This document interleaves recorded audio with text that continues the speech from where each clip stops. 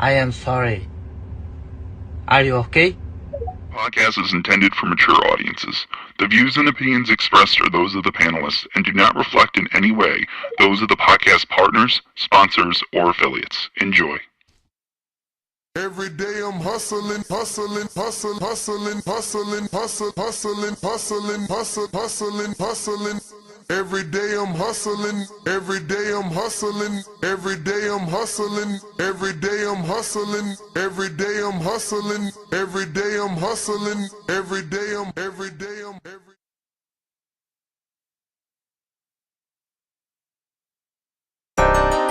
We can even get a bigger venue. People. Hi, this is Michael Buffer, and you're listening to the Voice of the People. Let's get ready for Boxing Voice. Breakfast Club of Boxing as GTO, Instagram, and just a lot of the passion, man. And we're here to talk about the big fight. Hi, this is Michael Buffer, and you're listening to the Voice of the People. Big fight. Let's get ready for We Boxing are Voice. live and taking phone calls. Boxing Voice. Hey yo, Ness, roll up the Hardin. I just landed at Reed, I'm trying party. Roll up. Shout out to I mean. We rollin' permanent marker. Be careful, this jabber stain you like a permanent marker. Size them up, then back them down.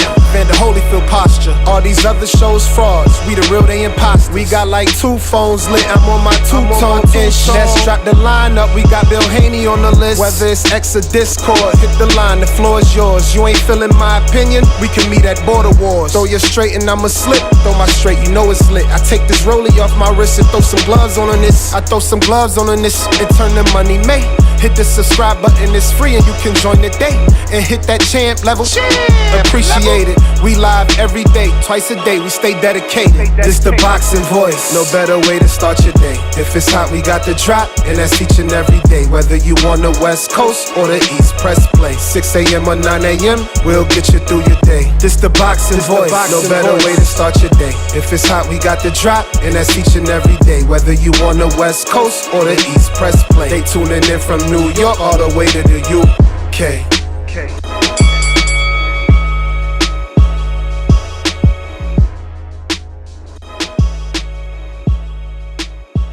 This is just too easy. It's like taking candy from a baby.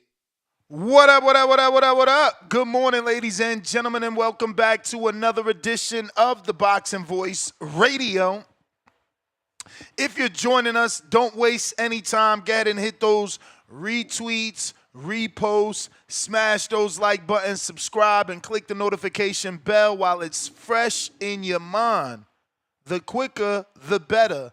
The faster you do it, the more people tune in to the podcast and the more potential we have of having new callers, new opinions, speaking their mind here on TBV, the Voice of the People. There is no equal. And today will be no different. We are here to discuss Canelo Alvarez versus Terence Bud Crawford. Undercard revealed. Not much of a reveal as we are hardcores here on this channel, so we already knew what it was, but it is official. Unfortunately, one of those fights aren't on this card. We did conduct an interview with Michael Hunter that should have been fighting, or at least in the minds of boxing fans, thought Michael Hunter was going to be fighting Jarrell Big Baby Miller on the undercard of Terence Bud Crawford and Canelo Alvarez, but it seems that Michael Hunter, during our interview yesterday, which you can catch on a playback, let us know that he was never going to be on the Canelo Crawford undercard, and instead, he was part of what they're calling a 3-day event for this super fight, and he was going to be a main event, or is still, in his opinion, a main event for another day. So maybe a Thursday or a Friday main event with Michael Hunter and Jarrell Big Baby Miller. Again, that has nothing to do with this undercard. There were mixed reports, so we certainly thought we were going to get Jarrell Miller and Jared Anderson on the Canelo undercard, or maybe that shifted altogether because they could not finalize that fight, and now that fight gets a completely different slot. That being said, the people that did make the cut are undefeated knockout puncher UFC Fight Pass fighting, Tom Lawford promoted Callum Walsh. 14-0, 11 big KOs. So he has been fighting on UFC Fight Pass for some time, and now he gets his big debut on the big time. Perfect place for a rising star to shine and take center stage. He'll be taking on the young son of a legend, Fernando Vargas Jr., 17-0 with 15 KOs. This will be the big step up for both. Callum Walsh arguably has faced better opposition, but Walsh, a 24-year-old Irish super welterweight. He's been backed by Dana White, as we told you. He's trained by Freddie Roach, and his promoter is Tom Lawford. He's known for his aggressive style, fan-friendly, of course. But Vargas Jr., son of the former legend, Fernando Vargas Sr., brings his own power in both hands. I've seen him sparring some elite-level guys. And obviously, if he can get the win, he retains the legacy and the name of his father. Both guys undefeated, so someone's always got to go, and that's always a good thing, you know. Making these fights high stakes when the loser comes out of that with a loss and loses his perfect record. You know, in this business, an O can take you a pretty long way, but these two gentlemen will be putting those undefeated records on the line. We've been knowing about this fight in the industry for some time, so Fernando and Callum Walsh have to be really ready for each other, as they must have known before we knew. So I expect both these guys to come into the ring really ready and ready to show out on the biggest stage. So we also have on the undercard another great fight. This is another one that I kept telling you guys was going to happen, and even my sources at ProBox did not want to give me information.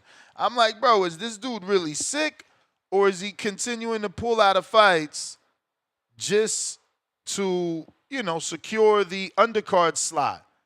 Obviously, they said he was really sick, which was really a lie, because here he is, Lester Martinez, the Guatemalan prospect contender, taking on Mbilli, the contender for real. Mbilli is a interim titleist, so a huge step up for Lester Martinez, who's 19-0 with 16 wins coming by way of knockout.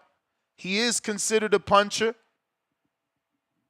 Mbilli, not the puncher that Lester Martinez is known to be, but Mbilli in his own right has power with 29 wins and 24 big wins coming by knockout.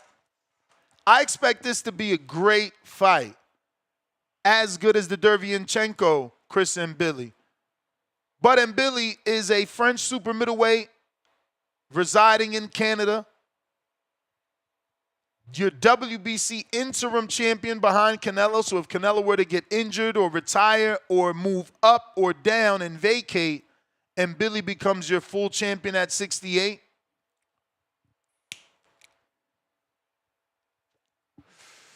If you've been living under a rock, then I'll update you. Mbilli's known for his relentless pressure. He's obviously a pressure fighter. He's got great body shots. I wouldn't say devastating because he couldn't stop Derevyanchenko, but he's got good body shots and a good pressure game. You know, truly relentless. But Lester Martinez is a skilled counterpuncher with power. But he was facing health setbacks. Now, I don't know if those things were real because it just seemed all strategic to get him to this fight. But there could be a slither that he was ill and he is suffering through some sort of sickness that we don't know that makes him weak and have to pull out of fights. Let's just hope that isn't the case for this fight. We're about 35 days out.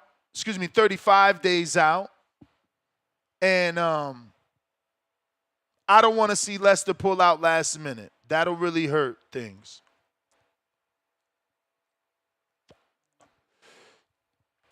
But in their last two previous performances, they both got knockouts.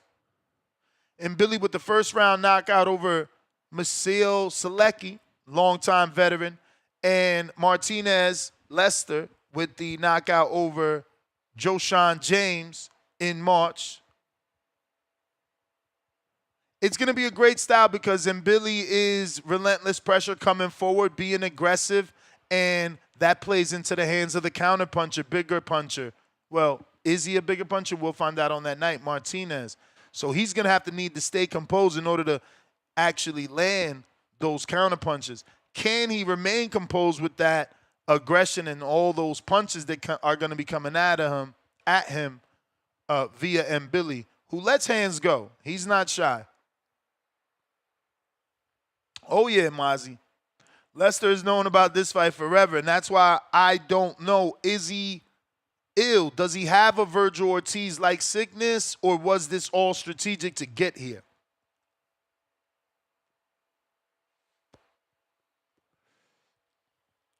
Fairly unknown fighter, Mohammed Alakel maybe? 4-0, 0 KOs. So we're going to go ahead and skip over that. Yeah, that's how we're doing it. We disrespect him, man. I'm sorry. If you are 4-0 and you haven't scored a KO yet, then you're never going to score a KO because these are the fights that we give you to score a KO. Like, look, he's fighting John Ornelas, 5-2-1 with 2 KOs. So no power, losses, and draws. I'm good off him, man. That must be a turkey boy. Must be a turkey boy. But this is your undercard. This is what we're talking about. If you guys are interested in giving your take on the 2 undercard fights, falling a bit short to some, potentially underwhelming. But hey, what we do got is Callum Walsh versus Fernando Vargas Jr. Can Callum Walsh's aggressive style overpower Fernando Vargas Jr.'s knockout power? We will see who prevails in that one. So we want to know your thoughts on that. Will Christian Mbilli, his relentless pressure, overwhelm Lester Martinez, or will the counterpunching prevail? Let us know why you're disappointed with this undercard and the fact that it didn't meet your expectations. And can these contenders steal this spotlight from the main event? Do you see any fight on this card that has the potential to steal the spotlight from Canelo Crawford? You know, we don't know how that fight's going to turn out. Is it going to be a banger, or do you think Lester Christian Mbilli will be more of a fan-friendly fight? Right?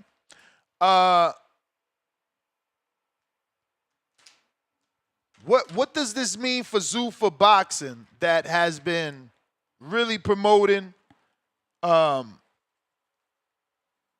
mean, is this going to attract new fighters for Zuffa Boxing?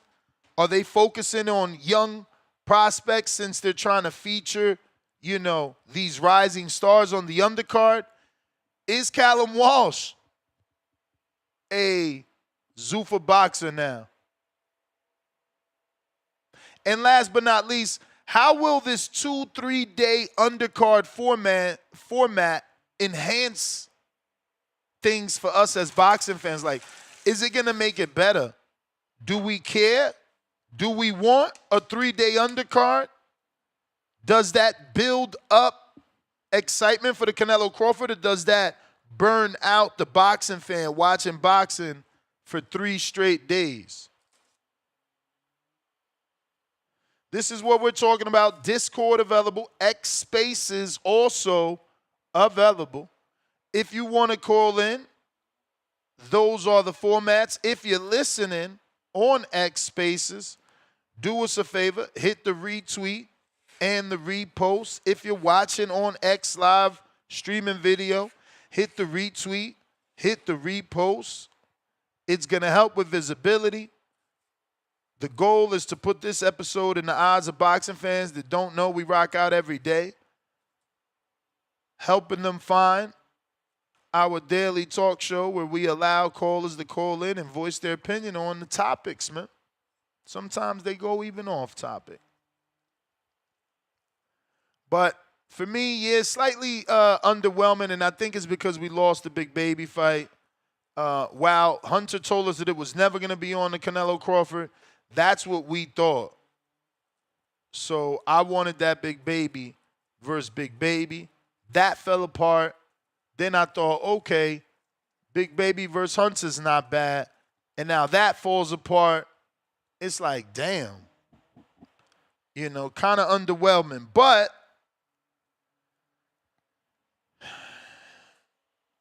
you know, the pay-per-views are bought for the main event. Us hardcores, we care about the undercard, but the pay-per-views are bought for the main event. People show up for the main event. I'm hoping because they're picking such a good undercard, you know, not that it's great either. I'm hoping that means more views, you know, more pay-per-views. But it's only hardcores that care. You know, you see the rich and famous show up late to the fights. Show up after how many fights have, you know, go unwatched. But I'm sorry, I'm getting so many texts. My bad. Dude, throwing me off. Let me get to Huang out of Houston. What up? Threw me off right there.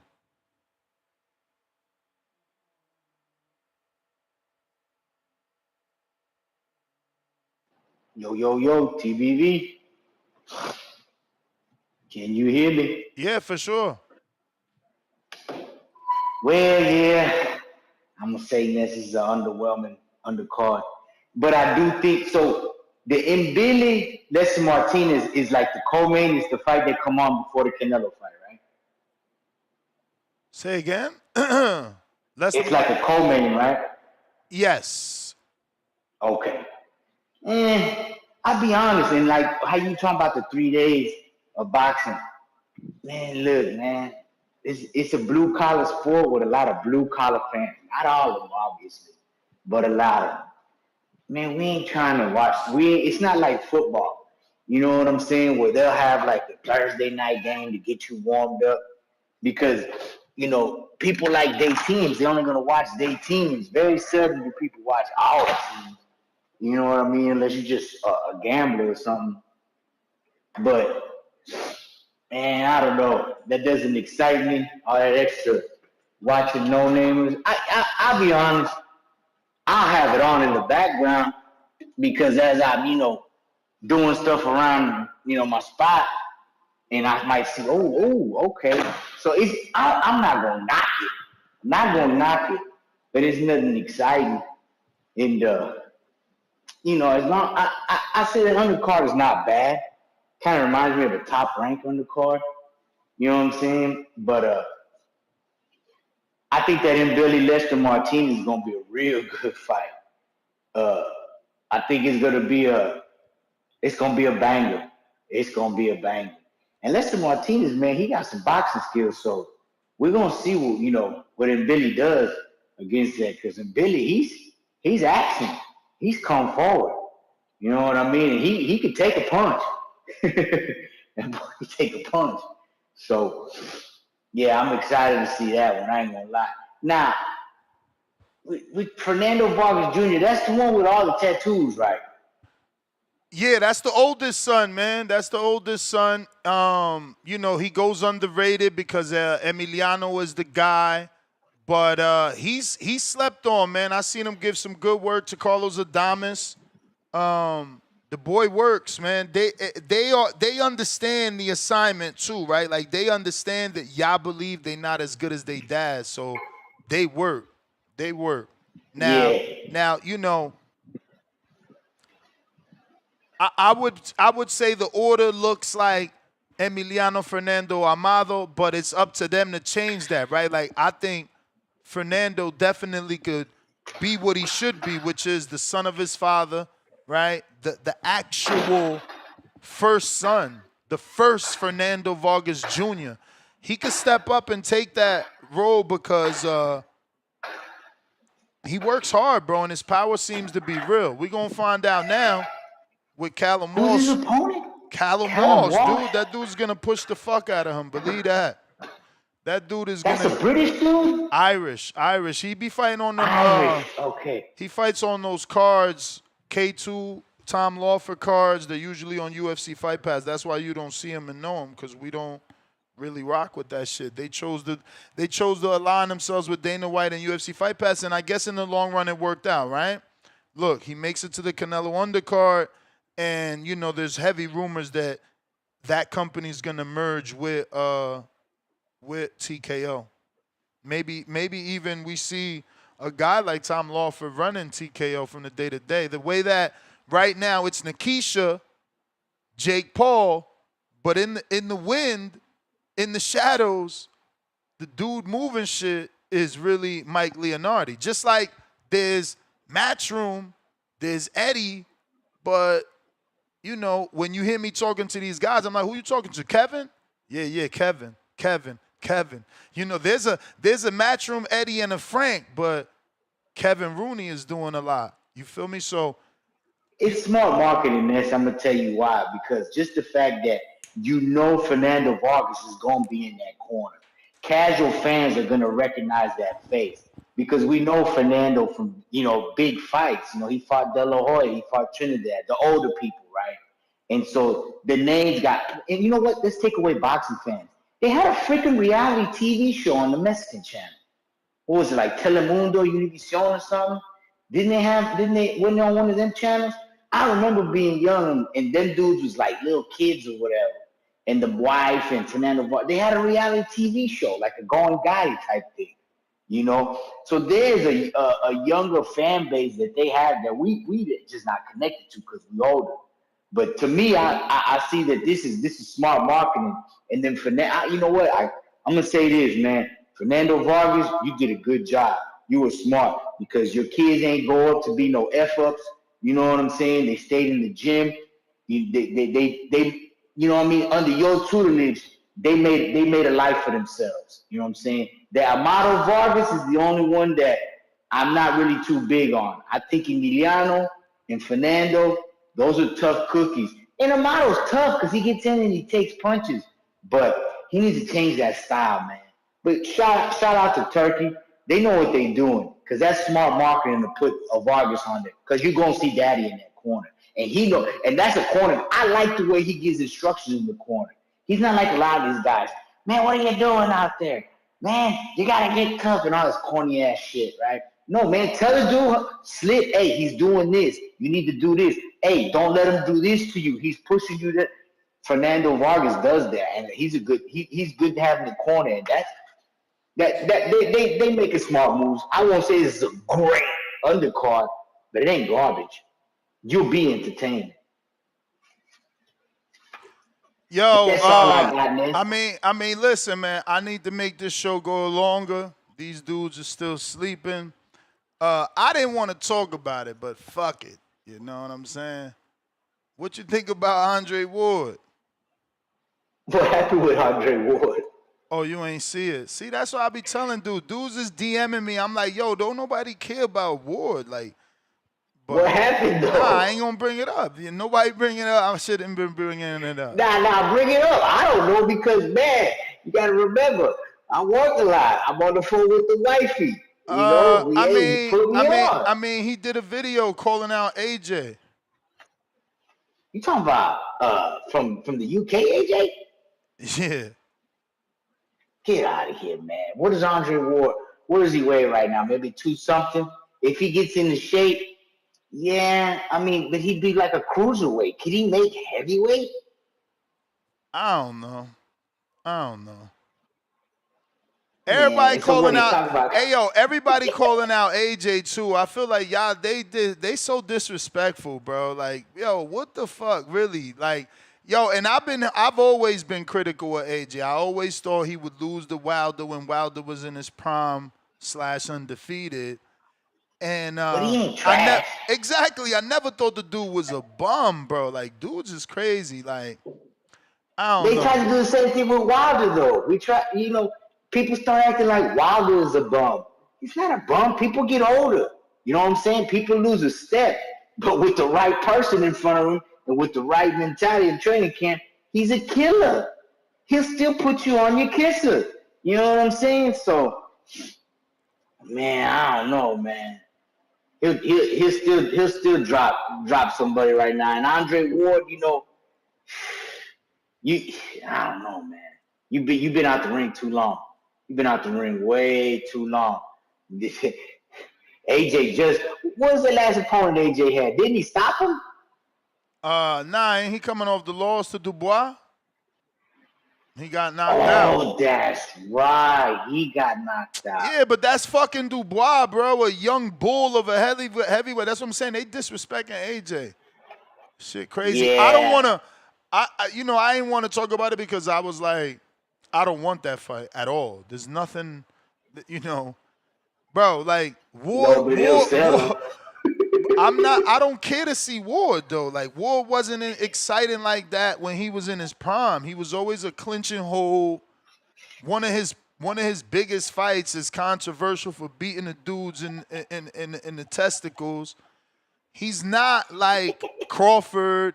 He's not Tank. He's not Tyson. He's not a killer. He's a technician. Like, why the fuck we want to see a dude try to outbox AJ? We already got that with fucking Usyk. If anything, I would like to see AJ Dubois again. You never know. AJ might have learned something. You saw what happened last time he rematched the dude that did him bad. You know what I'm saying? Just like with Andy Ruiz. Shit, give us I bet you AJ Dubois will sell in the UK. People come out for that. I'll watch it. Shit. Because I know what I'm watching. Too high, I'm a Dubois fan now. I ain't gonna lie to this.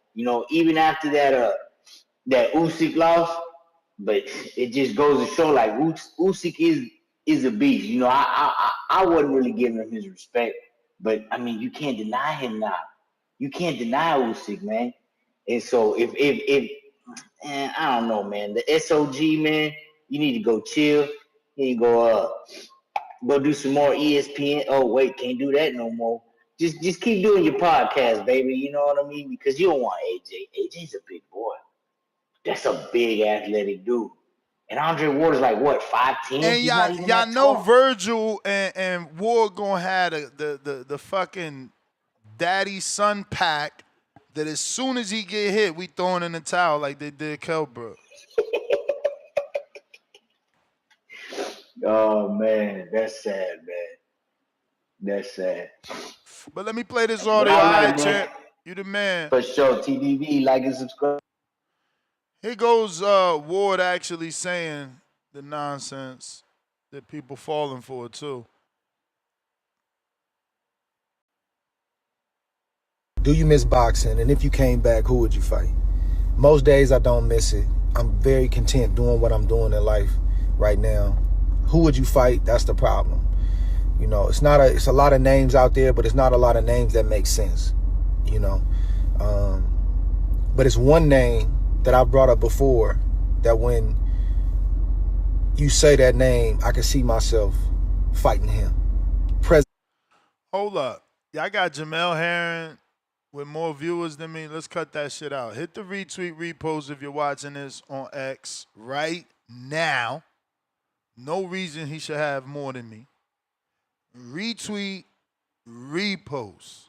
We need them numbers. Let's see that change in real time, all right? Day today, if the business was right and if everything was right on that front, me and Anthony Joshua, that's a fight that I would take at Mbilli Stadium.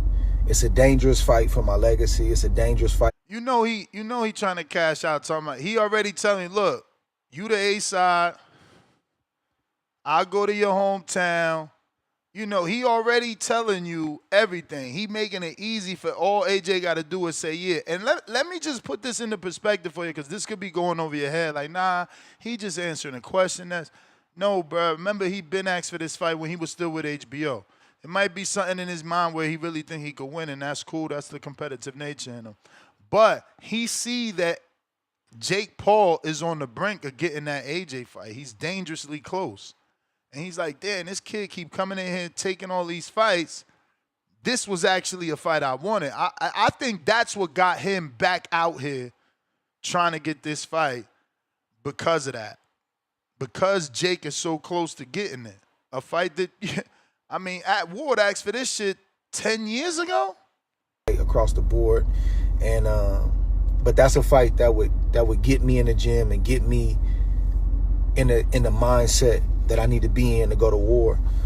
It's Anthony Joshua. And I know you getting ready to, fight. Go to war is nasty work. Champ, you can't even hurt Joshua. If he hurt Joshua, bruh, it would be like learning how to walk again. Like, I wouldn't understand how to compute that. Like, how'd he hurt Joshua? Jake Paul, it looks like that's where it's going. I ain't talking about that. I'm talking about a real fight for leg. Look, see, I ain't even hear this whole thing. He talked about Jake Paul. I ain't even hear this whole shit because, again, I wasn't interested, but we struggling here. It's Anthony Joshua. And I know you getting ready to, fight Jake Paul. It looks like that's where it's going. I ain't talking about that. I'm talking about a real fight for legacy. My man said a real fight for legacy. He is funny. Whose legacy? Yours only, because AJ don't get nothing out of beating the super middleweight. Like, chill, champ. He said for legacy. And then he had the nerve to say, I'm putting my legacy on the line. You was not putting your legacy on the line. Win or lose, you going to be okay. You going to be okay. Not only are you going to be in the green with the money you made, but ain't nobody going to fault you for losing to a heavyweight. Bruh, dudes be capping, man. But, hey, this boxing, everybody out here trying to do them circus fights y'all blame me for. But phone lines are open. If you want to call in, now is the time. We're talking to Canelo Alvarez versus Terence Crawford undercard. A bit underwhelming, so maybe that's what you need to do. Maybe you need to call in and express your frustrations on how bad the undercard is.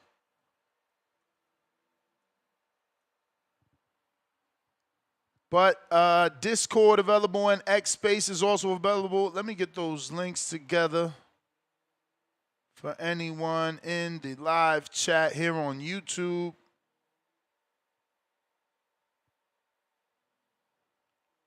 I definitely feel like that Callum Walsh and Fernando Vargas Jr. fight has the capability of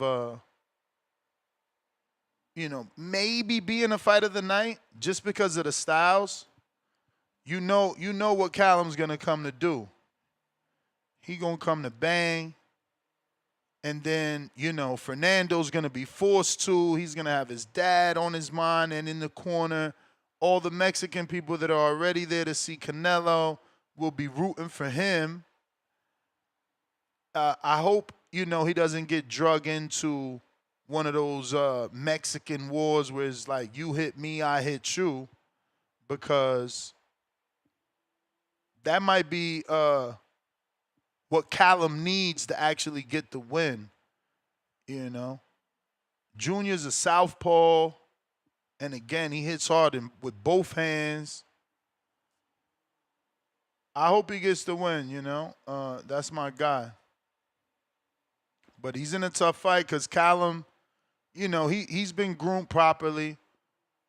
What's my man named? Tom Laffer has been here before, right? He built up Triple G, gave him fights that we weren't really excited about. Remember, they used to call Triple G Bum Lufkin for a long time, but those matches ultimately made him who he was, So I say that to say that Callum it could be the right time.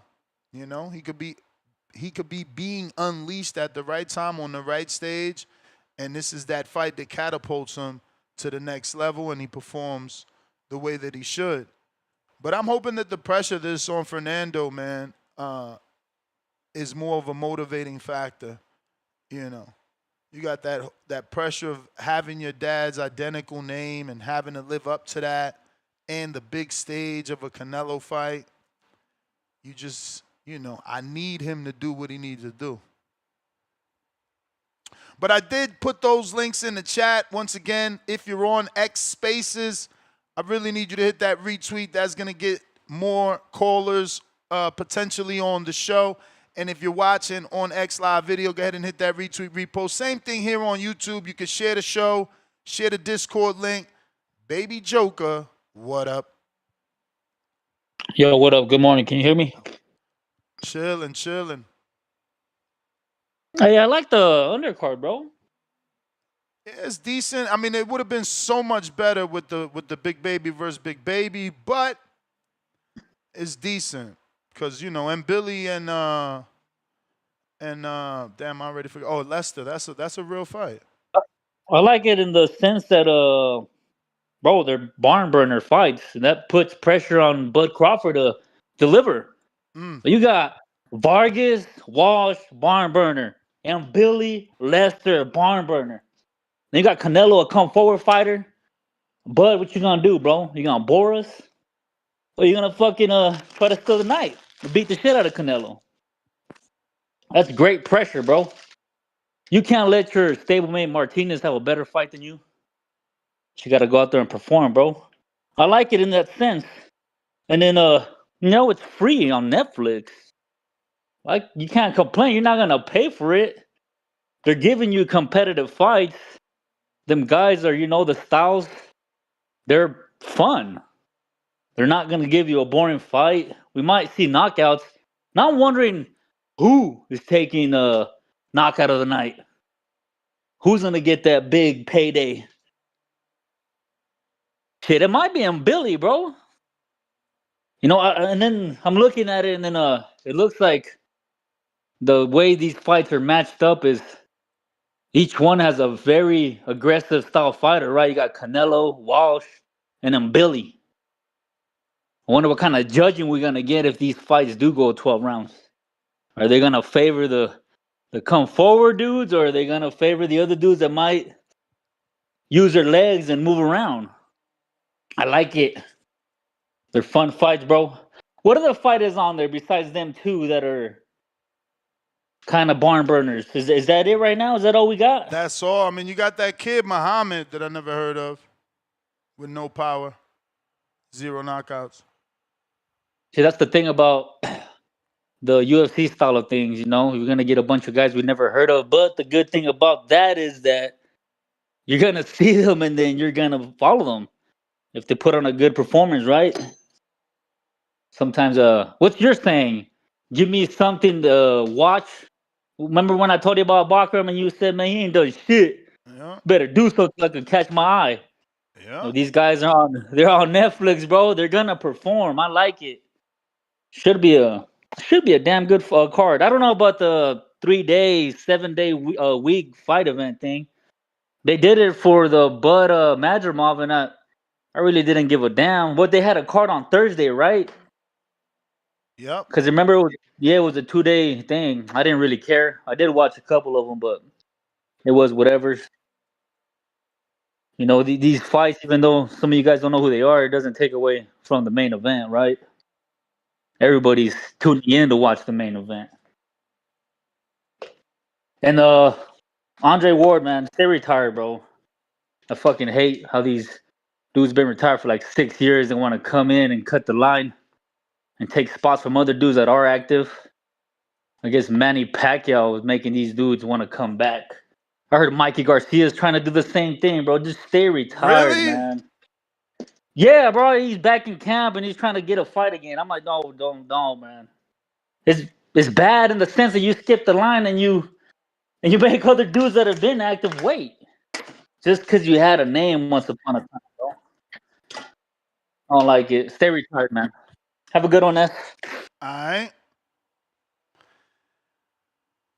Alrighty then. That was Bebe Joker. Let's see what we got here. If you're watching this on YouTube, don't forget to hit that thumbs up. And go ahead and share this episode, helping it get in the eyes of boxing fans that don't know we talk boxing every day. We got Nathan, member for 4 months on a prospect level.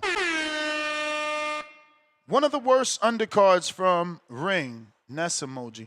I think you're comparing this to like a Riyadh season type of thing, but for starters, I don't think it's a bad undercard. Like, Christian Mbilli's an interim champion, so he's next up for Canelo. And then you got Lester, who we've been dying to get in there with a name. They finally gave us that. Again, Vargas and Callum Smith.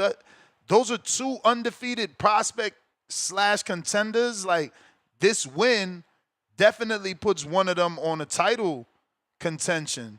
I think these fights have implications, and they're worthy fights, bro. Like, yeah, you know, Chris Mbilli and Lester Martinez are not known to the casuals. You know, he's not Fundora or Jamal Charlo, but they're the new Fundoras and the new Jamal Charlos, bro. Like, that's why they own this card, to get the shine. And Billy's style is exactly what television needs. You know, Martinez's alleged power is what we want to see. And again, you know what you're getting with Fernando and Callum Walsh. I hope he doesn't get drug into a, back and forth Mexican war. But it's hard not to believe that, that can happen, bro.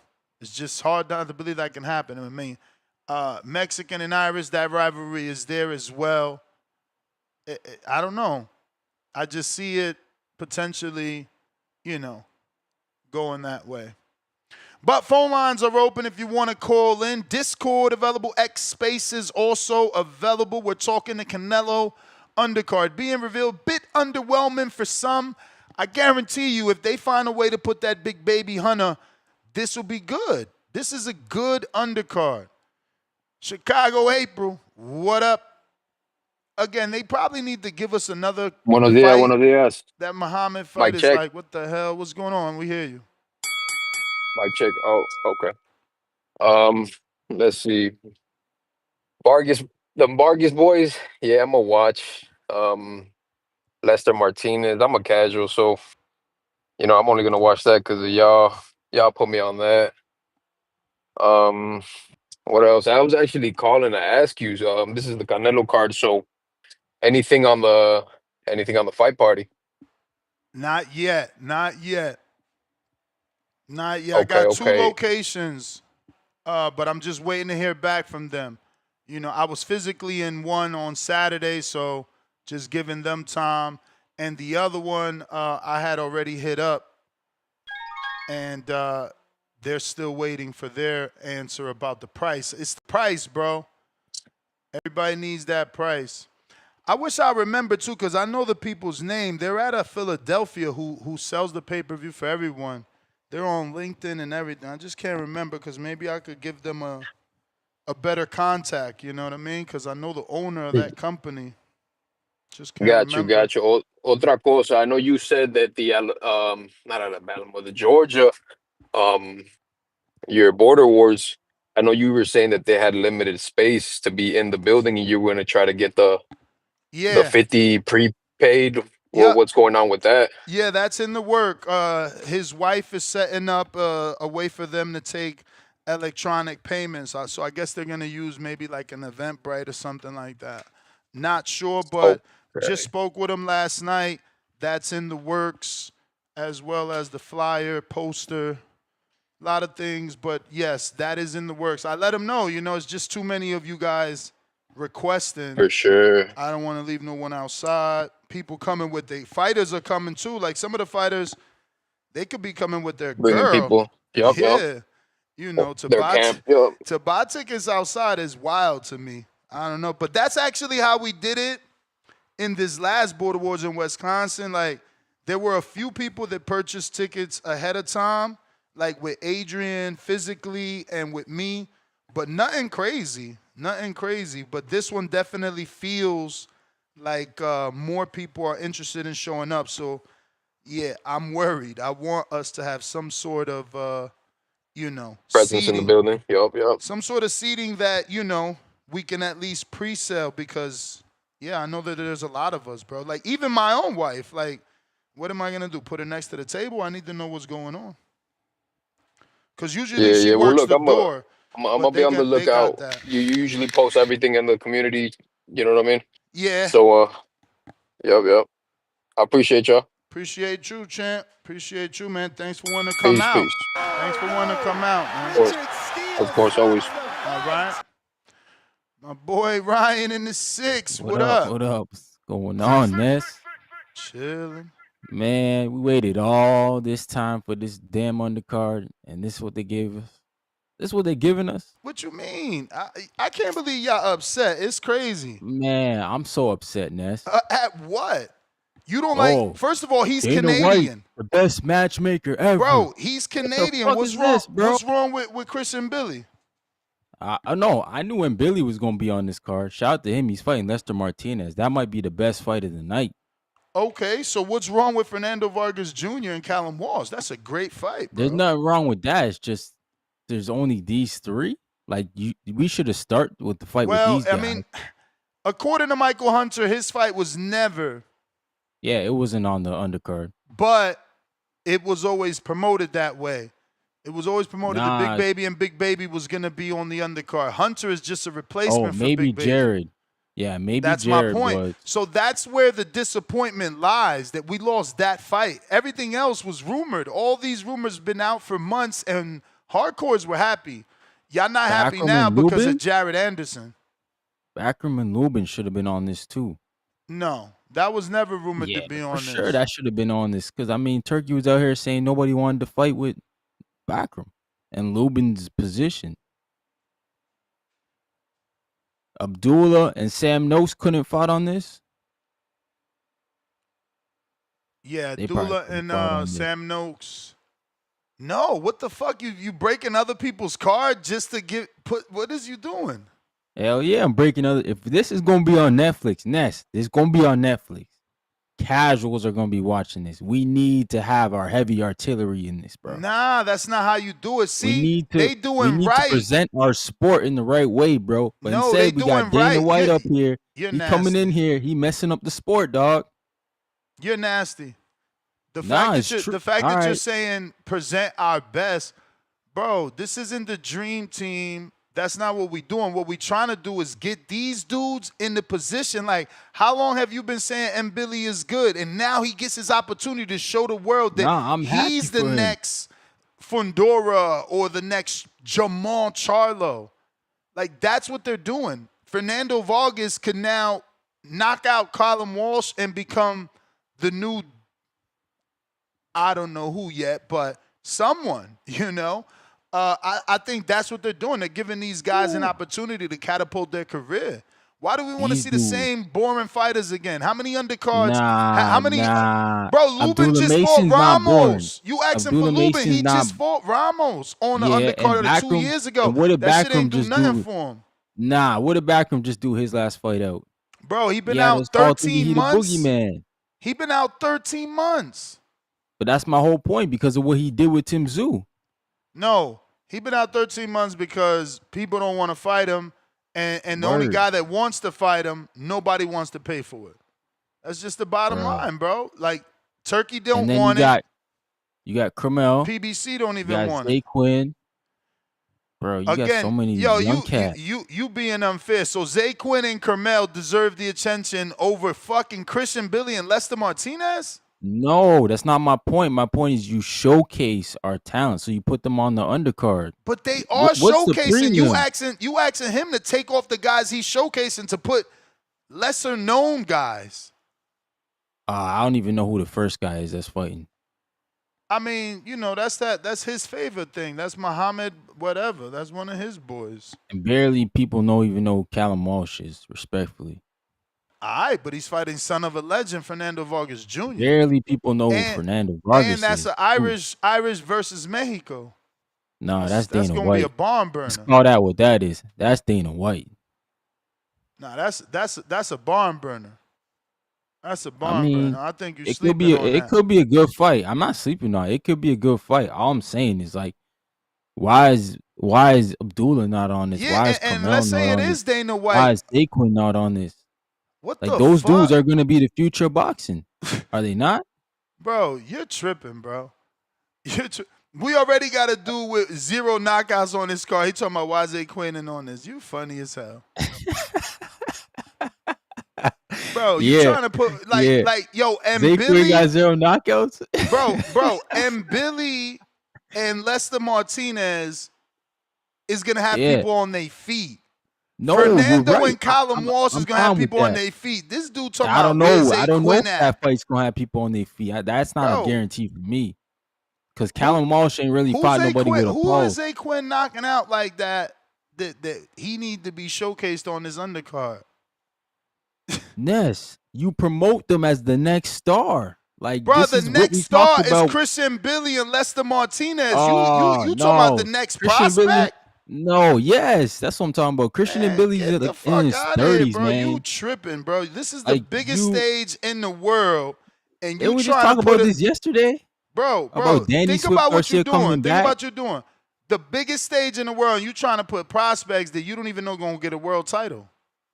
Oh, you don't even know if Callum Walsh or Fernando gonna win a world title. Let's be honest here. They closer to it, man. Bro, they get smacked by anybody in the top 10 right now. Right now. Fernando Vargas destroys Josh Kelly all day. He ain't in the top 10. He's not in the top 10. Of course he is. Josh Kelly's in the top 10. He's like number fucking 4-2. Get out of here, bro. No way. In what ranking? WBO. All right, I'm not talking about that. I'm just talking about in general. You list the top 10s right now. Hey, man, you can't say in general. That's what the sanction is for. He's a top 10 fighter, and I bet my money on Fernando over him. Does Fernando or Callum Walsh beat Boachuk? Yeah, probably. Boachuk has already signed to fight Brandon Adams again, I think. He turned down the Boots fight, had a war with Virgil. I mean, do any of them beat Xander? I guess only Regis Prograde could lose, something, and Boachuk is just gonna be an animal forever. No, he been taking life out of his career too. But who else you said? Who else you said? Xander. Those guys beating Xander. Are they beating Xander? Which one, Fernando? That's the weakest champ right now. I mean, we'll find out if Fernando could beat Xander after this. Xander don't got power. He's at like a 60-something%, low 60s too. He's got to outbox you. If Fernando can knock out Callum, why the fuck can't he beat Xander? Plus, it's Puerto Rico, Mexico. You just being too hard. You just being way too hard, bro. And then sorry, your y'all. answer. I just wanted a good listen to card. your answers. You didn't even think about what he was going to say because his answers was, let's break up the November 22nd card and take Sam Noakes and Abdullah Mason and put them here. Then I'm like, what? Yeah. And so he switched and said, okay, well, let's bring Zay Quinn Moses and Kermel. Yeah. Let's start promoting the next wave. Yeah, man. I mean, I wish, bro. I wish. We're Kermel fighting anyways. He's not even on TV. So give him Netflix. I wish Kermel was getting that attention right now, but he's not. Yeah, so why am I wrong for saying put him on? He need that attention. Because he's too much of a prospect, bro. You talking about dudes that you don't even know if they're gonna win a world title. You gotta remember, it's 1% of people win world titles, and you talking about putting dudes on that's 4-0. How many fights Zay Quinn got? That's fact. Well, like, okay, if we're gonna talk like that now, is Mbilli gonna win a world title? He's a fucking interim champion. Oh, this dude woke up negative. We never had negative Ryan. This is the first time. My man said, is Mbilli gonna win it? He's an interim champ. Canelo just got to fucking break an ankle and he's a full champ. Ness, how long has he been the intern? Just got that strap. Cut the shit. I feel like Mbilli been number one just got that strap. forever. Number one, and Number one and interims, two different things. Oh my goodness. So when did Benavidez leave the division? Because for wherever that long 23, time right? is Mbilli just got the fight now. Think about that. Just got the interim now. Bro, he wasn't ready. He wasn't ready. He just went 12 with Derevyanchenko. Oh my God. I mean, leave Ryan a managing career is gonna be over. Hell no. You can come with me. You're gonna be in real fights because you know I'm gonna bat for you. That's what it's gonna be. Real fights. It ain't gonna be no real fights to take because he gonna get washed after the first step up because you stepped him up too early. Nah, man. We ain't babying. You talking about Mbilli just getting a shot now? Of course, that division was loaded with killers like David Benavidez and David fucking Morrell, and Mbilli wasn't ready. He needed his development. You crazy? Neither was Pacheco. He wasn't ready. You don't think he was ready after Derevyanchenko? Fuck no, that's the one that told him that he wasn't ready. You couldn't beat a washed dude. You were supposed to. That's well, actually, crazy, he did knock him out. He did knock him out, right? Yeah, he knocked him down, but he didn't win. He didn't stop him because he hurt his shoulder. They both hurt. So it is how I remembered it. He didn't get the stoppage. It's like, no, bro, he didn't. Derevyanchenko got like 7,000 battles, bro, and never won a world title. Yeah, those people exist. Great, tough journeymen, but I don't know. What he was. I don't know. And I don't know if I'm sure that was the either. reason that they have been keeping them, not moving as fast. But let me get to some other callers here. I got Alex Vega. Yeah, let's hear what the people got to say. My man Vega. Dana White had us waiting all day for this. Yo. What up, Big Vega? Did he pick a Border Wars opponent yet? Nope. Nope. Shout out to Keem that picked one, though. Oh, shoot. Keem got a fight. Keem picked one and paid his fees. Who Keem fighting? A mystery man, bro. Or somebody you never heard of? We heard of him. Can you hear me? We hear you. Yeah, we got you now, Vega. Yeah, man. Good afternoon, son. Yeah, the undercard. I'm gonna keep it real with you. I'm not down on it. It's cool. I think at the end of the day, what they're trying to do is the product is being sold off the main event. That's supposed to be the mega fight. 2 pound-for-pound guys, 2 guys that draw a lot of attention, especially with them being matched up together. That's the overall goal. And I think what's best for boxing is to make sure the undercard is entertaining.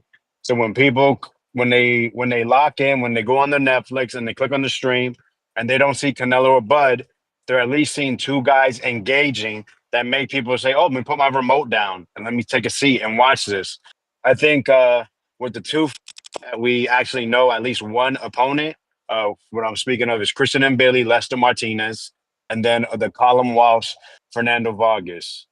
Speaking on the latter, those are 2 fighters that are seen as kind of the prospect contenders. I think Callum Walsh is probably seen as further along as Fernando. However, Fernando did just knock out a guy that Jaime Munguia fought, I think, a couple of fights before he got the Canelo fight.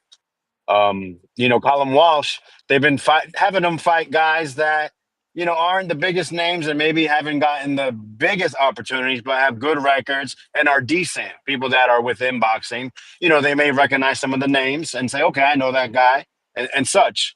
I think both of them may be ranked. I know Callum Walsh is definitely ranked. So we're getting basically a prospect trying to break into top contender fight.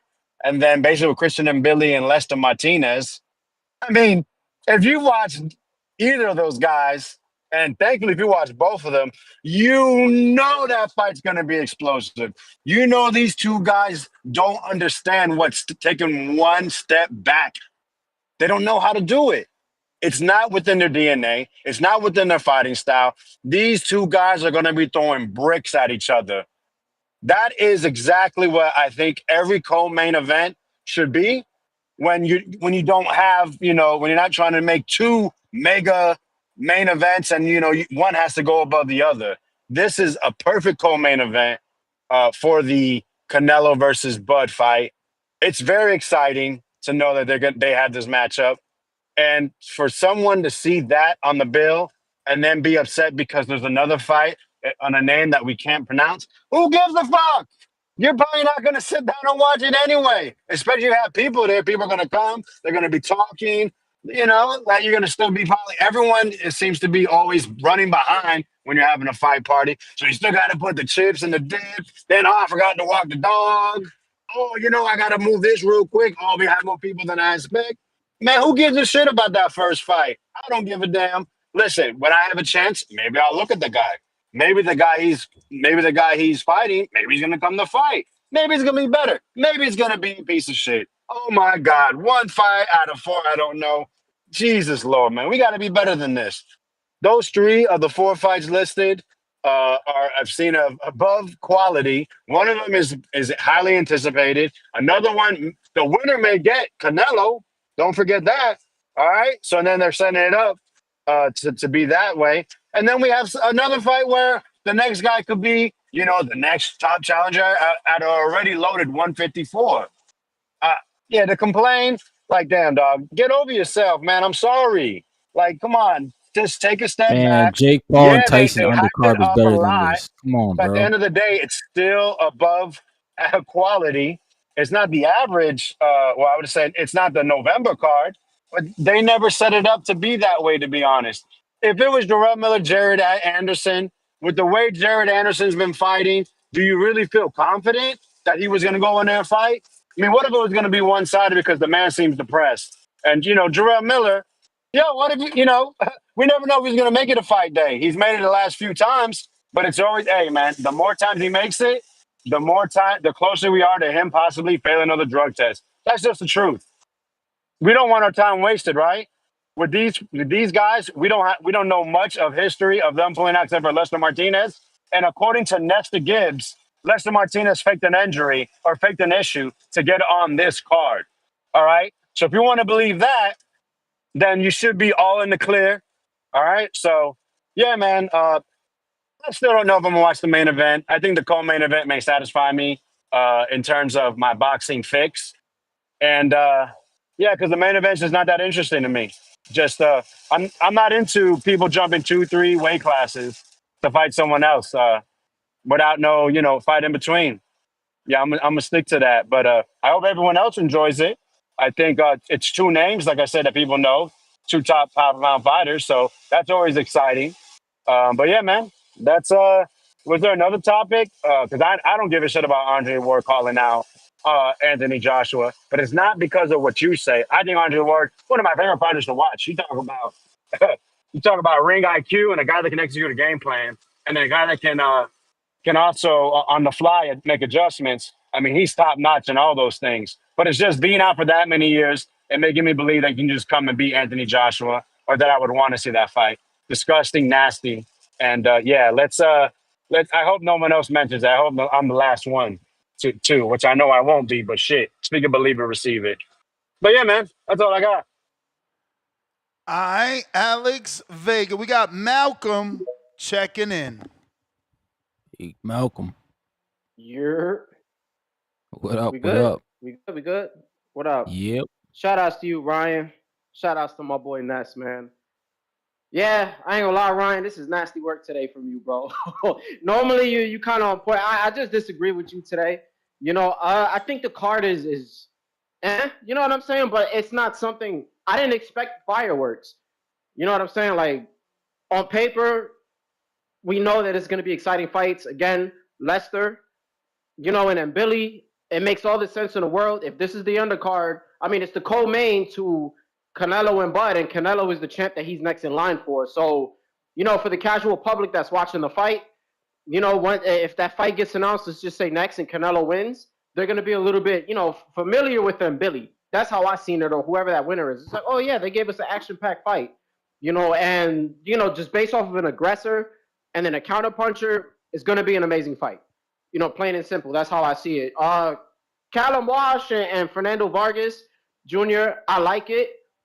I don't think neither guy is gonna beat like the best fighters in the division. I don't want to say the top 10 just because of how the ranking systems are, and then I do think that I think that they could possibly beat Josh Kelly. I think he's ass, but yeah, Fernando Vargas Jr. It's just a familiar name. Like people are gonna know who Fernando Vargas is. So a junior, a son, it's a good way to just keep eyeballs on him and to tune in. And he got power. I just see that fight doing good. But just in terms of like Abdullah Mason and Zay Quinn and Kermel, the thing is trying to put Abdullah Mason and Sam Noakes, that fight on here. The last time I checked that Norman card, when we were looking at like the main fights, they were all title fights, if I'm correct. So it kind of had, that steam to it. Removing that fight would fuck it up. And then this isn't a bunch of title fights on this card, and history tends to repeat itself, right? The last quote unquote super fight we had was Tank Davis and Ryan Garcia. We could say that because that was like very popping for the casuals. Undercard sucked, and then before that, we could say Mayweather Pacquiao. My cousins actually had a fight party for that. They hated Mayweather. I told them, I'm like, yo, look, Mayweather gonna clean up Pacquiao. It's gonna be a boring fight. They didn't want to listen. I went there. I shit you not, the only fight that I could recall really tuning into was probably the Lomachenko fight because I think he was the co-main or he was like right under there. But nobody was paying attention. Everybody was just chilling. You know what I'm saying? You got people playing dominoes, niggas is drinking, just talking shit.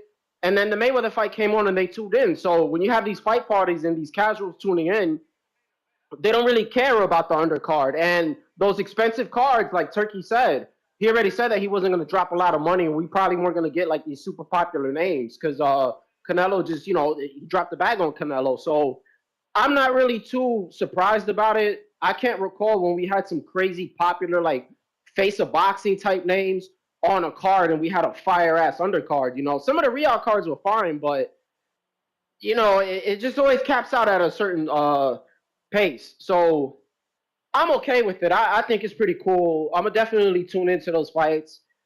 And hey, Andre Ward, that was nasty. Y'all seen it? I'm surprised that you talked about it because I guess it's a slow day. But how the hell is that a legacy fight? If anything, you trying to come back and beating like legacy. Nah, Zurdo's more of a legacy fight because you'd be fighting for a belt. You know what I'm saying? Like that's more of a legacy. Like you're just coming back after X amount of years retired. So I think that'll make more sense. But it's just Joshua. He constantly gets disrespected. People shit on him for being chinny, getting knocked out, and just this, that, and the third. But after all that inactivity, for you to go in and try to fight a heavyweight, and you're not really like this powerful guy, you know what I'm saying? It's not gonna go the way that everybody thinks, And we always say inactivity kills fighters, So I don't know what's good with Andre Ward. This man's talking about, oh, I retired for boxing. I didn't let boxing retire me. Going in there with Anthony Joshua, you definitely gonna retire from fucking boxing. Because I hope that shit somehow happens and he gets flatlined. And I like Andre Ward. But it's just shit like that that's stupid. You feel me? If you want to do us a favor and you really want to make us happy, fight Jake Paul. You'll probably be doing the boxing world a favor. You know what I'm saying? And that'll be a legacy fight. Jake Paul fighting the legendary, Hall of Famer and Andre Ward. That's a nice win if he was to somehow beat him. And if Andre Ward beats Jake Paul, you save boxing because everybody hates Jake Paul. But I think that's really all I have to say. I feel like I had something else I wanted to point out, but I think that's really it. Yeah, Ness, shout out to you. Shout out to you too, Ryan. Don't really agree with you today. Hopefully you get some coffee. I still fuck with you though, bro. You know what I'm saying? OVO gang, man. But yeah, he woke up on the end on the Vegas side today, man. It was just going crazy. But yeah, shout outs to you, man. Shout outs to the community. I'll keep tuning in. Hey, at least I'm watching the main event. Vegas said he not even watching it. That's crazy. You think Andre Ward, he reaching? Reaching in what way? Like somebody else to come out and call him out? Nah, I think that he's doing this. I think he's doing this because he see that Jake is very close to getting the fight. Oh, so he just putting his name in the hat. Yep. That's my opinion. I mean, look, he always wanted it though. Remember when he was Yeah, he active, he did say called that. out. When he was active, he called him out. Yeah, he did. Which I also thought was like, why would you? You know, you just had Kovalev on your back. You really couldn't keep him off you. Had to beat the How you testicles, some gonna, would say.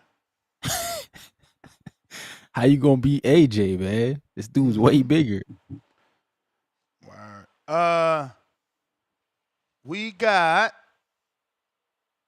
Hawk out of Maryland.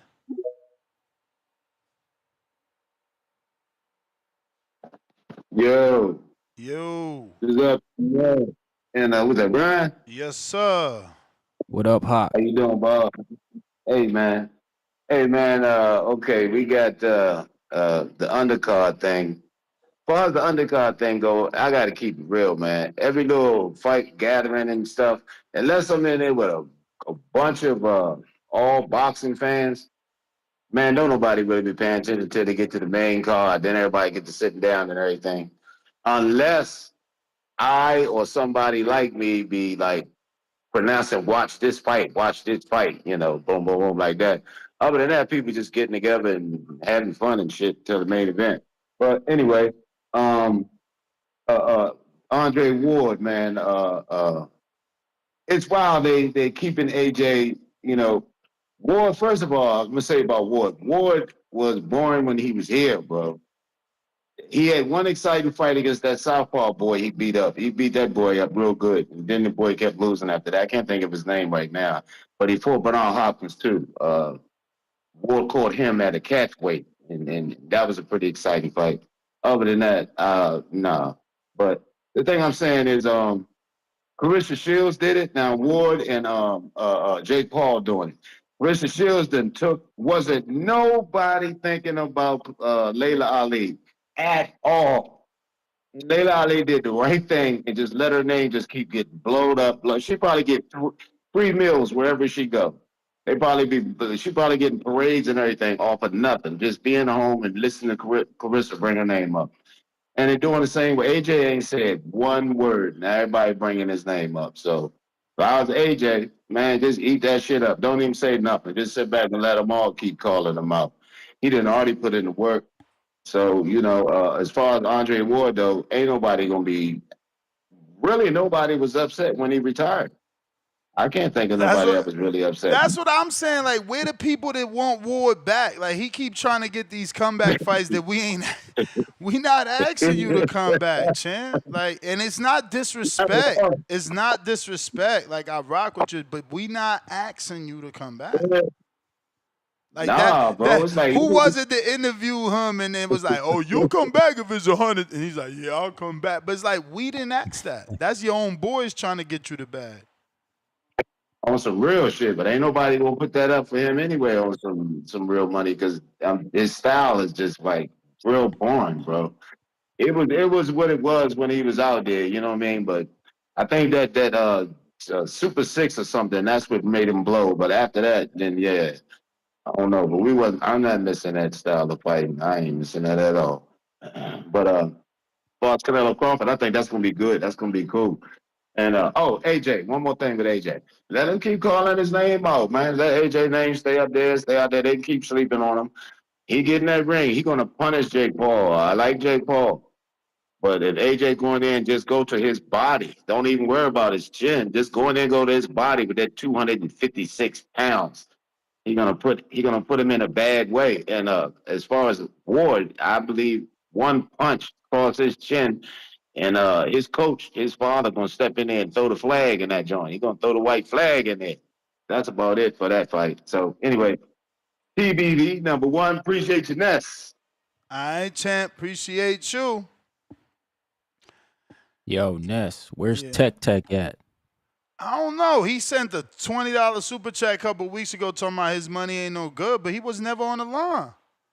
What? Yeah. So, like, he sent the Emperor kind of trying to get on, and he said, like, oh, my money ain't no good. And I'm like, bro, you not even on the line. And I haven't seen him on the line. There's some dude on my channel last night said he wanted to fight Tech, man. What? I said I ain't heard from Damn, Tech in a minute. That shit got all the way to your channel. They calling him out over there. I said I ain't even heard from Tech in a minute. Like, how y'all calling him out on a whole nother sending channel? all those emperors the one day. He's like, I wanted it. I said, okay. I said, all right, we'll see if we can make it pop up. Yeah, man. Maybe he'll pop up today. Tech from Atlanta, though. I'm shocked That's he what ain't I'm popping up. You in the ATL now, so he gotta pop up. Yeah. Gotta come on out. Tech. These boys you wanted to fly out, they all coming in.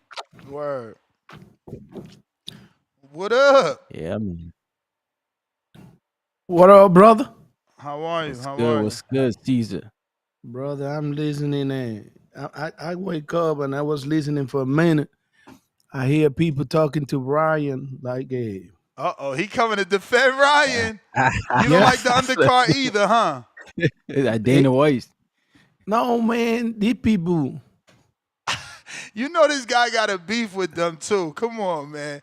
What's wrong with Chris Mbilli and Lester Martinez, bro? No, that's a good fight. That's a good fight, man. Great fight. That matchup, like on paper, it should truly deliver. That's on them if they don't. Brother, that's a super great fight. You got it on point. For what I hear, you already understand that Lester Martinez over there training with Crawford, he know the intel, so they faked their migraines and came back and get this money, he said right? Fake those migraines. yeah, and then came and get this big money, right? Okay, that's good. It's business, you know what I'm saying?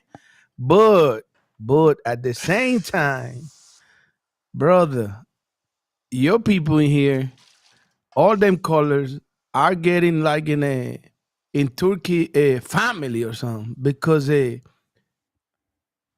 just like comfortable of what the dude throwing at them. Like, okay, it's Turkey. Like if they getting paid by Turkey, bro, the card besides Mbilli and Lester Martinez is completely garbage. Nah. Callum Walsh, Fernando Vargas, a great fight. Garbage. Nope, great fight. If it was the other Vargas, okay, but that's not fair. That's not fair. Why? Because he's more popular? Because Emiliano is more known? This is a true step up for both of these fighters, and they're both undefeated. That's not fair, bro. It's a true step. They taking a chance here. Like somebody's gonna lose their undefeated record, and guess what? Fernando has more to lose. Fernando has more to lose. You got a point, but not for this card.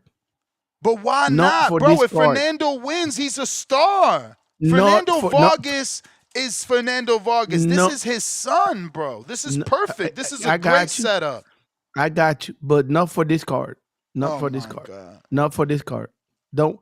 This is like a card that they get that like they want people to pay $600 up for a seat. And for the main event, not for the card. No, not for the main event. Yes, for the main event. When you pay that money to see Floyd, you paying that money to see Floyd. When you pay that money to see Pacquiao, it's to see Pacquiao. Just like Canelo. So now we're going for one fight. So they should do one fight only. But, get it over with. But that's what pay-per-view is. That's what pay-per-view is. Look, I'm gonna make an example. I'm gonna make an example to show you. Pay-per-views always got good matchups. Okay. I'm glad you said that. So tell us matchmaking. Tell us, Caesar, tell us who was on the undercard for Mayweather versus Pacquiao. I don't exactly remember right now. Exactly. That's the point, bro. Because those fights don't matter. They never matter. Listen. No, if we dig good, I can bring you all kind of stuff. Now, listen, Ness, so your people don't get confused. One more. Let me just to see if you know undercards of big fights. One more. you can put 20 in there. It's not. That's not the point, man. Of course it is. You're supposed to be remembering. That's their point. You and Ryan are saying put better names because this is a big stage and they're gonna be remembered. But you don't remember none of the other undercards. I can go back right now and review it. Now we can review it. Yeah, but review didn't do its job. You remember that did its job. If you don't remember, the fight didn't do its job. So you arguing by yourself again. So Tank Davis didn't come up under Floyd on his undercards?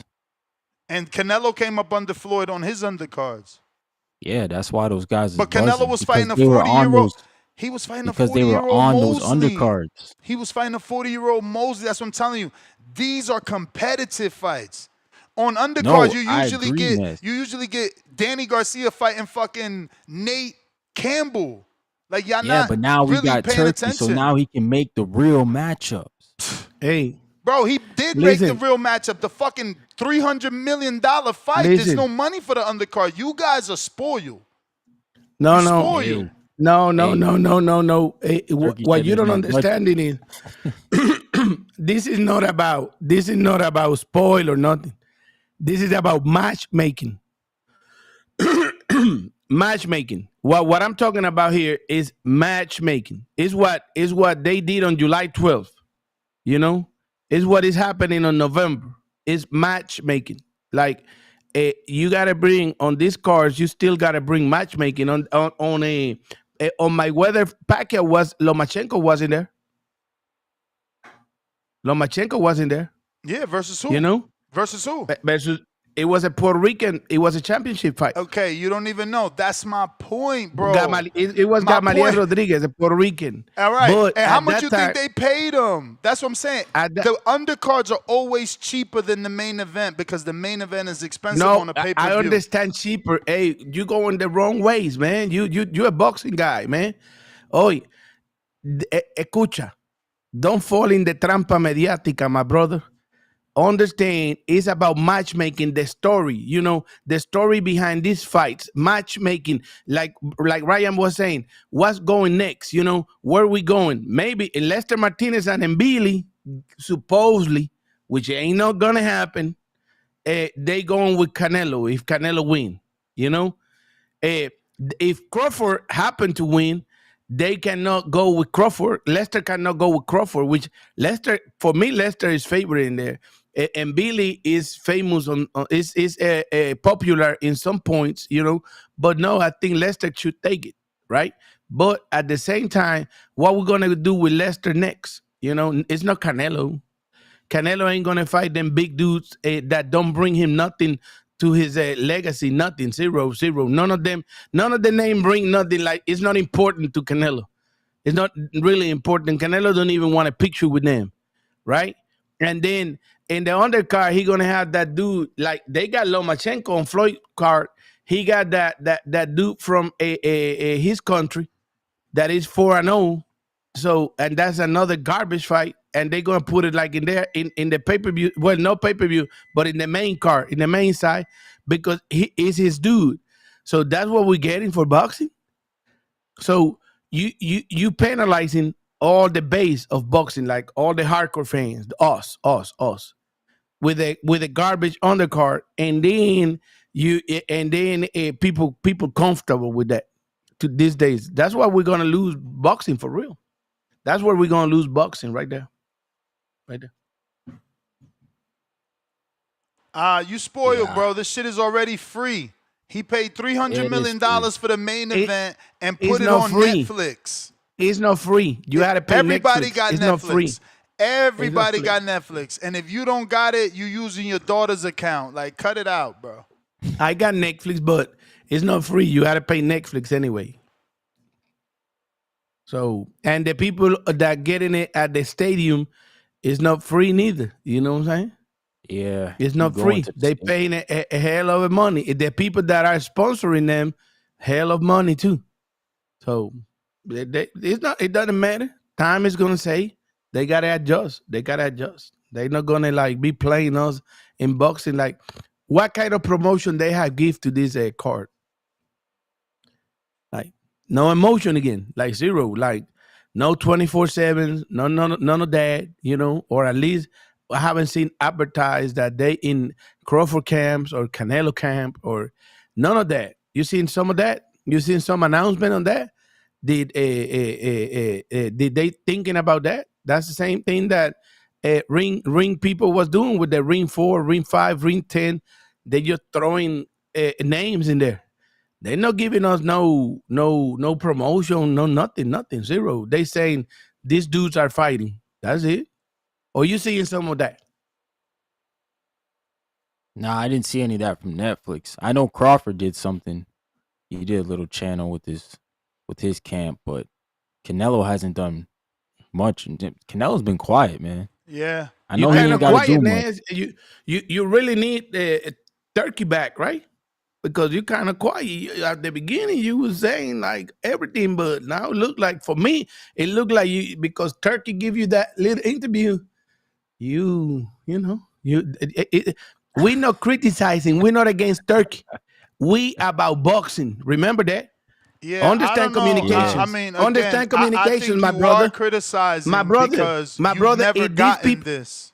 No, what we do, what You've we never doing. gotten this, so No. What we doing? No. What we doing is making them better. Because I just told them, look, you don't have no 24/7, none of that stuff, And what we're doing is making them better, right? And this is what we're here for. This is what we got the mics for. To tell them, look, we are the people, we are the boxing people. We need better. We need you guys to do better. If you guys want to take over like you guys doing with all that big money, you guys ain't gonna play us because it's thousands and thousands of boxers around there. We all have different opinions. I manifested this fight. People thought this was a circus fight. They thought it couldn't happen. So I'm happy. Then he went a step further. Normally, I would be paying $99, $89, maybe even $100. He put it on Netflix. That's a step further. Then he gave me Mbilli and Lester Martinez. See, you're saying use your mic for your casual base that you don't even have yet. My fans are hardcore. Let me finish. My fans are hardcore. Fans. That's why they're here every day. So just like mine. Hardcores appreciate Lester Martinez. He's a puncher. And so everybody is Mbilli. Appreciate it. Fernando Vargas is undefeated. So is Callum Walsh. And we got a super fight on Netflix. No, only the overly critical people are upset. But that's my piece. What's you talking about?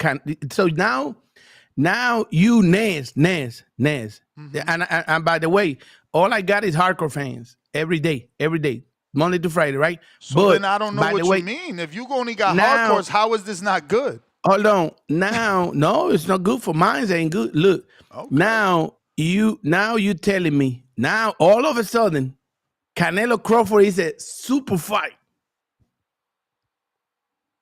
What the fuck? Is it not on Netflix? Is it not on Netflix? Is it not on Netflix? Simple question. So now, question. So now, any fight that they put, any fight they put on Netflix is a super fight. You win, bro. Let's see. The last 3 that've been on there, Mike Tyson, Jake Paul, sounds like a super fight. That was a super fight. Katie Taylor, Amanda Serrano sounds like a super fight. In over 140 years of Madison Square Garden, they never sold it out. That happened. The women did the 6 million views. That happened. I mean, come on, bro. Again, overly critical. Overly critical. And it's showing. It's showing all over you. So I guess now we're not talking about boxing. We're talking about shows, because Tyson and Jake Paul, it was a show. We know what was going to happen. It was just a show. We absolutely did not know what was going to happen. We thought that Tyson was going to get knocked out, and we never in a million years thought it was going to do 75 million views. Amanda and Kathy Taylor end up not delivering. So now you can't get mad at the performance. The fight was what it was. The fight was what it was. So Mayweather Pacquiao delivered because you getting bodied in this debate. Did Not Mayweather Pacquiao deliver? Not delivered, but it Okay, is it still a wasn't on super Netflix. fight? Is it wasn't still a on super Netflix. fight? Answer the question. Is it still a super fight? That's right. It is. It was a great promotion, but it wasn't on Netflix. It was a super fight. Let's stick to the script. Let's stick to what we debating. They sold us like it was supposed to be. Then Pacquiao said he got a shoulder bad injury. shoulder, And that's all what I'm this, trying to explain. That none of that matters. When you make the fight, it's a super fight. You can't be mad all of a sudden because it didn't fucking live up to your expectations and take it off of super fight standards. That's not how it works.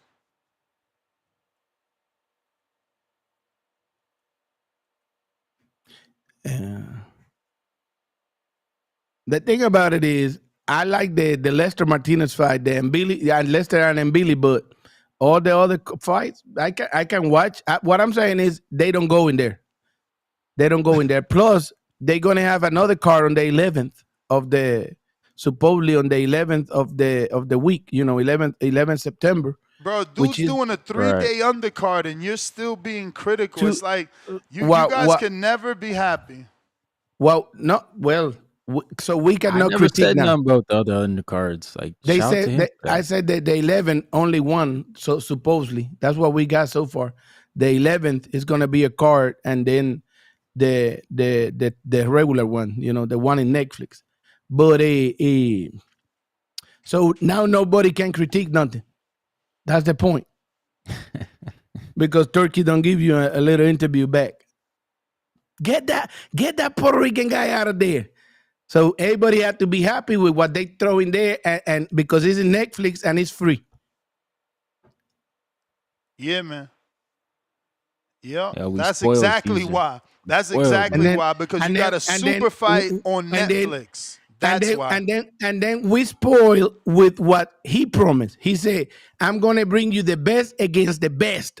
We spoil with what he promised. That is the best versus the best. Lester is one of the best at 68 versus an interim champion that's obviously one of the best at 68.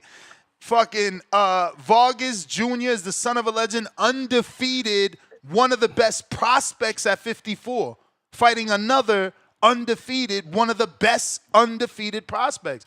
My bro, you just overly critical. Let me get to some callers though, because they're gonna tell you. Turkey needs you. Turkey needs you to promote his Turkey. This is the man you need. My man gonna say whatever you say. Well, that's not true. That's why he don't come here often. Turkey, you changed Ness. You changed Ness, Turkey. Okay. Stonebone, what up? Everybody's entitled to their opinion, but look, it says Ness right, Caesar. We can't complain about this.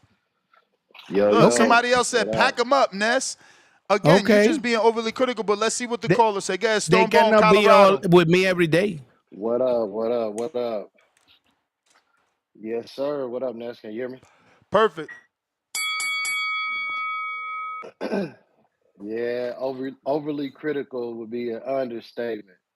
Ness, we long time boxing, man. I've been calling in for a decade, man. Back when, remember, used to play. You the illest in Nebraska. For sure. You body, man. Back in the day, man, when I was, still in them streets of Omaha, Nebraska. But before I joined the Nation of Islam, I've been calling in.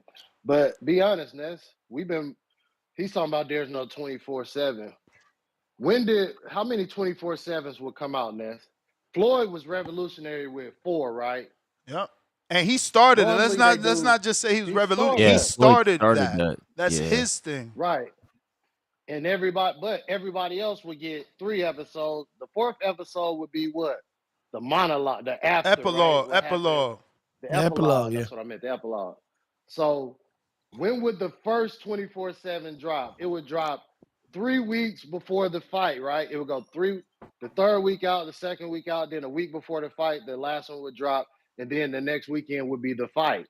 So how are we supposed to have a 24/7 out wave anybody that's doing content on that type of access like that, they usually start about 20-some days out. Like, that's almost customary.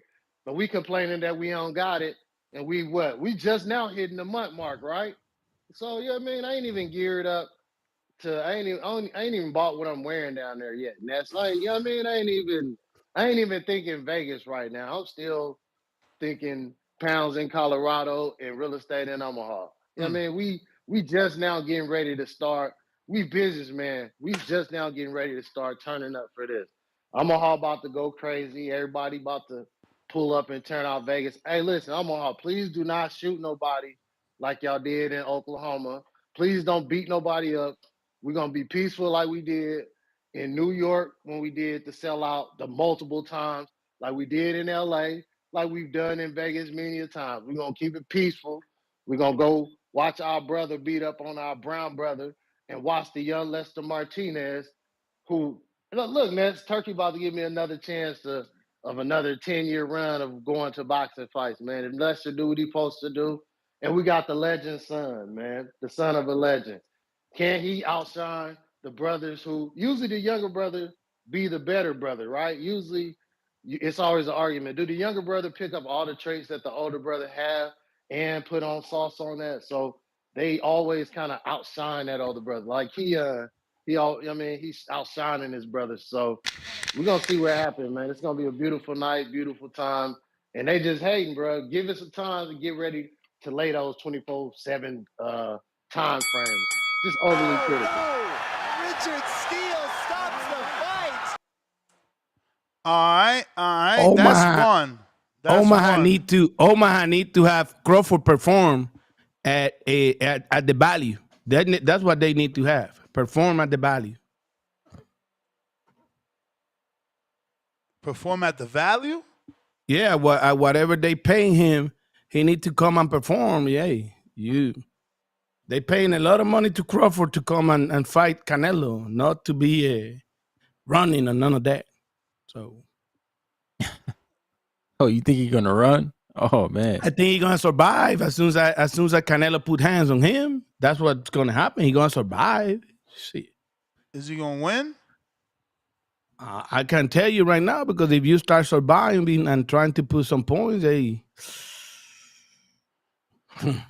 Shout out to you, man. You need to jump on more, bro. You came on with your little hate, and Lord, you got these phone lines lit. Yep. There's so many. Yeah, go ahead. That's part of the trampa mediática. That's how you get him. Trampa mediática. Come on, brothers. You got him mad. Come on in, big brothers. The other day they was loving me. Remember? Few days ago they was loving me. Now they hate you, now Al they hate in the me. Bay going once.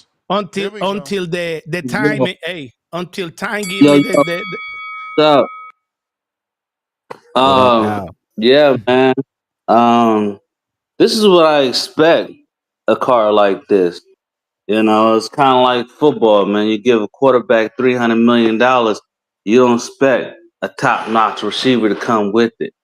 You know, so the main car got a lot of dough. So at first, before I heard Canelo was getting $200 million, I was like, yeah, they could have put, Shakur on the undercard or whatever, make it a nice card. Once I realized Bud was getting $100 million, and Canelo getting $200 million. Damn, you drinking beer in the morning? Nah, man, that was a ginger ale. Ginger ale. Nah, man, that was real. I don't drink. That's right, God-fearing man. I gotta stop playing with you like that. My bad, champ. Yeah, man. So I wouldn't expect it was gonna be a lot, but then Mbilli fight will be a good fight. I think this undercard might surprise people. I just have a feeling that it's just gonna surprise people. I thought it was gonna be more fights though, because they had that little whole scrimmage thing, at that gym. So I thought they was gonna bring a lot more fighters out. But you said it was gonna be a 3-day undercard. That's what they advertised at the beginning, but now it looks like it's 2.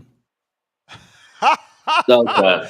He is so So mad they at give them. What did they do to you, bro? Nothing. No, it's just what they gonna Bro, do. has What they trying anyone, to do let me to ask you a boxing. question. Has anyone given us a one-day undercard outside of the fight day? Well, what's his name? Did it? Jake Paul did it recently. Jake Paul did it. Okay. So has anyone given us a 2-day fight card Well, outside we of the haven't day? seen it yet. 2 days. So no one. It's not. It's, So has anyone given us it a looks like 3-day Turkey fight always card? say a lot of stuff, and then But has anyone given they us don't a happen. 3-day? They come back No, and right? start changing. Okay. And well, I changed this today. And tell Coppinger, tell him that I changed this today. And then he put it out too, and all that stuff. That's it. So you getting a It's good. 2-day You people fight going. card. You see the caller. You getting a Hey, a that 2-day last fight caller card going by plus, faith. huh? Hello? Yeah, we hear you. We hear you. What was it? You seem like you're trying to ask me a question. He was trying to say something. No. I'm Oh, here. I'm here. okay. So you're getting a 2-day fight card, and you getting this big fight in for Vega. Yes, man. When you're pound for pound number one, you can jump up 3 weight classes. You know, that's the thing. Now, when you're not in the pound for pound and you just happen to want to jump up 3 weight classes, that's a whole different other thing. But when you're ranked, when everybody rank you number one pound for pound, and you want to jump up 3 weight classes, that exactly is what pound for pound means. That I am means not you can complaining. go up 3 weight classes and compete with the top dog. You can do it. Yeah, That's you what can do people it. believe that you are. You can do it. I'm not complaining And about that's that. my thought. I'm saying I'm always being about Crawford deserve the opportunity to prove himself, right? I always going with that. I say I'm one of the ones that said, hey, he deserved it for what his accolade.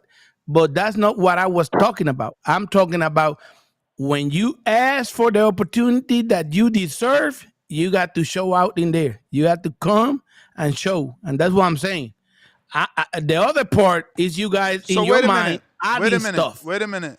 Adding stuff Did about it. David I'm did saying David Morrell show out in his we're not opportunity talking. with Iman Katiev? He don't have the accolades that that Well, he Crawford got have. an That's not. opportunity. He got an It's not. opportunity on a turkey It's not the card. same. We cannot put example by example. Like don't count. You know, it's different things, different Oh, so only situations. certain people got to show out. No.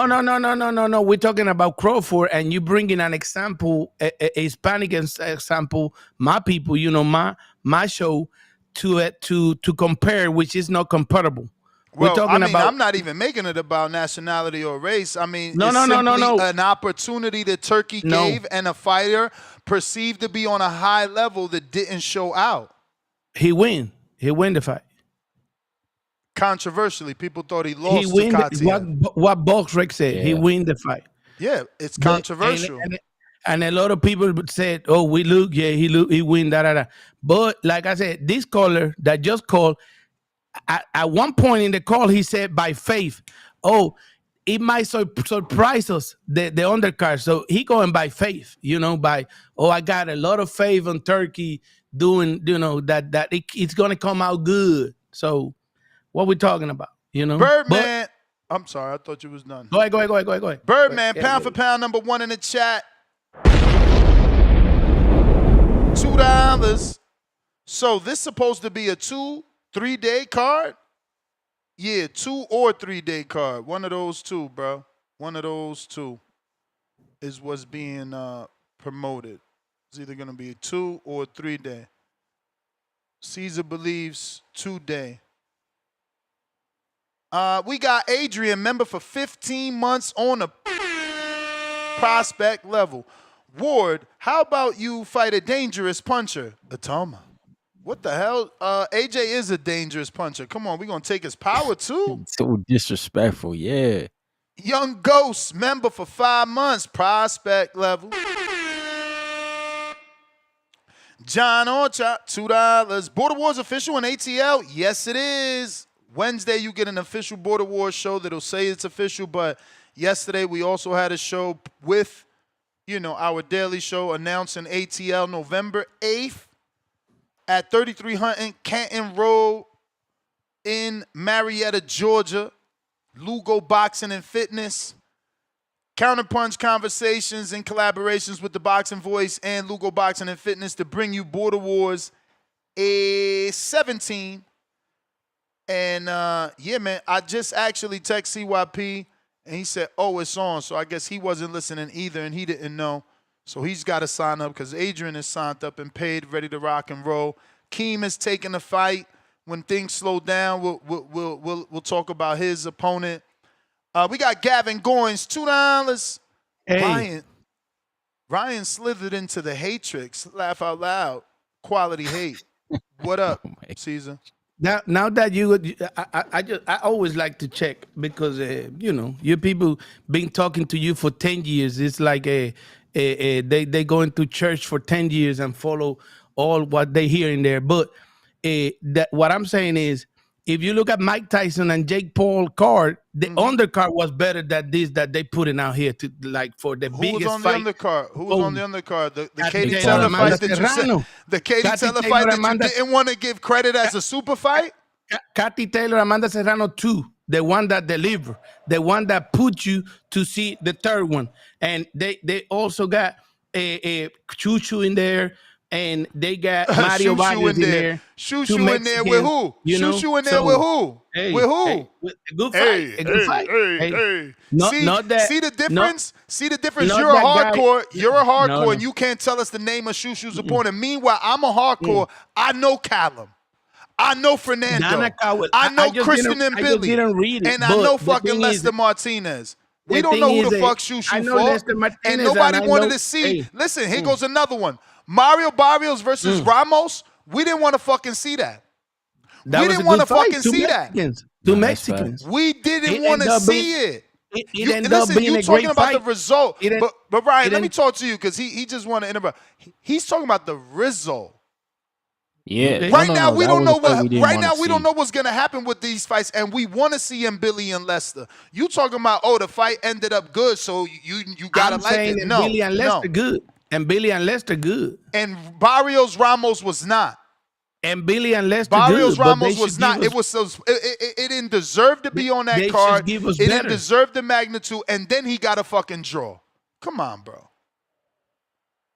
So you think Fernando and Callum's gonna deliver like Barrios and Abel? They should. For sure. They should.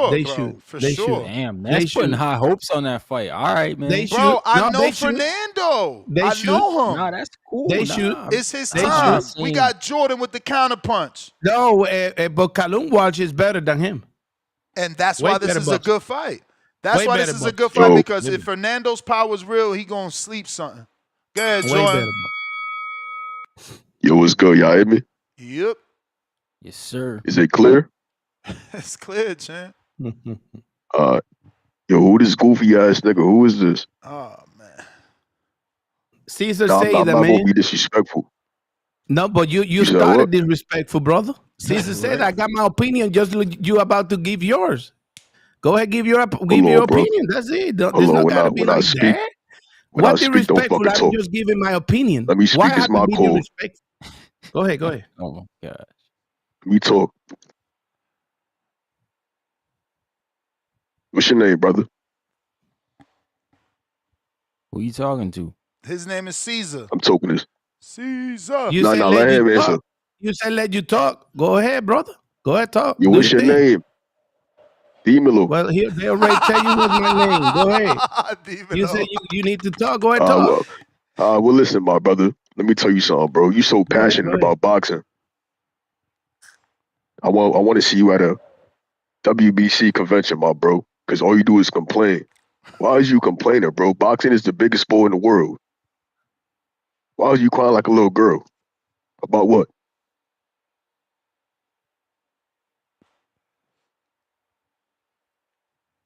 You can talk now, bro. No, go ahead. Do you call? Jordan, you crazy, when you finish, man. I tell you, because I'm not complaining about no boxing. I'm doing my critic. I love boxing. I want more. If they said they're gonna give us more, I want more. You just So listen, so let's do this now. with what Hold on. they Since you throw like at you. boxing, right? We got I a border love wars boxing. in Atlanta I coming love up. boxing. I love boxing too. Yeah. You know what I'm saying? I would love you as an opponent. You want to box me? Since we both love boxing, right? How I much you love weigh? boxing. You love boxing. Let's box. So I can knock you the fuck How out. much you weigh? How much you weigh? I'm your size. I'm your size. I could be You your my size size? any day. How old are you? I'm It don't 52. matter.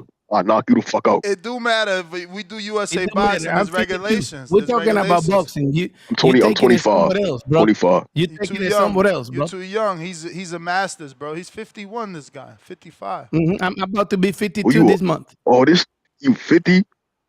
We old Yeah, My fault, heads, man. grandpa. We old My heads fault, over bro. here. I ain't know you was 50, bro. My fault. I already did 26 years in the military. I deal with people Word? like you every day. You That was did my more, lead. you did more time in the military than my son's age, bro. Hey, That's tough. Hey, I deal with people like you every day in the military. Every day. Yo, Every Ness, day. sign me up again. Hold on, And hold guess on. I'm what? gonna send the file back. I What you took say? them to war and back. Took them to war and back. So with That's my cool. broken English. Nah, but mind let me tell you something though, bro. you my man. Hey, Matter you of fact, let's talking, do you a talking. hypothetical situation. Hold on. Let me talk now. Let's do a little hypothetical situation, bro. Oh, Me now at you want to talk. 25, you at 25. I will knock you the fuck out. I'm saying you at your peak and me at my peak. I ain't gonna lie, I'm beating you up. I'm gonna beat you the fuck up. I know you 50 now, so I'm gonna let you slide. I'm not gonna talk no more shit. But what I'm saying is, you at 25 and me at 25, I'm knocking you the fuck out and I'm gonna take your bitch. Jesus, this man's married. He's somebody's grandfather. That's a great statement. I've seen a lot of people It's not a just like statement, you. it's a fucking fact. It's not a statement, my brother. It's a fucking fact. That's it. You That disagree? cannot be a fact. You No, I'm never saying, know hold what I on. was Do you doing at disagree though? 25. Do you disagree with what I'm saying? If At you disagree, you could 25, talk. You could prove me bro. otherwise. At 25, bro, I was kicking a lot of ass at 25. At 25, hold on. And At what you think I'm doing? 25, I was What you think? breaking. Oh, you think I'm not kicking At ass? 20, And you think I'm not look at kicking my ass though, look at bro? my What's your point? Instagram. Look at my Instagram. At Hey, yo, he 25, I said, was look at just Well, my. fuck fucking your people up. Instagram. Let's At I don't go, even 25, fuck your Caesar. He at said, fuck your look at my Instagram. 25, I was just Instagram. fucking I don't even people have up, social media, like bro. I stay breaking off that people shit. down. Nigga said At Instagram. 25. What is you talking So about? You 50 on you might want Instagram. to, Get a like, life. Grow Ness up. might send you my Instagram. You might want to take a look at a Nigga, little you tour 50 in there. years old with an You Instagram. Let it know, go. it doesn't matter. At Go 50 years raise your old, grandchildren, pop. at 50 years old, if I got to stay Hey, defend yo. myself, I will. Hold on. Matter of fact, hold on. Matter of fact, let's switch it. Me at 50 years old and you at 50 years old. I'm still beating you up. I still I will fuck still people knock you the up fuck at out. 50. Me at 60, I you still at fuck 60, people I'm gonna up. beat you the fuck up. All I'm right, telling you. Jordan, we Okay. out, man. We here to talk boxing, man. We out. Yeah, we're talking boxing, not street. We're talking boxing. I Go remember ahead. that guy. He's fucking terrifying. I remember him. What up, Marco? What up? He sounds like he Marco. has one of those voice changers. He's that scary. He's like, I'm gonna whoop that fucking ass. I'm like, ah. Marco, I need you to be the voice of reason here, man. Undercard, is it good or is it bad? How do you guys Ryan say and in me don't Spanish? like it. I know how you say it. Damn, why you leading the witness? Ryan and me don't Nah. like it. Let that man get, what the I was gonna say, as you guys say, basura. Oh my God. Hey, What is wrong with you y'all? outnumbered, Ness. But not- no, look, but you look, know, it's not- again, it's the wrong guy. He's a casual. He don't know these guys, Oh, right? You don't now know it's the wrong casual. guy. Kiss my casual ass. No, look. It's not awful. It's not awful. I'm not saying that. Do you But know it's not them? fitting. I know all of them I except know for Callum two. Walsh good. I know all of them except for two. But it's not fitting for the gravity of the event. You know what I mean? Okay, That's so all I'm saying. what was That's all what I'm was saying. the undercard on Mayweather Pacquiao? There And was here that we more go. fitting? Here we I go. don't He got remember. Lomachenko, man. They didn't have He got Versus Lomachenko on it. who? Versus who? No, we but got. listen. You got to understand. This is what I'm saying. You guys are Brother. not valuing Finesse. when Finesse. there's There's a new a B standard. side and an A Brother, we in side. These are 2025. 50-50 fights, bro. Yes, Lomachenko Turkey was has in a brought a new showcase standard. fight. Canelo used to be on Mayweather undercards as a Tell him, showcase Marco. fight, beating up Turkey has brought us 40-year-olds. a new standard. Tell him, though, Marco. so we're accustomed to way better now. Mm-hmm. You feel me? Yeah, Marco. Marco, the new standard that you're talking is fights like November 22nd where you don't have a clear main event superstar fighter like a fucking Canelo or a Tank or an AJ. Those are clear superstar fighters, bro. Like, what are we talking about? He gives you these stacked cards because... Those are your clear superstars. Okay, so show us yours and give us facts because I'm using numbers. I'm using numbers. AJ, yes, because of facts, Caesar. AJ does numbers. AJ is gone right now, you know. But go ahead. Doing numbers. AJ's rebuild, there was over 20,000 people in the O2. I went to it to see Jermaine Franklin, and I was there. So I don't know what you're talking about. That's not gone. Because show me the Cuban that sells 20,000 tickets. No, isn't it? Right now it's not. All right, then. No. So AJ ain't go no fucking where. Nowhere. He's right here selling hella tickets, bro. And right now, Andre Ward is trying to call him out. You don't think they're going to sell out Wembley if they take that fight? Jake Paul's trying to call him out. You don't think they're going to sell out Wembley? Jake Paul's gone? I mean, AJ's gone? No, you're wrong, brother. You're wrong. Very wrong. Brandon, what up? Yo, hello? Yep. What up, Ness? Yo, so I heard the next Border Wars is in Atlanta, correct? Correct. Okay. That's something I probably can't really make that because it's 10 hours away from me if I drive. A plane, I don't know if I would take a plane there, to be honest. Like, would you recommend taking a plane there or no? Man, that is up to you, my bro. Yeah, I don't know about that. I mean, is it for sure locked in that it's going to be in Atlanta? Yep. Okay. Date, venue, book. Date and venue, book. Everything. Okay. We got the ring. We got the venue. We already got fighters on the card, bro. It's moving very quick. What I need is sponsors. Caesar, you in that local area, man. Give me some local sponsors, man. Tell them I'm going to promote them for 90 days. They're going to be on one of the biggest boxing podcasts in the world, getting talked about every day. I'm going to be thanking them every day for their sponsorship. That logo is going to go on all our flyers.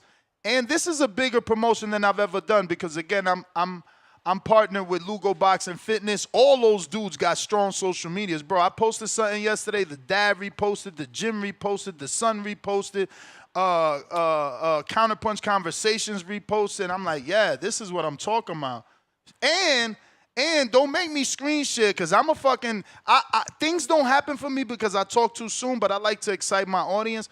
I reached out to OTX, and I said, look, I don't even want a financial sponsor. Guess what I want, Ryan?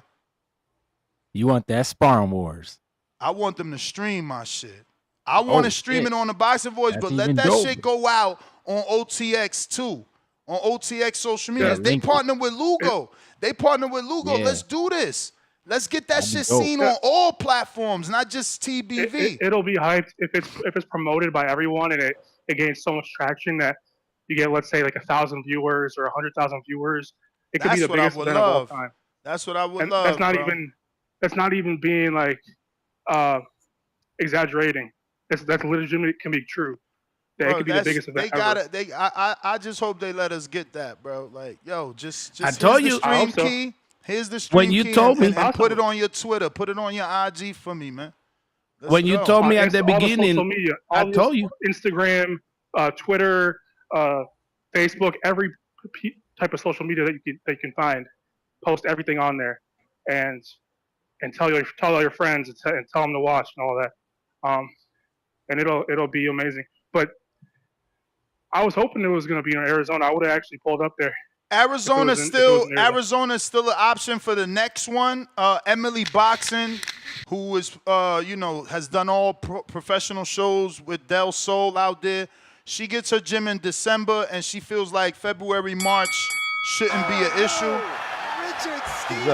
That's not Benavidez. Her gym is huge too, so it's better for us to get here, blow out Atlanta. Hopefully we could partner with OTX to really get the momentum. Then we could go to AZ and sell out because her gym is big, she said. She's going to be opening her gym in December, so she shouldn't have an issue getting a date for February, March. We could be in AZ back then. Talking about Benavidez' manager? Yeah. Oh, nice. Hey, my suggestion is, Nez, is that on this one, at least in Georgia, which you're going to have a good turn. I guarantee you that. It's going to be a good turn. You got to do is make sure that you get the right people to record this so they can do great highlights, so they can take the people that are there, the excitement, the whole thing, right? Do you got somebody over there? I can check. Not I don't for know if live it's somebody. streaming.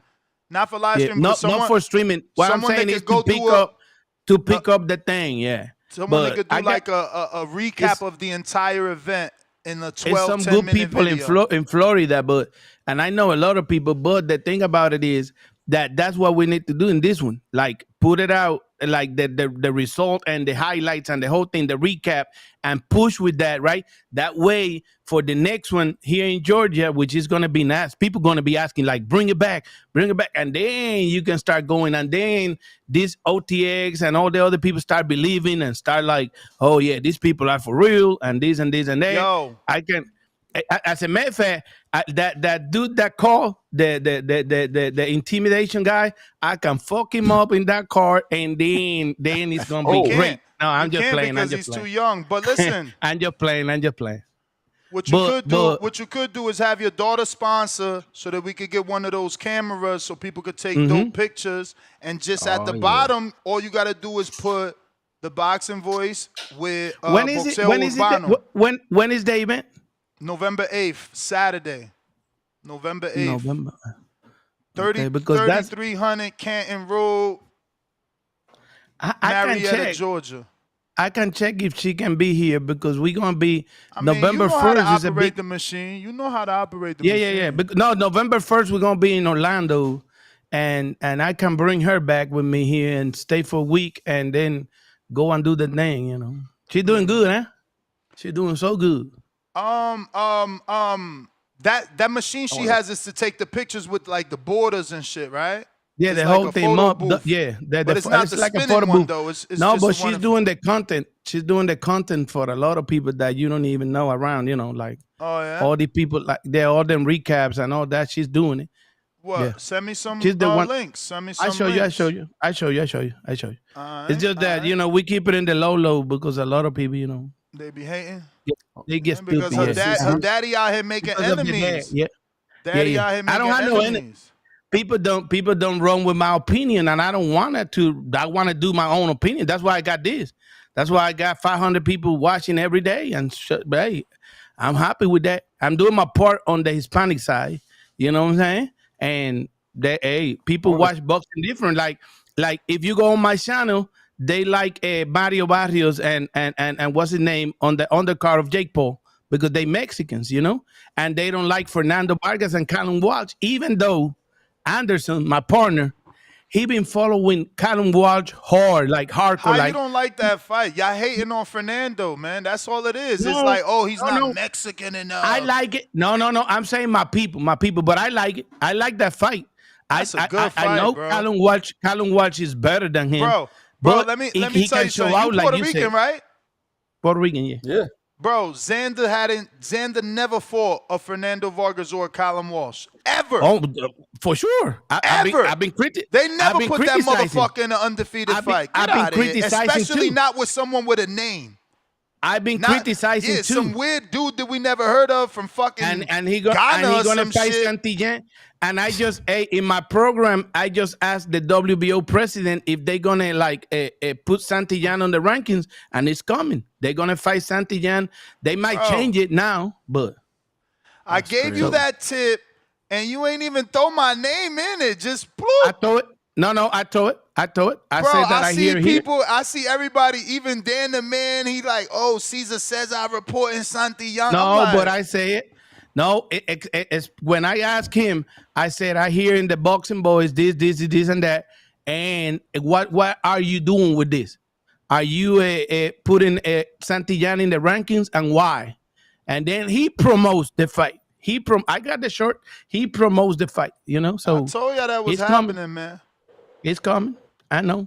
Plus, Robert Garcia said it's the in top another ranked Mexican way, channel. bro. It's the top ranked way. Yeah. Mm-hmm.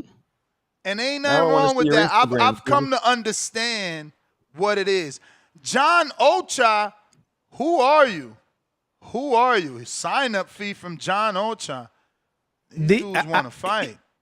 It looked like you got different people. For me, it looked like these people are the same, but you got different minds every day, because 2 days ago they was loving Caesar because I was saying whatever that's they part like. That's part of life. And like every day we're not gonna agree.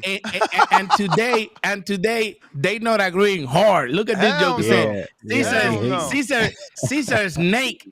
Why they call you a and they snake? don't even. That's crazy. They don't even know you. Ned, they don't even know me. They don't even know Caesar. all. Yo, Caesar. Hold on. You I got the kind of shit. You should see the kind of shit they say about me. You see what they say about me. Trizzy, what up? Yeah, what's up? Hey, personally, I want to say I always love when Caesar called in. I love his broken English. I love he be having hot takes, man. Like, I absolutely love Caesar, but I don't agree with you on your call today. One thing we know about Turk is he have some great, like, matchmaking, I should say. So for me, I'm still excited about the card. The Lester Martinez versus Chris Mbilli. That's gonna be a hell of a fight right there. I mean, that's a good fight, man. That's gonna be a great fight. I'm looking forward to it. I'm gonna study that fight. But who that young buck talking crazy to my brother? What's his name? The 25-year-old. Oh, Jordan from New York. How much he weigh? Don't even do it, man. Let's see if he shows up, because we don't know, like, if he's gonna like, we don't know if he's like a real. I don't want to call him a troll, because he gonna call in and go crazy. But the truth is, he talks. We gotta see if dudes like that show up before we start making fights, man. He talks like a ransom call. He's like, leaving 75 crisp bills, or you'll never see your daughter again. I'm like, oh shit. Bro, you got more of that was more of a Liam Nielsen voice. If you slowed it down and said that very popular line about I have a set of skills. That's what he sounds like. He sounds like he's doing a ransom call at one of those voice changing machines. It's horrifying. That dude is scary. Let me check my IG, because somebody. Go ahead, Trizzy. Let me play this bell. My bad. Man, empty barrel most noise. So yeah, watch how you talk to my brother. You put some respect on his name. He is 50-something years old. No, bruh. Also, man, so the link you sent me, I think I tried to sign up for Border Wars, but they said I need a USAA card. A USA card, but how do man, I'm about to hit you offline, because I think I do want to fight, and I wouldn't mind punching Buddy in his mouth that was talking all that shit, because I feel like I need to give him a whooping his daddy should have gave him. Because apparently his daddy didn't give it to him. Maybe his daddy wasn't around. Bro? Where you at in London exactly? Text me your address so I can see how far you are from Mitty, because then we'll know. Mitty's not only fought in Border Wars 3 or 4 times, he's also a trainer. He does white-collar boxing out there, and you should be connected with him anyway. He's actually in the betting group that you're in. So you know him already. Mitty? Yeah, Coach Mitty's in the betting group that you're in, but yeah, he got a gym. When I had cancer. He got a gym and everything out there, bro. All right, I'm gonna text him this and see how far it is from him, for him. Yeah, that's the way I live, man. I'm ready to get it cracking, man. I want to put somebody in that shit so bad. And that last call, he seemed like a good candidate. Cause don't be talking bad about my brother like that. No, bruh. Watch your mouth. So yeah, I definitely want to get it in though, for sure. I'm actually about to head to the gym and do like some cardio and stuff like on my own. All right. But yeah, that's my call. Hey, good luck next. Appreciate it. That's dope. All right. Nah, it's just like all the other undercards we've seen that's pale to comparison to this one. And this is arguably the bigger fight. The main event's bigger than all of them. I need you to give me more. I don't know if I can give you too much more. Meaning, how does this fall short compared to who? Like, what other cards are better? Like, what are we talking about? Canelo Baranga was better. For sure. Booyaka. Booyaka. For sure. Stephen Fulton getting dropped. Rolly Romero looking mid. Oh. Trevor McCumbee dropping Plant twice. Oh. That was that card. The thing about it is also you can see matchmaking, but you also got to analyze the matchmaking, what this matchmaking can give us, right? And Mbilli and Lester Martinez is going to deliver for sure is gonna deliver unless Team Crawford change Martinez is gonna deliver. I understand that it's gonna deliver, and it's just like other fights, good matchups. Like the other day, it was a fight in TV.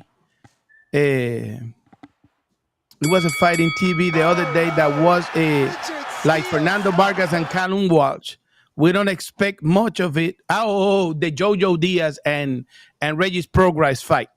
So we now when I saw Callum Walsh and Fernando Vargas, I say right on my mind said is this level, but it can give us a good fight, right? Fireworks. And I analyze from there, right? Then when I see that dude that is 4-0 from Turkish planet over there, right? Whoa! And they put it in there, right? See? So don't be coming here trying to get me shot with your shit, bro. Now he's gonna be like, yo, the boxing voice said Turkey's planet? What type of shit? So I'm like, terrible, well, bro. from Turkish country. So what I'm saying is, he put it in there, Turkey, right? I want you to know this man is a U.S. vet, so he has his own views because he feels he's been on that side of the world. Let's just make that clear.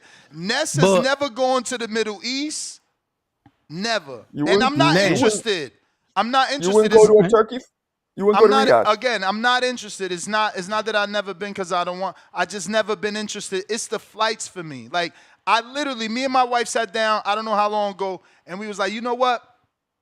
We talked about it too much. Let's see if we could really do Bali, or we could really do the other side of the world, Thailand or Bangkok. Man, get the fuck out of here. Those flights are too long, bro. I'm too big. So, I mean, it's very difficult.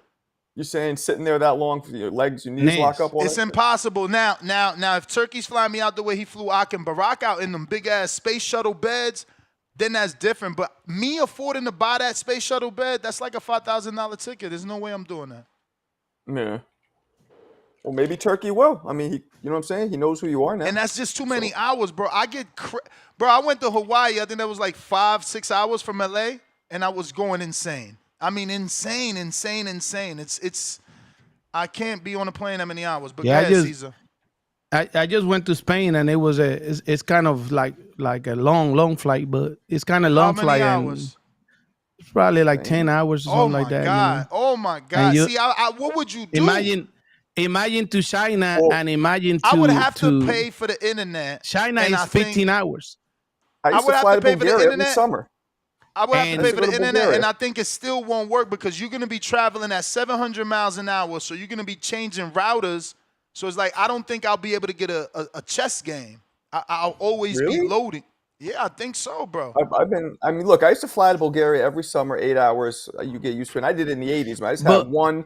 I had Bobby Brown's fucking LP. I just over and over. You had nothing else to do. But at the end, no way, bro. No way. My knees, same songs over and over and over. My knees would die, bro. At the end of the day, we got to keep it 100 without in all seriousness. If you look inside, right?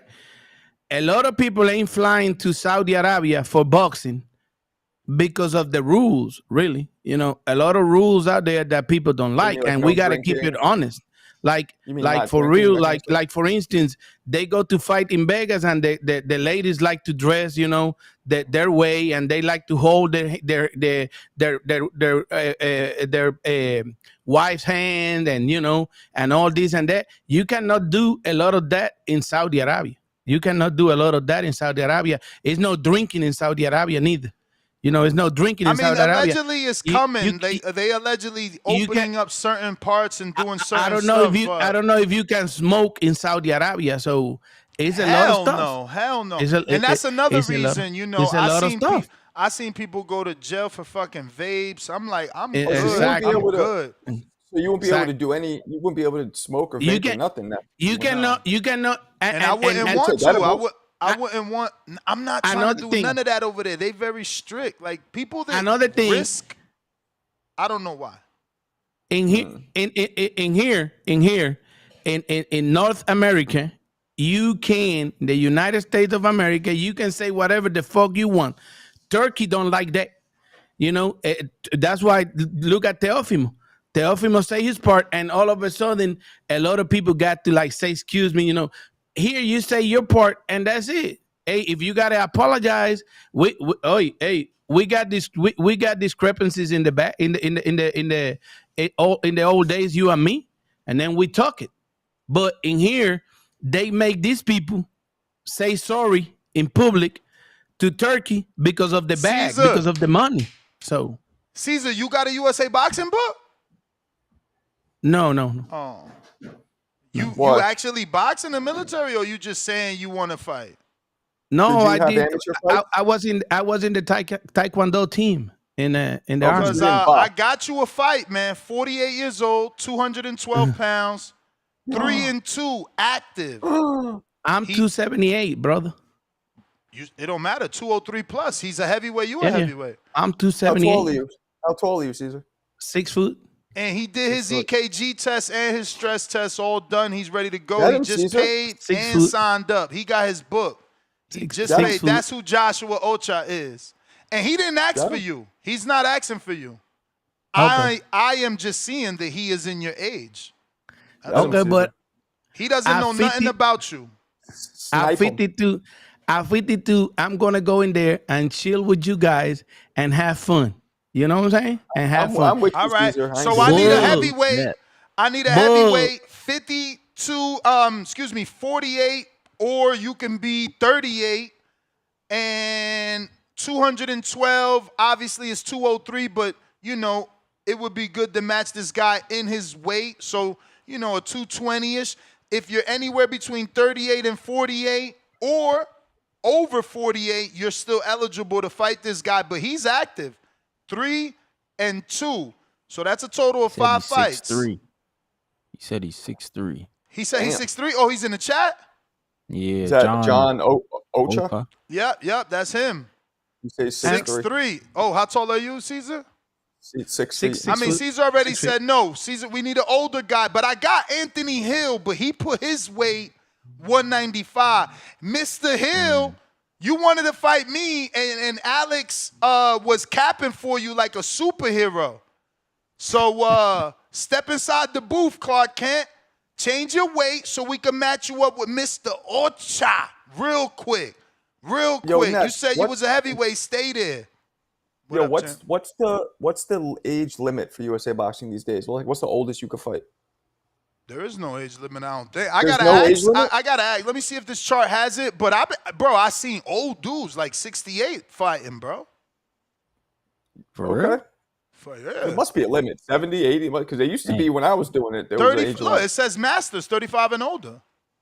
Damn. Okay. They have no limit that I see. Let me see if there's any fine prints. No fine prints, bro. I believe we didn't but have any USA boxing officials out there listening to the show, go ahead and let me know. Shout out to my man Malcolm. Who else? Wayne. Sana. I got to send Wayne the link. Wayne hit me up. I want Wayne to officiate, man. Wayne heard the show on playback yesterday and can't believe we coming to Georgia. He's also a USA boxing official. But we got dope, man. Starks, UK. What up?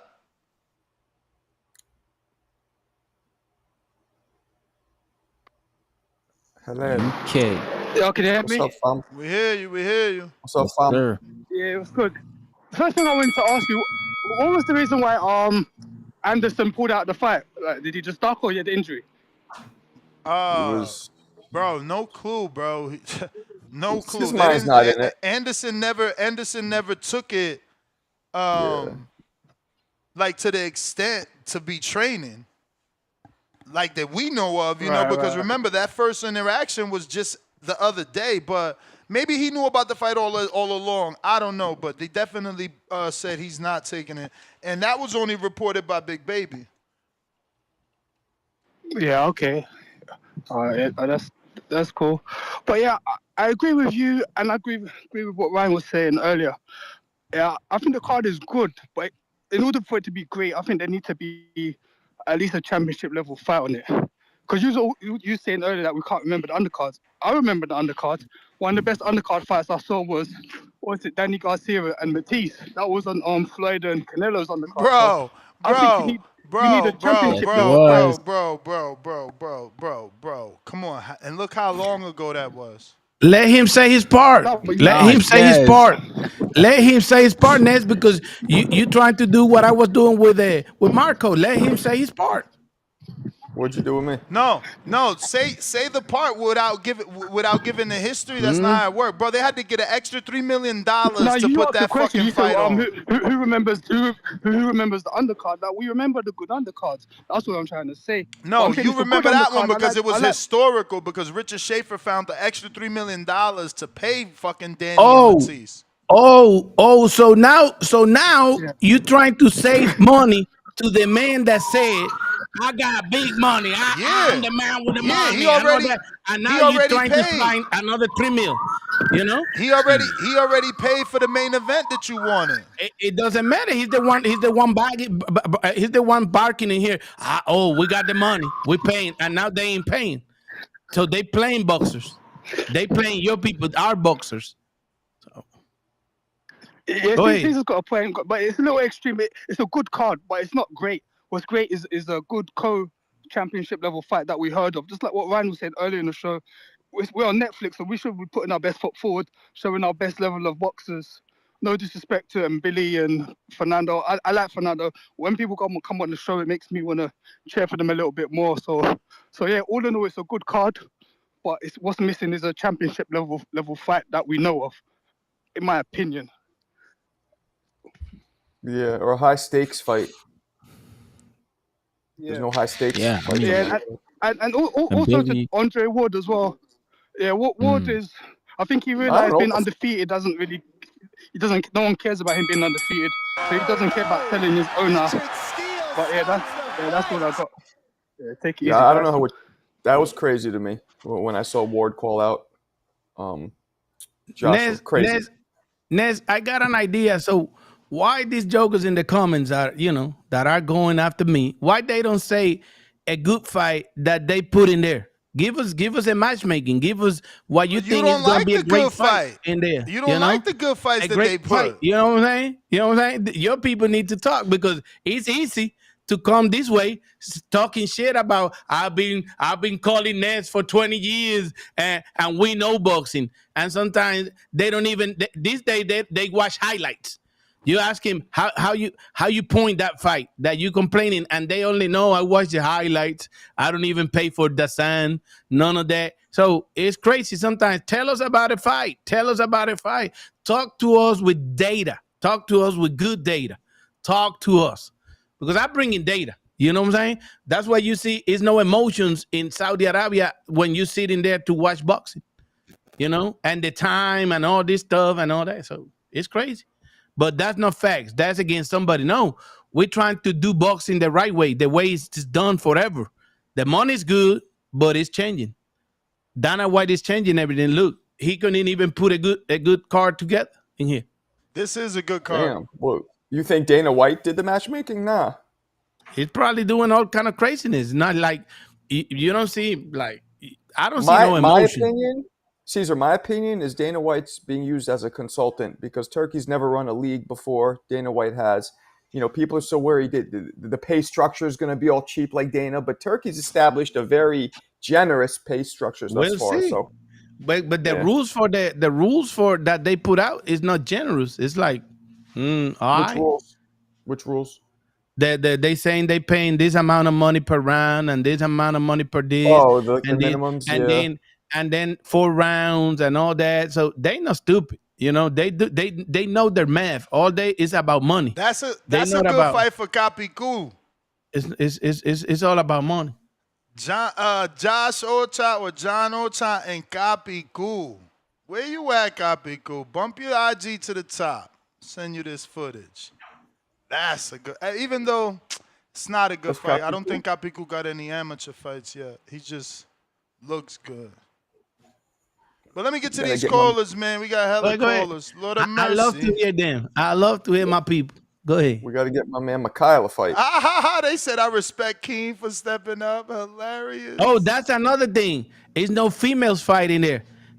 we fight for females, like for female boxing, and we talk all that for female boxing. Nobody tell Oh my God, Turkey, bro! Don't hey, nobody let's want put no it. fucking female on the card. Get your Oh, ass out of here. now We want nobody want a female on the card. why we No, can't get all some of a sudden, knockouts, man? Get out of and here, bro. Katie was the best fight in New York. Get the Netflix hell out of here, biggest bro! fight, Because and all of a sudden, come on, your man. argument is that the undercard is not good, but now you want to put females, so we don't get a knockout. Like, make it make sense, bro. What side of the argument you until on? they talk about Shadasha and Clarissa, and you be like, the greatest fight in the world. Because she could in get the a fucking Turkey and all this. knockout. Bro, She could get a knockout. At least she got the probability is higher, bro. At least. But RC, what up? Hernandez, what up, man? I'm loving this show, man. It's Caesar. What up, Caesar Cesar? out here trying to make everybody fight. Hey, what's up, man? Ryan? Good. What's good? What's good? Marco got the full house today, man. Yeah, loving this show, man. I love it when Cesar comes and brings this energy, man. He brings that great. hate. He brings This that is hate. But Him and bro, you Two-Tone, wildin', yo. man. He's Wildin'. the Spanish version of the Hatrix. Yeah, for sure. But man, Cesar, I love your energy, man. But you're kind of wild in here, man. Like I get it. I don't trust Dana as far as I can throw him, man. And Turkey too. Every time with these rich ass dudes that want to buy up everything, I'm in karate stance. I get it. But as far as this card is really not much to criticize. I mean, it's a decent card. I mean, you got. When you talk about high stakes, I mean, they're not the ultimate stakes, but like Fernando, him and Walsh, like whoever wins is gonna keep going. I mean, if Fernando loses, he's got a lot to lose in this fight. This is a big step up for both of them. And Mbilli I don't think it's a lot to lose. It's a setback because he's an undefeated prospect, but like a lot to lose. We got to stop, condemning these kids for putting their O on the line. Then they don't want to do it. Then they need $1 million to lose the O. No, I like that part. I like that one. I like that one. He lose, but I don't think it's over because he no, lost. I get it. He loses, but Ness, we live in a time where people drop fighters, man. Like that's the reality we live in. Like I'm not saying I'm gonna drop Fernando if he loses, but that's the world we live in. That's the boxing world we live in today. Back in the day, Oscar would lose, we'd still want to see Oscar. All these fighters back, Vargas lost to Tito, and we still wanted to see him in there with Oscar. But these days, like Fernando loses, a lot of people are like, man, you see, he was washed, this and that and the other. That's the world we live in. Unfortunately, that's social media and all that, like trolling. Like, man, it's crazy how it is today compared to how it was when those guys were around. And then as far as I want to talk about that.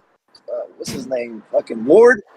Man, bro, nobody wanted to watch you when you were active, bro. Like you weren't a star fighter. Like nobody wanted to watch you, and now you're trying to get a fight with Joshua. Man, you see what Joshua put? He said payday. Yeah. Man, come on, get out of here, dog. Like, nah, man. Like, that's crazy. Like, I ain't trying to see Ward fight anybody, much less Anthony Joshua. So they need to stop playing with Anthony Joshua's name, man. But damn, I'm loving the show, guys. Keep it up. Shout out TBV.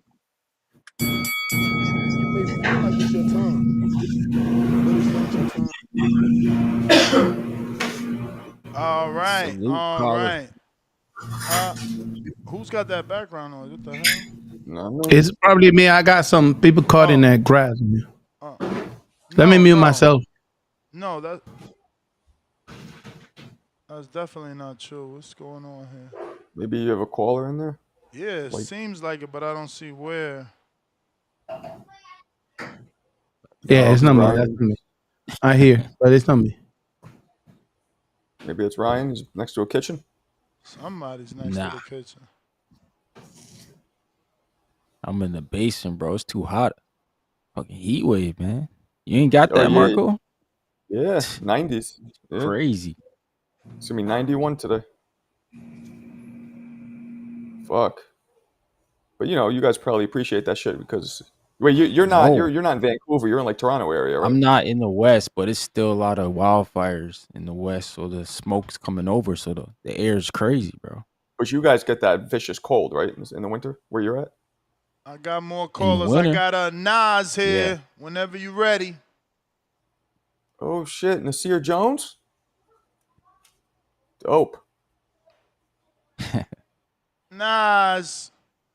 Queensbridge. Queens get the money.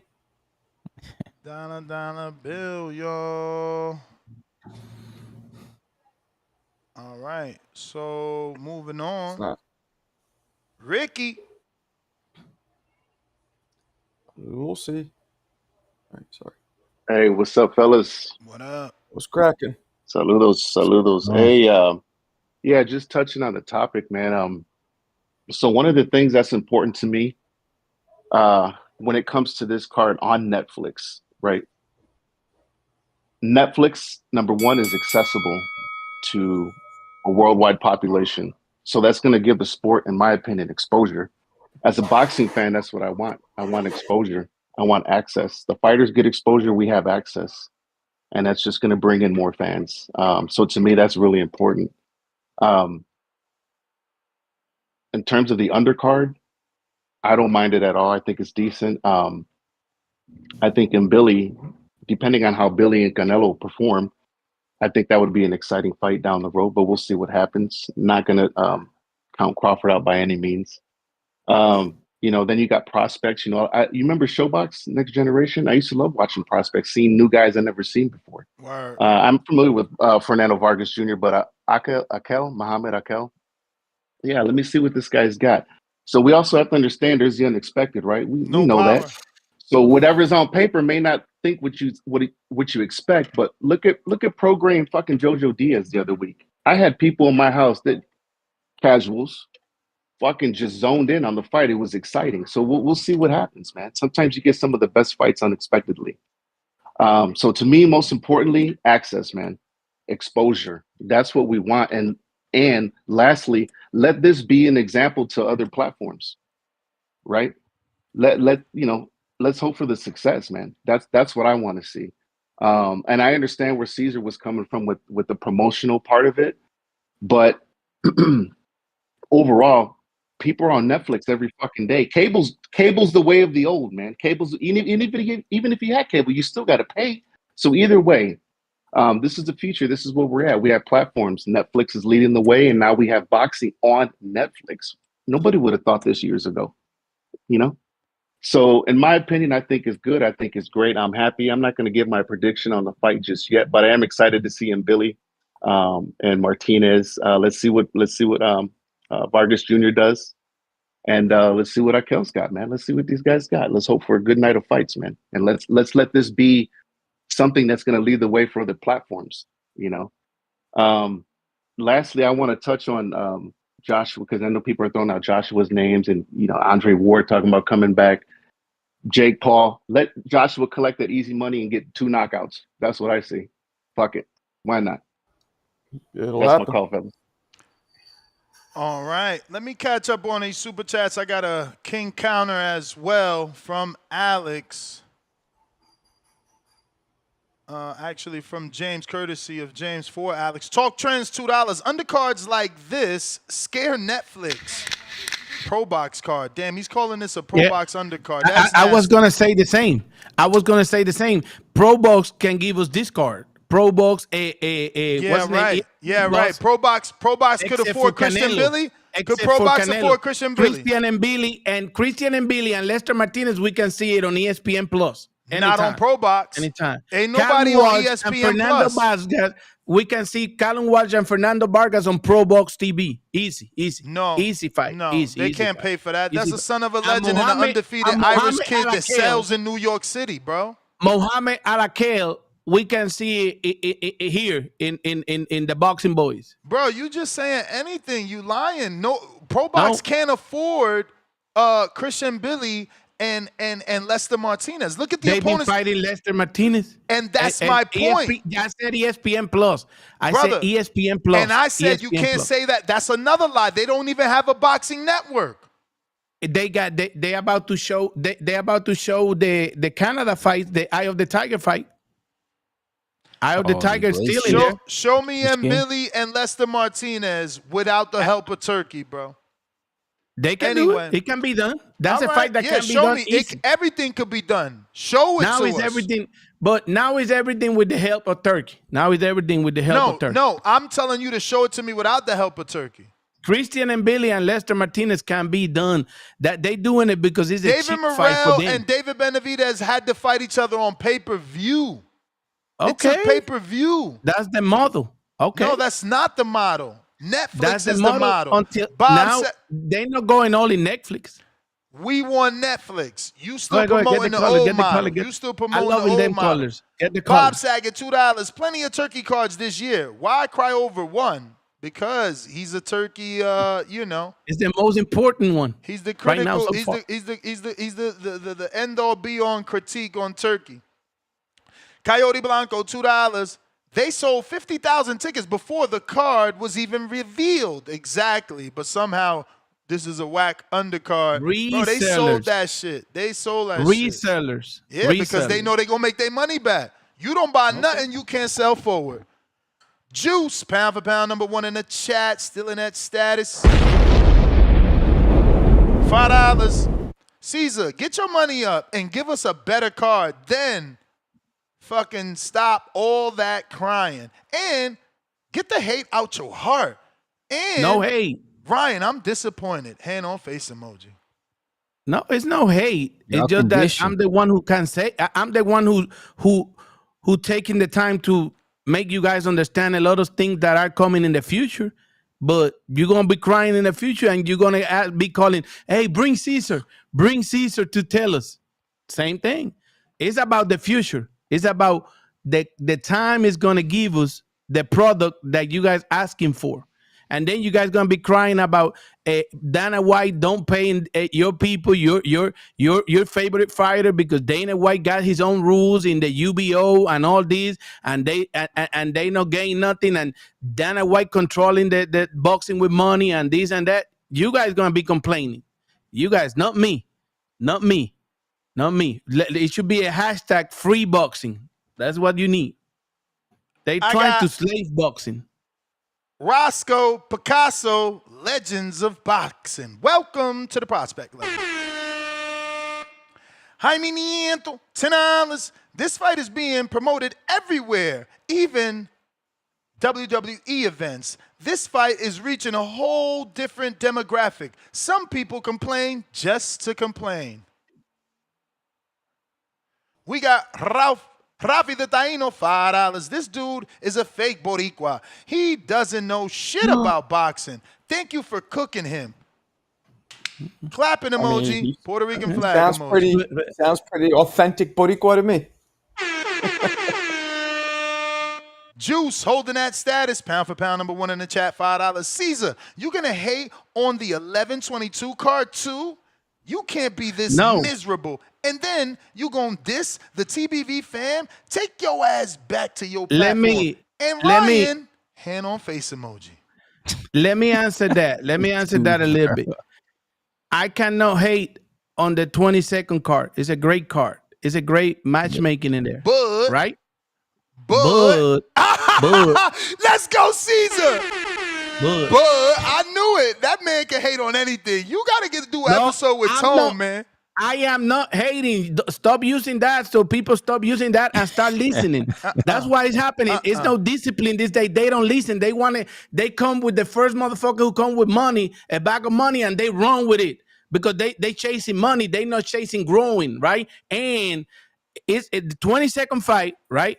It's still gonna be early in the day up there in Saudi Arabia, and the times and all that, and then it's gonna be a lot of complaining about that, the performance, all kind of stuff, and still is in Saudi Arabia, which is no boxing, and then they changing our time over here, prime time and all other stuff, and they doing all kind of, it's a marathon over there. Like you watch fights, like a card that can go in 3 hours is gonna be like 6-7 hours over there with all that craziness that they do out there.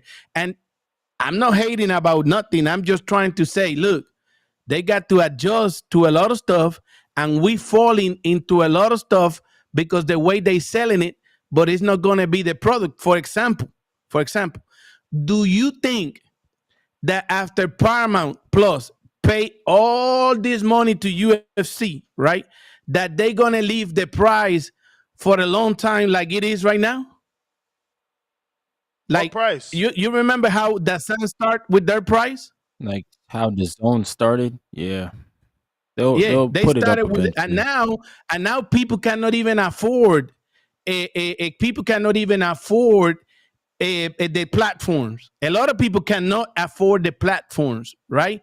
And what I'm saying is the boxing always come from people from the bottom like us, and now they making boxing supposedly accessible, supposedly because they giving this fight in Netflix. All the other fights are not in Netflix. You're still gonna have to pay Paramount. You're still gonna have to pay a DAZN. You're still gonna have to pay ESPN Plus. So that's 3 platforms in there. So it make it like people to see highlights or still doing like the bootleg stuff. So all that stuff we have to watch it, right? And when you look at the UFC model, right, which here in your program, which I like because I know where I come from, right? When you look in the UFC model, you don't have a lot of diversity in there, like America diversity. You don't have it. Not like boxing. Boxing got a lot of diversity. UFC don't. UFC don't. If you studied UFC don't. UFC is just a machine of marketing, which wrestling and all this stuff, right? But it's not a lot of diversity. It's not a lot of diversity. Like Dana White is controlling a lot of stuff right now because all they want is good talks about them. And whatever I give you, you have to eat it. It can be better, but whatever I give you, you have to eat it. And people are falling into that. I'm 52 years old. I ain't going to fall into all that. I'm going to keep saying my part because that's what I fought for, to say my part. And I wait for you a few months from now because this is going too fast, so you can come and say, Caesar was right. Look how Dana is fucking my people and this and that. And I will be, remember, I will be going back to this program, which I'm going to mark today in my book. And I'm going to tell you guys, I'm not hating on Turkey. I'm not hating. I'm hating on Turkey and Dana White plans to fuck boxing up, but if that's what you guys like, I'm not against that. I'm gonna say my part. I got freedom of speech, So I'm gonna say my part. Not hating or nothing. I just gonna say my part. That's it. All right, Alex. King Counter. Vega back. He came back. Thought he said he's Step not to the watching the rear. main. The hammer is here. That's He big. said he's not Hey, watching yo, the Cesar fight. and I gotta be like cousins, man, because I can fuck with Cesar because he looks like he's able to speak about the negative side of things, and I definitely relate to that. What up, Marco? Listen, yo, so I found that John Ochoa guy, bro, and I really feel, man, when people start seeing little clips, I think they're gonna be a little afraid of a guy. What is he? 48, 210 pounds. I think they're gonna see him as too ferocious, man. I don't know, Ness. You might want to keep that in the tuck. What? But yeah, I think him and Chino will be cool. Oh, you talking about John? Yeah, Ochoa. Yeah, his name is John Harley Ochoa. Yeah, I'm just making sure you understand how to pronounce it. Because my lord, you've been butchering it. I mean, I know you're reading it fast, but calm down, okay? I just want to say this, in regards to border wars, because I've been seeing, man, you guys have been jumping my dog James, man, and I just can't stand for it no more. Listen, I remember Nestor Gibbs himself. There was one show where Ness went at Supermax. I swear, it was about 3, 4, 5 hours of fat shaming him. I mean, it was a crazy marathon of fat shaming. I've never heard someone be fat shamed for that long and that person be considered as a friend. Okay? Supermax seems like a really cool guy. Him and Ness have their own relationship for sure. but I just never heard that for to be that long. And now I look at the alleged stipulations when it comes to Supermax and James. I believe it's James wants Supermax to weigh 250 pounds for their bout, correct? Mm-hmm. And that's basically been something similar to like one of his goals for years is to basically not he's got under 300, but I think 250 is basically a way healthier weight than what he's at now, which, if I'm not mistaken, he's the same weight today as he was the weight in March. Would that be correct? That is what the rumors are, that he's 271, and James says he's lying, that he's 278. True. Okay. So what I see James is doing is helping keeping this man accountable. We always like to keep other people accountable, especially on the internet when it comes to boxing and these professional fighters. And then James, as someone as an associate of Supermax, who's been listening to the show, listen to this man get fat shamed. People calling him a fat, fat piece of garbage, or saying he's so dang fat. He like basically writing him off. James is putting a stipulation to get it 250 pounds to help this man be healthier for himself, to also set a better example for everyone else in this community, right? That are also probably overweight, that are also probably wondering if they can lose weight.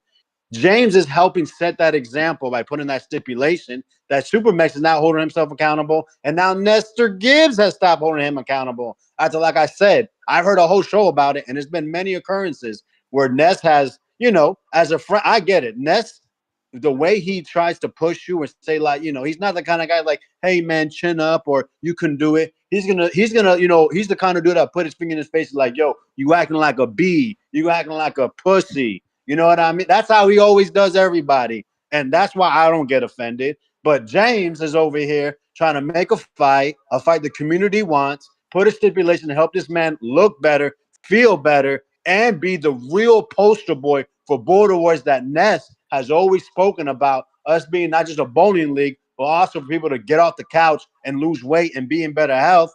And all I'm seeing is James be ridiculed. When James is in there speaking about how he's going to get the work, he's already signed up for a new gym. James, he's lost, I think, 20, 30 pounds since Supermax's fight, I'm sorry. So that's somebody that's holding himself accountable. That's someone trying to hold his opponent accountable. And that's somebody trying to make sure we get the two best versions of each other.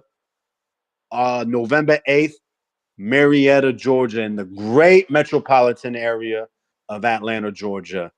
I don't know how anybody can put James down for that.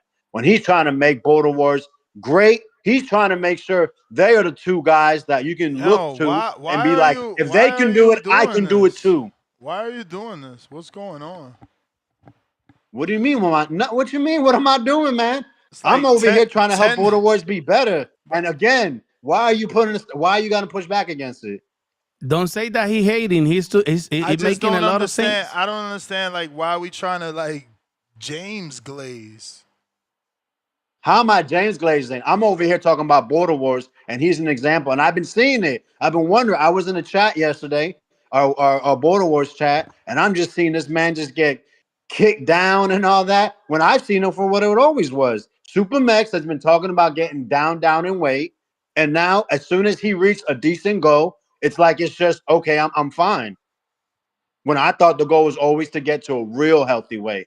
276 isn't healthy for that young man. We want that man to be healthy, right? Everybody likes Supermax that has conversations with him. I get it, but there's a lot to talk about. You could have said, yo, shout out to Max and shout out to James for putting the 250 stipulation. It's going to be good to see Max finally get to a decent weight. I mean, you just like over glorifying this shit. You need to be training your man, because I watched you kick.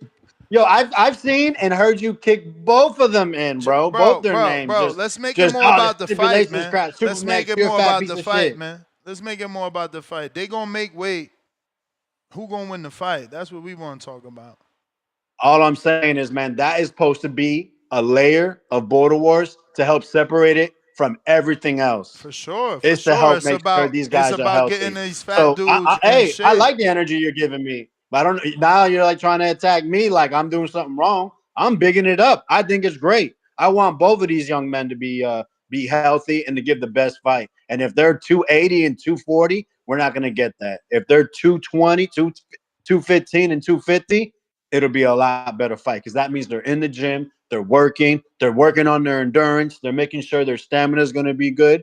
And we just want to see two guys we know throw hands at the end of the day, right? That's what most people look forward to Border Wars. And November 8th, what is this? This is number 17, right? The Border War 17? Yep. Hello? Hey, man. Like everybody likes to say, man. Why don't you cut the shit and tell us who you fighting? This dude talking about fucking Supermax and Jane. Who you fighting? All right. So, yeah, man. It is something that I actually been speaking to Bo about. I got some names that I've actually thrown out there. He disagreed, but I mean, I'll tell it now. So I'm interested in Tyron. I've seen his footage. He can fight at a weight that I'm looking to fight at 160 pounds. Because I remember the fight was at 168, and Quan has said, "Hey, listen, I don't think he's going to make the weight. He might be too low. He's been losing weight like crazy. So, and I think he looks pretty good. However, I know he had that issue, so I'm not sure if he's available. So, hey, I'm throwing it out there, Tyron. I would love to be matched up with you in Atlanta if you can make it. Maybe it's a good distraction you may need after some of the challenges you've been facing lately. Hopefully, it's affordable and it is within your schedule. Also, a name I haven't heard in a while. I'm a little surprised. I'm a little shocked. I know he pulled out of the last one due to a little injury and then emotional reasons. But yeah, LOL Pillow, the snake, the real snake. I don't know why they call him Cesar the snake. The community don't like him. Ness, you've been building this guy as this big power puncher. Give me the power punch. I would love to fight LOL Pillow. Nobody seems to like him. People don't really like me either, I guess because maybe I'm just too raw or I don't even really give a shit, to be honest. But yeah, I would love to welcome him to Border Wars. All right. You offered me Anthony Forbes at 165, right? Now, if I'm not mistaken, I'm also his trying last to. fight was I'm also trying to get you Big Bay at 160. Okay. But see about he that. hasn't responded yet. Let's go. Right. Let me see if I can get him to respond. This dude, I don't know. My next question is, you don't fuck with me no more? Because it takes 2 days to get a response. Hey, man, some people just not phone people. But so you offered me Anthony Forbes at 165. Now his last fight, I believe, was supposed to be at 175, 176. He said he could make 160. He did respond to that, but I never told him it was for you because I wanted to get a response on can you make it to ATL without any problems. I haven't gotten any response on any of that. Yeah, I mean, with him, Mr. 2K, I'm not putting my all my eggs in that basket. So you don't want that fight because I don't want to text him for nothing. I mean, be texting him. I already texted him what I told you. He don't know it's for you. Again, before anything, he said, I'm not fighting unless it's in Vegas, but ATL is tempting. I used to live there. So now I told him it's in ATL. So he said it was tempting. He used to live there. Got to see, can he make it? Maybe he got family, But I said, man, last time the man wanted $2,000. I threw the 160 because I knew you wanted to go down. Let's see what he says, though. I threw the 160 because I know you wanted to go down. So he said he can make it. So now it's just a matter of him agreeing to fight you and agreeing to go to ATL, or you pick any of the other opponents. So again, like I'm speaking, we'll see about the Big Bay. Let's see his energy. Let's see what he asked for. Because like I said, last time it was a, huge curveball, right? So Forbes missed weight, if I'm not mistaken, the agreed weight, waiting at 182. And then you're talking about 165. And I've told you, listen, my goal, the reason I want to do this, right, is I want to get down to 160. So Forbes is a great opponent, right? Because now he's 3-1. So it's very enticing. But I really want to make 160. So that's where the issue is with him.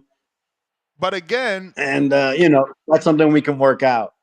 Yeah, I feel like, you never made 160. You told me you wanted to fight at 160, 165. So that's what I've been looking at. And remember, they give that 10-pound allowance in your weight class. Right. Or is it 15? Let me double check. If Right, you like I said, it's something maybe we can work see, at. it's But my 15. goal is really to make 160. There is no 160 for starters. It's 54, 65. And at 65, there's a 15-pound weight allowance. Should be 10 pounds at 165. Nope.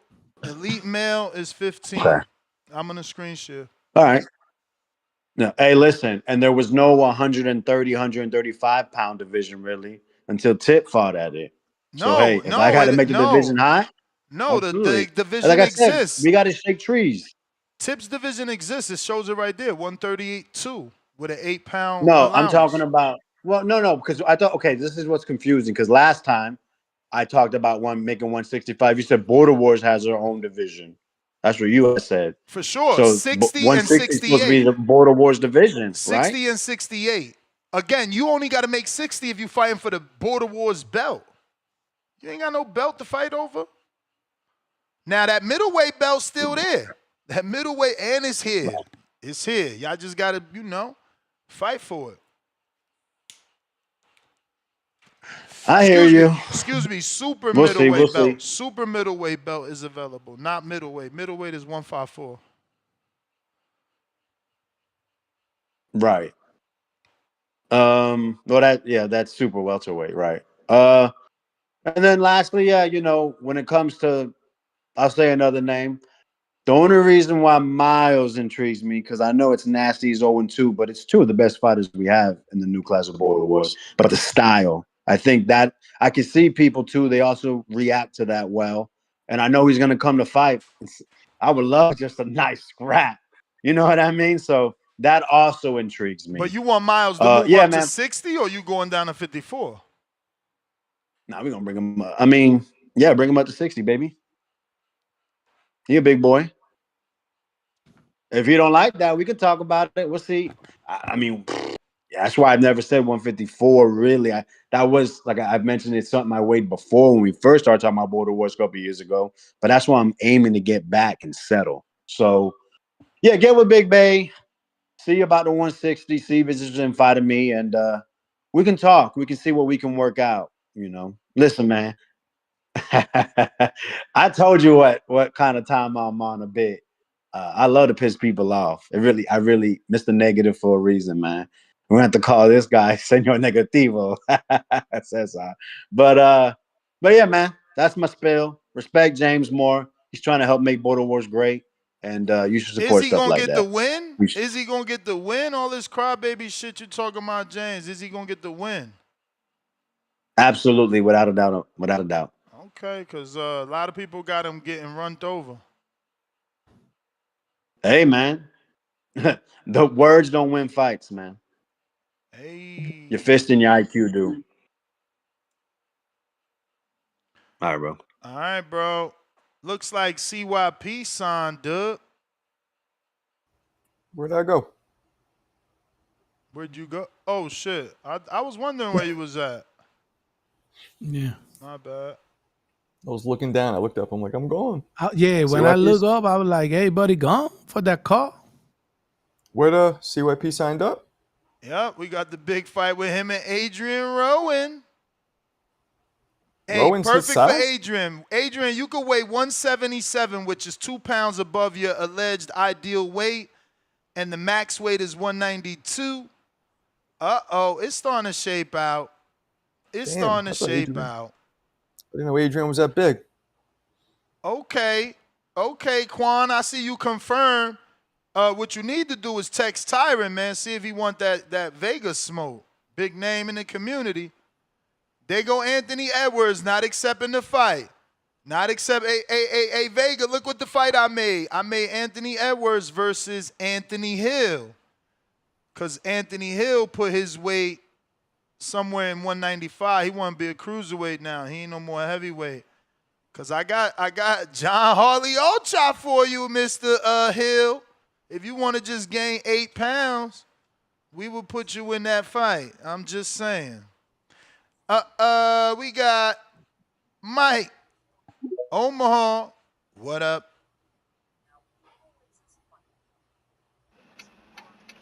Boxing boys. What up? What up? Who all on here today, Ness? Me, Marco, and Caesar. Damn, man. Y'all up here on that hating shit I see, huh? Yep, they hating on the Caesar, Crawford undercard. It's Caesar fault. I hear it. Caesar, who your favorite fighter? David Morrell. Bud. Well, if it depends. If you ask me for my favorite fighter from today, today, up to date. For today is Andy Cruz, which is you don't have nobody for him. Like he's the man at 135. So today is Andy Cruz. Andy Cruz. You on that good shit today, boy. Back in the days, I was covering a Crawford when a lot of people don't believe in him. I was there like Crawford. I was saying like Crawford gonna be the man, for a minute. He just got Crawford the best out there, and you said something like we don't get our money. What have you ever? No. He the best until he fight Canelo. But listen, how can you? That's why I hope he. I hope he don't. I hope he don't. Not this time. I hope he don't. Why would he? You never seen Charlo run either, and Canelo made it like run for his life. Man, Charlo is not Terence Bud Crawford. Okay. Let's get that understood. You tripping? And I'm not hating. I'm not hating on Crawford. But you think he gonna run? No, you guys get it all out of control. I'm not hating on Crawford. What I'm saying is, I want to see a fight which is not the Canelo's fight when he fight a smaller man that at the beginning they try, but they end up running for their life, which is some like either they end up running for their life or they end up getting knocked out big, unless your name is Miguel Cotto. That Crawford, that Canelo let him pass. Canelo don't really want to knock out Cotto. He took the foot of the gas. I think with Crawford, Canelo ain't taking the foot of the gas. Canelo is just gonna either. He ain't be able to. You know why? Because fucking Crawford gonna put his hands and foot on his fucking hands. Crawford gonna beat the shit out of Canelo, bro. You tripping? Okay. You tripping? Don't ever in your life come on boxing boys disrespecting Terence Bud Crawford. I'm not disrespecting Crawford. I want to see. All right, thank you. I want to see the Crawford I know in the ring. What I'm saying is Crawford is gonna disrespect you and me if he runs for his life. If he ends up running for his life and try to survive, he's gonna. We're gonna be mad at him. You and me gonna be mad at him. I expect from Crawford to be there fighting like in front of this man and try to beat him up, but not just surviving. You let this man come and take my whole call. Hey, Terence Crawford gonna beat the shit out of him, Caesar. He gonna beat the shit out of him. Richard Steele stops the fight. The whole damn call. No, you go ahead. I'm still here, man. Shout out to the squad, Terence Bud Crawford. Shout out to the boxing boys. Caesar, September 13th is only a month away. Don't change up. Don't change Ness up. got this. Ness got all this conversation. Heck shit. Anyway. Hey, but come back, though. Make sure you come back on the 14th, though. I always come back. Hey, I'll be here. I'll be here. Hey, Ness, I swear to God, Ness, on the 14th. I'm gonna have $100 for you, bro. I'm $100 counter punches. I'm not gonna use them all. I'm gonna distribute it. I'm gonna give them out to the community, to the Terence Crawford fans. Okay? Remind me on that. I got you. Shout out to the box boys. We out. I'll be right here from Vegas. We got Adrian $5. Honestly, this would have been an amazing undercard if it was put as the main card that Friday night. I don't get what you mean. How does that make it an undercard if you put it as the main card on a Friday? Edgar Granados, Pop Smoke Counterpunch. Bob Saget, $2. Caesar versus Turkey in Border Wars. Let me tell you something. Dirty $10. Moving soon? Save time and money on your truck rental with Dirty Truck. Compare prices from companies like U-Haul, Penske, and Budget. Reserve your next truck with Dirty Truck. Compare to save. Hashtag ATL Tech. Okay, Damn. wait. Is that You ever Tech got one Tech? of those? Is that Tech Tech? You ever got an ad? Look like he's in ATL, so he can. There's no way that's an ad super chat. It would say sponsored. There's no way that's an ad super chat. Yeah, it's somebody who's watching who wants to. Who it's like they're trying to. Yeah, they're doing a pump their personal company. super chat ad. Right. Yeah, Dirty Yeah, that's what I Dirty Truck. You need to DM me, bro. DM me. We coming to ATL, man. Let's talk. Bro. Yeah. Let's That's talk. what I'm saying. Hit He me up. listened to you and he Dirty said, Truck. "Hey, I'm here." Dirty I'm Truck. here, DM me on Instagram at the Boxing Voice. That's THABOXINGVOICE. JXV88 $5. Canelo just had a new kid and he named him Terence Crawford. Ricky Ricardo $2.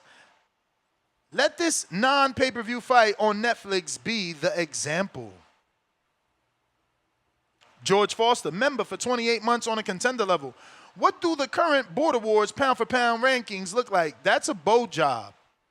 I don't know. We got to ask Bo. Bo knows. 40,000 rupees from Jerry in Colombia. Feliz martes, amigos. Is Caesar going to go Escuro for 9 months? What the fuck is Oscuro. Oscuro is like dark. Dark. My bad. Oscuro, dark. On TBV after Crawford beats Canelo like he did after Benavidez beats Morrell. Ness, where my chat emoji. I don't know what you mean by chat emoji. You got to actually like win on Border Wars or like Caller of the Year and you get your emoji. That's the only two ways that we created emojis. But Caesar, are you going to Scooter? Doc? No, I'll be here. You did dip off after the Morrell. We ain't see you for a while. Remember what happened before? No. We remember it was that it was hard situation on you. It was that hard happened. to come back. It was hard because you talked all that shit and it your was mans that ain't situation fight. that you learn from there. You learn from that one, and I learned from that one. No, you learn from that. It was the other situation. Yo, this is my Halloween costume.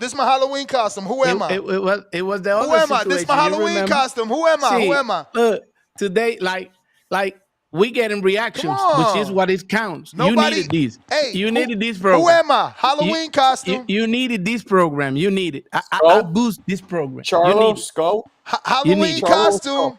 Not even two-tone. Not even two-tone create. David Morrell. Not even two-tone create this communication. Not even two-tone create this kind of a argument in here. You know. Lowe's Nose Boxing. Oh boy. You know who's about to be mentioned. Yo, let me get my Bluetooth back. Hold on 1 second. Stop my call. Hold on. He said, "Stop my call." Why you ain't put your Bluetooth on before you jumped on? It's cut off. Yo, it's about time. Once again, we got a real Puerto Rican brother on the panel. Cesar. Oh yeah. Yo, ese tipo no sabe. Ese tipo Néstor era un hater de Andy Cruz. Era un hater de Andy Cruz. Espérate. Este tipo David no sabe hablar español. Eso es lo que pasa aquí. Qué bochorno para los puertorriqueños que están ahí. Dios mío. Cubano. No, este es puertorriqueño. Espérate, es el problema, que el español tan malo que tú ni te lo puedes escuchar bien. Mira, espera. El Canelo se va a sacar la mierda de Bob Crawford. En ese tipo al lado de nosotros, Marco dijiste de Wilfredo Benitez era overrated. Él dijiste Benitez only known for being a young champion. Tell Marco what Benitez is known for, his skill set. Because that guy said that Benitez is overrated, man. I'm glad you on the panel. No, Benitez ain't not overrated. Benitez is not overrated. The guy from Puerto Rico. Okay, this will be real fair. Go ahead. Benitez is the shit. So Benitez is not overrated. Benitez was like hanging in there. A lot of people say he can be like the fifth king because he fought with all of them. And hey, It was different times, different boxing. Some of them fights were close, and people like Benitez was the main, and his And defense Marco was the dijiste Raider, Cotto. Sí, en Marco dijiste de Cotto es más mejor que Benítez. Dude, stop trying to talk Spanish. Marco Decite. What the fuck, bro? You about to get hung up on. He said that Marco said that I Cotto know, is but better that's than not how Benitez. you say it. That's and not he's how you not, say it. and Bro, he's not there. He got broken Spanish. Huh? I could tell this shit's broken. Just fucking talk English. I talk better rusty. Spanish than what's my man's name? Johnny from the Hangout Spot. You speak horrible Spanish. Anyway, good guy, John. Once again, and I gotta go at Marco heavy because that shit got me mad. Marco said that Benitez is only known for being the youngest champion ever, and I told Marco Benitez had one of the best skill set in boxing history. His head movement was impeccable. His counterpunching skill was impeccable. His losses early in his career were close losses, except for the stoppage to Sugar Ray. And Benitez was washed up in his mid-20s because he was doing drugs early, and he had a career where he started damn near at 12 years old. That's why. But in his prime, because you never judge Roy Jones in his prime. Roy Jones in his prime did what he did, but he started getting knocked out like 20 times in a row. So, but we judge Roy for what he did in his prime. So we judge Benitez for what he did in his prime. We're going to put respect on Benitez's name, man. Saluda a Puerto Rico para que tú lo sepas, puñeta, cabrón. Aprende a hablar español primero, papá. Two-tone superstar trying to come in. I speak a little Spanish. Estos New York Ricans que no saben hablar español aquí, pasando vergüenza. What up, Tom? Choppy as Bruce Lee. What up, chat? What up, Big TBV in the building? Marco Caesar. Yo, chat saying they need a collaboration with you and Caesar. They realize that he is the Hatrix in Spanish. Man been over here just cooking and hating all day. Listen to my question, Tone. Is a fair, no hating question. Okay. The topic today is what the fuck you think about the garbage undercard that they put in under Canelo and a Crawford. And that's the fair question. What you think about that garbage card? No bias in the question. Just no bias in the question. It's just straightforward. Straightforward. Think about the stinky ass. No bias, but they lead in the witness. It's two parts of this. It's two parts of this. Okay. The first part of this is, as a hardcore boxing fan, you absolutely love this as a hardcore. Because look, you got Mbilli versus Lester Martinez. That's a squabble. That's squabble. A squabble. And I've championed, why can't we get young fighters fighting early instead of... So he likes Fernando versus Callum Walsh. So, as a hardcore, I like it. Now, Fernando Vargas, he's a Vegas guy. That makes sense. This is his town. He's in Vegas. He's gonna sell tickets. It's and his dad. Tone is the one. Yeah. Tone is the one. Callum Walsh, that's an Irish. I like Callum Walsh, bro. That's the Irish. You get an Irish fan base. Now, the other card, respectful, I don't know who that is. As a hardcore. Shout out to Mohammed. Now, as a casual, they don't know who the fuck these niggas is. They don't know who these niggas is. But Tone, as a casual, we showing up for the main event anyway. That's what I'm saying. Yeah, so, this how fight party's gonna go. Your fight party gonna start. You're gonna have your Blackstone out, your carne asada or your ribs, and niggas just gonna be drinking. And Callum Walsh and Mbilli, that's gonna be background noise. Background noise while you talking. You trying to get at some women. Y'all talking about how y'all did y'all stocks this week. Y'all only care about Canelo Crawford, bro, in the concert that's gonna be at the thing. It's two sides of the thing. As a casual, like DJ Osh, she don't know who the fuck Mbilli is. She don't know who Lester Martinez is. She don't know who Fernando Vargas Jr. Casuals don't know who these niggas is, bro. Respectfully. They don't know who these niggas is. But Tone, do hardcores give a fuck about these fights fully? They have to, bro. If you're a hardcore boxing fan, why wouldn't you want Mbilli versus Lester Martinez this early? Marco, put this fight 7 years ago. They would have marinated Mbilli and Lester Martinez for 12 years. 12 right. years of marination. But the argument here, Tone, is that's all good, but based on the model that Turkey has got us accustomed to, this falls short. No, that you getting accustomed to. Like if you're a boxing fan, the real boxing fans don't get accustomed to know Turkey what he's doing. No, we still, that's what we arguing in here. That's what we arguing in here. We're not arguing because this is the way now. No, this is not boxing. Sometimes Tone got a point. Sometimes you gotta marinate this fight. You gotta like bring a story of on it. If not, it's like nothing. What you're doing is messing people's careers, because guess what? Then they throw them out to the side. Like with the UBO thing, they're just gonna throw them out to the side, like they do in the UFC. You lose, bye, and you gotta go to the other boxing. No, it's crazy. If you manage Lester Martinez, you're at risk of him catching an L this early. Like Lester Martinez, no, it's Mbilli the one risking everything. It's Mbilli the one risking. You got Martinez winning then. Yeah, I got Martinez, of course.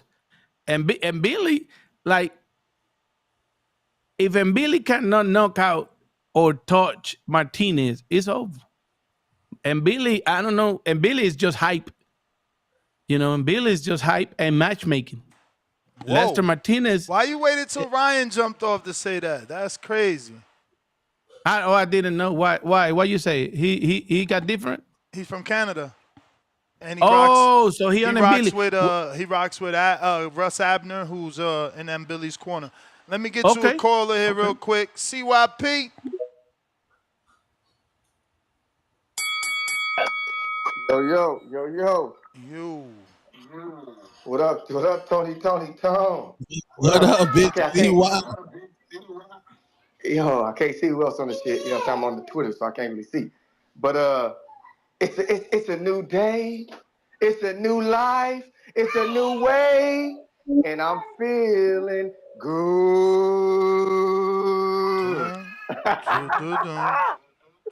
Right? I'm feeling good, man. I can't even front. I'm surprised. Mr. Apologies himself, Adrian Ruin, decided to show up and blow up. And I am going to apologize to you when I knock you out, because you're going to be a highlight on YouTube for the rest of your life. And I apologize to you for that early. But also have a new announcement. Shout out to the newest member of TBX, Mr. James Benitez. Hey, it's funny. Look. Even my wife is surprised, and I told her to guess who, and she couldn't guess the shit. And I told her, look, yes. I thought about it. The fellas love the idea, man. And I think about it, how entertaining he is, how loyal he is, how good he is for the community and shit. Like, he ain't going nowhere. He helped out. Like, he got the commentary. Like, that's TBX all day. You know what I'm saying? That's TBX motherfucking all day. So welcome, and we coming to Atlanta. I appreciate that, man. That's really like the motherland. You know what I mean? Martin Luther King got the statue. I'm gonna go see that shit too. We definitely getting, we growing and we showing. And it had nothing to do with Adrian Rowan. You know what I'm saying? It is what it is, and I appreciate that motherfucker for signing up. He must be a psychopath, but I'm gonna tell you this: that little pity patch shit you about to try to do ain't gonna work. I know what you're gonna try to do, nigga. You know what I'm saying? I know what's up with this USA boxing shit. You're going to try to pity pat and run around and try to win rounds that way. It ain't going to work, nigga. I got a whole oh, man, we ready. My camp ready. Oh, I'm motivated. No disrespect to OC the boss, but in all honesty, I was just going to come in there and just rumble and knock you the fuck out. With Adrian, it's going to be some real boxing going on. And I appreciate that, Adrian. You know what I'm saying? I appreciate you stepping up. Just make it to the goddamn fight, dog. Make it to the fight. I don't want to waste my time and my money. I don't want to get the audience all hyped up and then you pull some shit. Don't do that, dog. Don't do that. Hey, it's going to fuck down. Everybody, whoever that is in Atlanta who set that up, man, give her or him my appreciation personally. I'm coming up in there, TBX coming up in there. We come up in there to fucking destroy and go undefeated. Man, it's going to fuck down. I'm excited as shit. That's pretty much all I want to say. And welcome, James. TBX. You know one thing about the motherfucking family, doggy. We a motherfucking family, doggy, and I got your motherfucking back now. Let's go. Walk to the umbrella. CYP out. Yeah, big TBX. So now you're really rooting for Max because you was trying to fight Max. Now he's fighting a TBX member. So you going for James? Who? Me? Yeah, you. We go to Atlanta. That's the home of James Benitez. He gonna treat Ness and Tone right. You know what I'm saying? Big James. I can't wait. I can't wait. Man. Caesar, you gonna be down there too, huh? Yeah, he from out there. He already He's late. coming. Georgia. Hey, Georgia is what's gonna turn this border wars on. Georgia is the right place. I bet you. I tell you. What up? Yep. Yo, y'all hear me? You know it. What up, Big F? Yo, salute, man. Salute. I gotta say, man, this gotta be this panel right here, this is the most haterish I've ever seen a panel on TBV, man. The top 3 haters in the TBV community on the panel, man. Salute to y'all, man. Salute. But anyways, man. Hey, yo, listen, man. A lot of us gave CYP a lot of flack, but that's because of how he handled the loss. But CYP is still Mayweather voice, hell of an athlete, man. Like, he's still athletic. CYP, definitely look out. Go watch Shakur Stevenson. Go watch Bivol. Your athleticism, that will be more tailored to you, man. Go in, get your points, get out. Go in, get your points, get out. You're mad twitchy, you're sturdy, you're athletic. That's better as opposed to trying to just rush and knock son out. With your athleticism, if you could like literally watch their style and model your style after them, I don't think anybody's touching you because of how fast you are. Just go in, get your points, get out. But I'm happy the fight is on, man. Yo, this Border Wars is looking like it's gonna be the best one, man. So hopefully we get all TBX on there, man. Hey, yo, Tip, man, Tip. This is like the biggest Border Wars, man. Try to get on this, man. Get your rematch, man. Get your lick back, man. You all right? But salute to y'all, man. In regards to the undercard, though, I'm gonna say like I remember. I think the what we could look at is the Tyson and Jake Paul.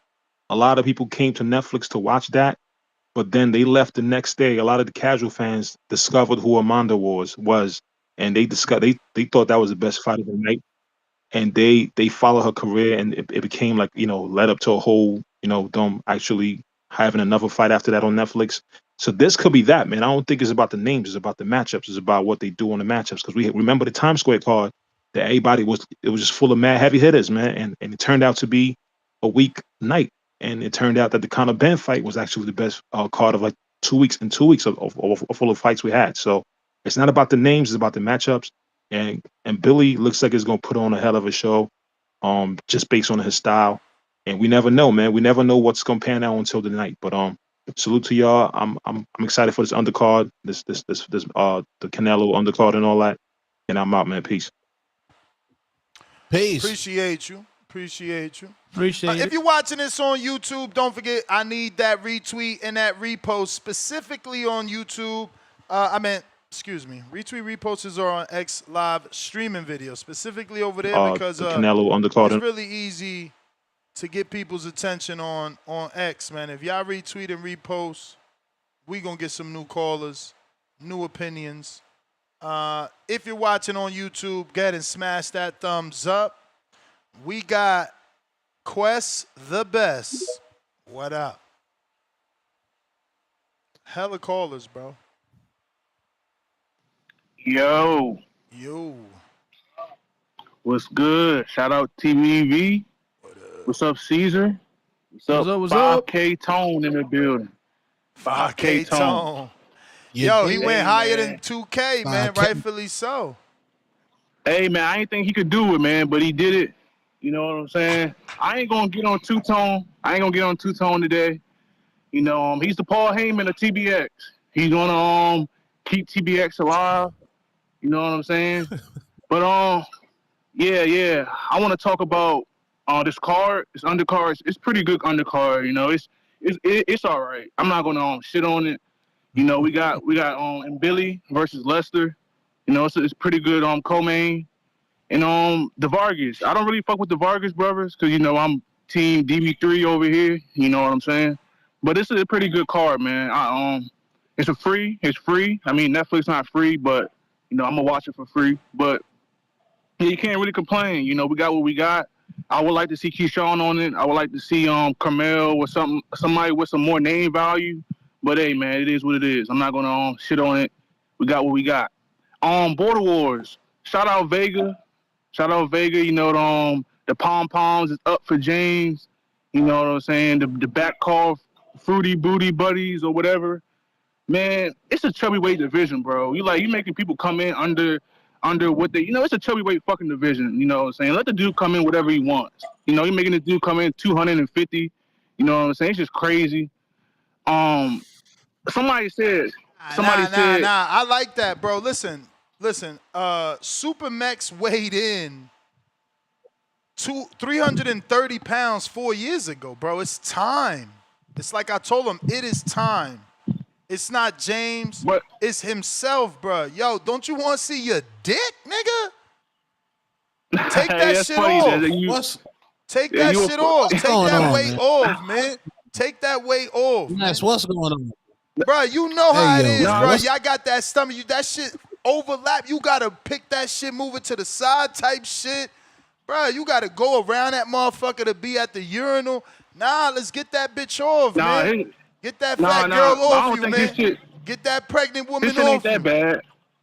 Nah, his shit ain't that bad, Ness. He ain't got the Peter Griffin, I don't think. Not the Peter Griffin, man. But yeah, I don't even want to imagine that. I don't want to imagine that. You know what I'm saying? But it's a chubby weight division, bro. You know what I'm saying? Let the man come in how you want to come in, man. This is like duck talk, bro. Just say, James, you don't want to fight in your own hometown already, so we can move the fuck on, man. Like, move on, man. Nah. He want the fight and he want the weight stipulation, and that's how it go, man. Let that man lose that weight. I like that stipulation. I'm gonna be real. Supermax is my guy, but Supermax at 250, under 250, bro, that's better for him, his kids, his life, his confidence, his wife. Nah, let him get down. That's a fact. It's just gonna make it even harder for James. It's gonna just make sure the you know what I'm saying, the win gonna happen. It's just guaranteeing the win for Supermax. I got Supermax now, money line, 250. I got Mex. But I want to talk about something else, man. Damn, what else I want to talk about? But yeah. The Border Wars Atlanta sounds fire, man. Sounds fire. CYP versus Adrian, fire. OC versus Round 1, fire. This is a good card, man. This is the best Border Wars card. If we can get all the people to show up and no pullouts, it's looking like a great card, man. But Ness, you want some bullshit, Ness? Why? You calling out? Nah, cause you saying, Caesar you got an opponent for Caesar. You got an opponent for everybody but Two-Tone, man. Let this man get in the ring, man. You know what I'm saying? I know. I said we gonna get on you, Two-Tone. Caesar Two-Tone, came you on. gotta get in the ring, champ. Caesar came on the other day and he said he wanted the fight. I would never offer Caesar a fight without him saying it first. So, hey, man, that's my call. And again, the dude John Harley Ocha, he never called you out. It just so happened that I remembered you said that, and right there he just finished paying. Shout out. Let me make sure I put him on the pay list too. I think I did, but double checking. Ocha paid. Ooh, I ain't put you on, John. See? John. Oh, chat. Yeah, man. So, yeah, I wouldn't, I'm not. I only throw things at people like that if they overly critical of fighters. Like, oh, he's a bum, or, use those crazy words that is like, nah, you need to get up in there then. Donnie. There's a content. Well, I don't know if he's not a content. He's a Twitter nigga. His name Ray Jackson. Salute my guy Ray Jackson, man. He secured a Sean Porter fight that was canceled, but Sean Porter was willing. I know, but he was willing to fight him. Why would I take anything less than Sean Porter when I'm Two-Tone superstar? Bro, tell Ray Jackson stop copying, bro. You ain't see I did that already with Sean? I know. That's what I'm saying, bro. Me and Charlie May did that with Sean. Yes, bro. Why would I take less, bro? I'm not gonna take less from the little homie from AZ. Give me my 5 bands. Mama Lobo paid $900 to slander me. Y'all got it. Yeah, but Give homie, I keep telling you as your advisor, I would take the deal, bro. All you gotta do is last 6 minutes. There's no way that man can knock you out. Like, you playing around. That's $800 and something per minute. I know, and he gonna try to stop me, which is crazy. That means you're trying to stop me, Lobo. That might be the end of you. Like, you're going to actually try to come up to Two Tones of Superstar, 6'4", big nigga, underrated power, and try to stop me with those little nasty ass pity patty punches, and you a chinny ass nigga. And you've been dropped multiple times. How tall are you at Two Tone? I'm about 6'4", big nigga. And that nigga, see, this nigga chinny. He's been dropped multiple times. Dropped. Like drop. With face mask and everything. Yes, bro. Standing eights, drop, whoop, pillar to post. Tip Bayless knock this nigga out the ring all over the jungle juice. He chinny. And he gonna try to stop it. That's crazy. That shit crazy. Take that fight then. That's a lot of bread. A lot of bread. Get that shit done on Friday. Did Donnie never talk? Did we talk over his whole call? Yeah, Donnie, come on. You ready? I don't know. Donnie might need to come back. I heard background noise. I dunked because I'm like, damn, did he talk? Did he not talk? Donnie, come on back if you ain't talk, man. You was at the Yo, what's good? The EBT you ain't never talk? I was letting Two Tone get his shit off. Oh, my bad. Go ahead. Nah, you good. C's was good, Ness Tone was good. Good. No doubt. Nah, C's, man, keep doing what you do, man. I know you sound like you're not a big Turkey fan, man. Every time I hear you, it's like stand on your business. That's what's up, though. I'm helping Turkey get better. I'm not doing like these guys, just clapping at everything that Turkey do because he got the money. No, we pay for the shit.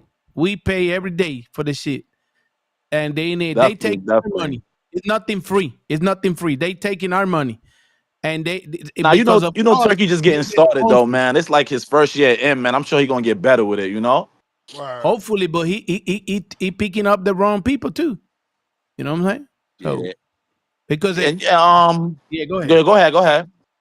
No, because they not doing good with Ring Magazine people ain't doing great boxing. You know, them ring cards. You ain't like the last ring card they just had with the Belanga card? I like it. I like the matchup. They did the matchmaking. They did it. It was a PBC who did the matchup. Luisito de Cuba. Now, what I don't like, it was the promotion. We talk about it here with Tone about the playing tennis and all these cartoons and all this. That's not boxing. We want real shit. We want to be excited about it. We're not excited about Crawford and Canelo. We just intrigate. We just want to see what is going to happen in there. But it's not like we're exciting, like, oh, it's coming. No, we just want to see if Crawford made it.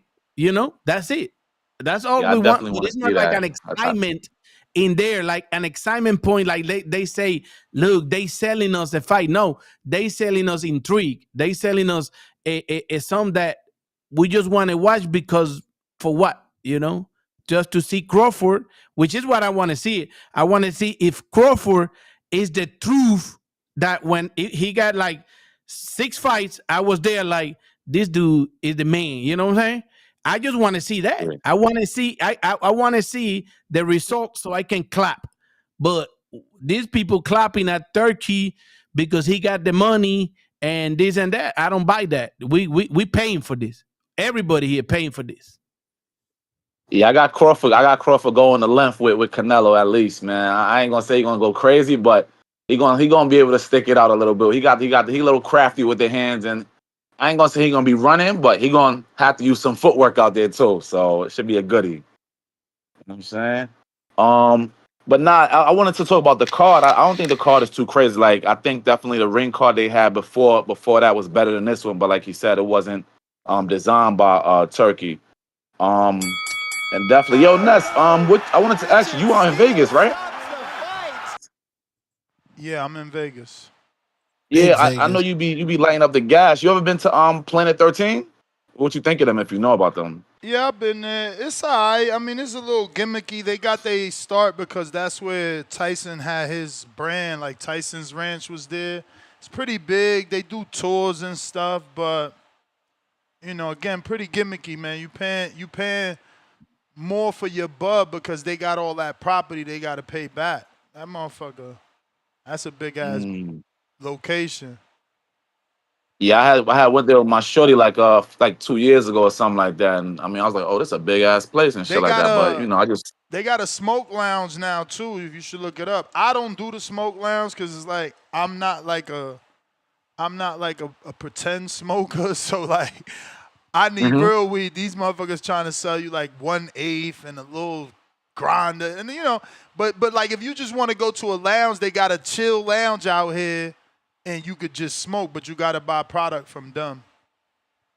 Yeah, when I went out there, that's what they was telling me. They was like, "Oh, we working on this lounge or whatever." So I ain't been there since then, but I plan on going back to check it out. You know. Yeah, I don't know if they actually got a lounge. It's someone else. I don't know if Planet 13 got anything to do with it, but hey. But that was the bell champ. Let me get to some of these other callers. Hella people on the line. But I am looking for sponsors for my Atlanta Border Wars. We definitely need a belt sponsor. We got 40 fights. You know, you could have your company, you know, Boxeo Urbano in the middle, Boxing Voice, and Border Wars on the side, you know what I mean? The Hatrix in the middle. So, you know, if you want to support these amateurs and some of my community members, you know, not only get their first fight or get their strap, reach out to me. Let's work something out, man. Hey, just like this. Okay, what you got there? Oh, that's a Caesar belt. Turn it upside down. Just like this, you know. Put it down a little more. Okay, right there.